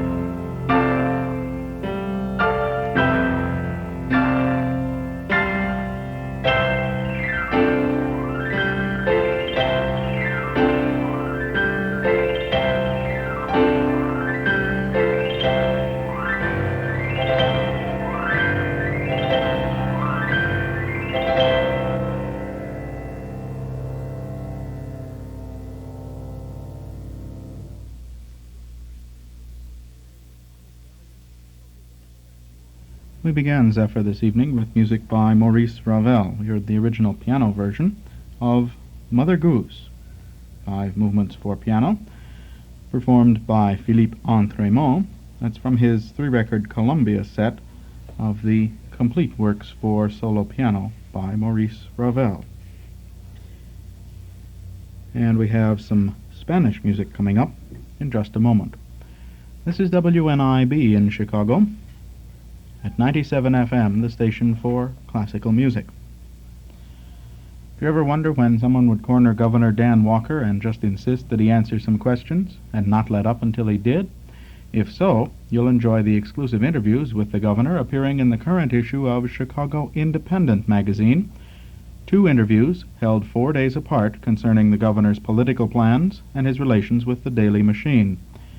And if you've ever wondered how your community would react if an undesirable business tried to set up shop, read The Lincoln Park Game Room Controversy in the same issue of Chicago Independent. The story follows the posh city neighborhood's bitter fight against an electronic game room which had hoped to plug into the area. The controversy started in the 2200 block of Lincoln Avenue, but ended up in the office of Mayor Daley, who settled the dispute in his own inimitable style. Also in the current issue of Chicago Independent, an American's first-person account of the devastating killer earthquake in Guatemala. It's all in the current issue of Chicago Independent magazine, the hard-hitting monthly focusing on local, national, and international issues with the accent on investigative journalism, the small and unconventional magazine that people are talking about. To subscribe, call 664-1234. $6 for 12 monthly issues, or $12 for 2 years. That's 664-1234. We turn next to music by Manuel de Falla. We're going to hear the intermezzo and dance from La Vida Breve, played by the New York Philharmonic Orchestra under the direction of Leonard Bernstein.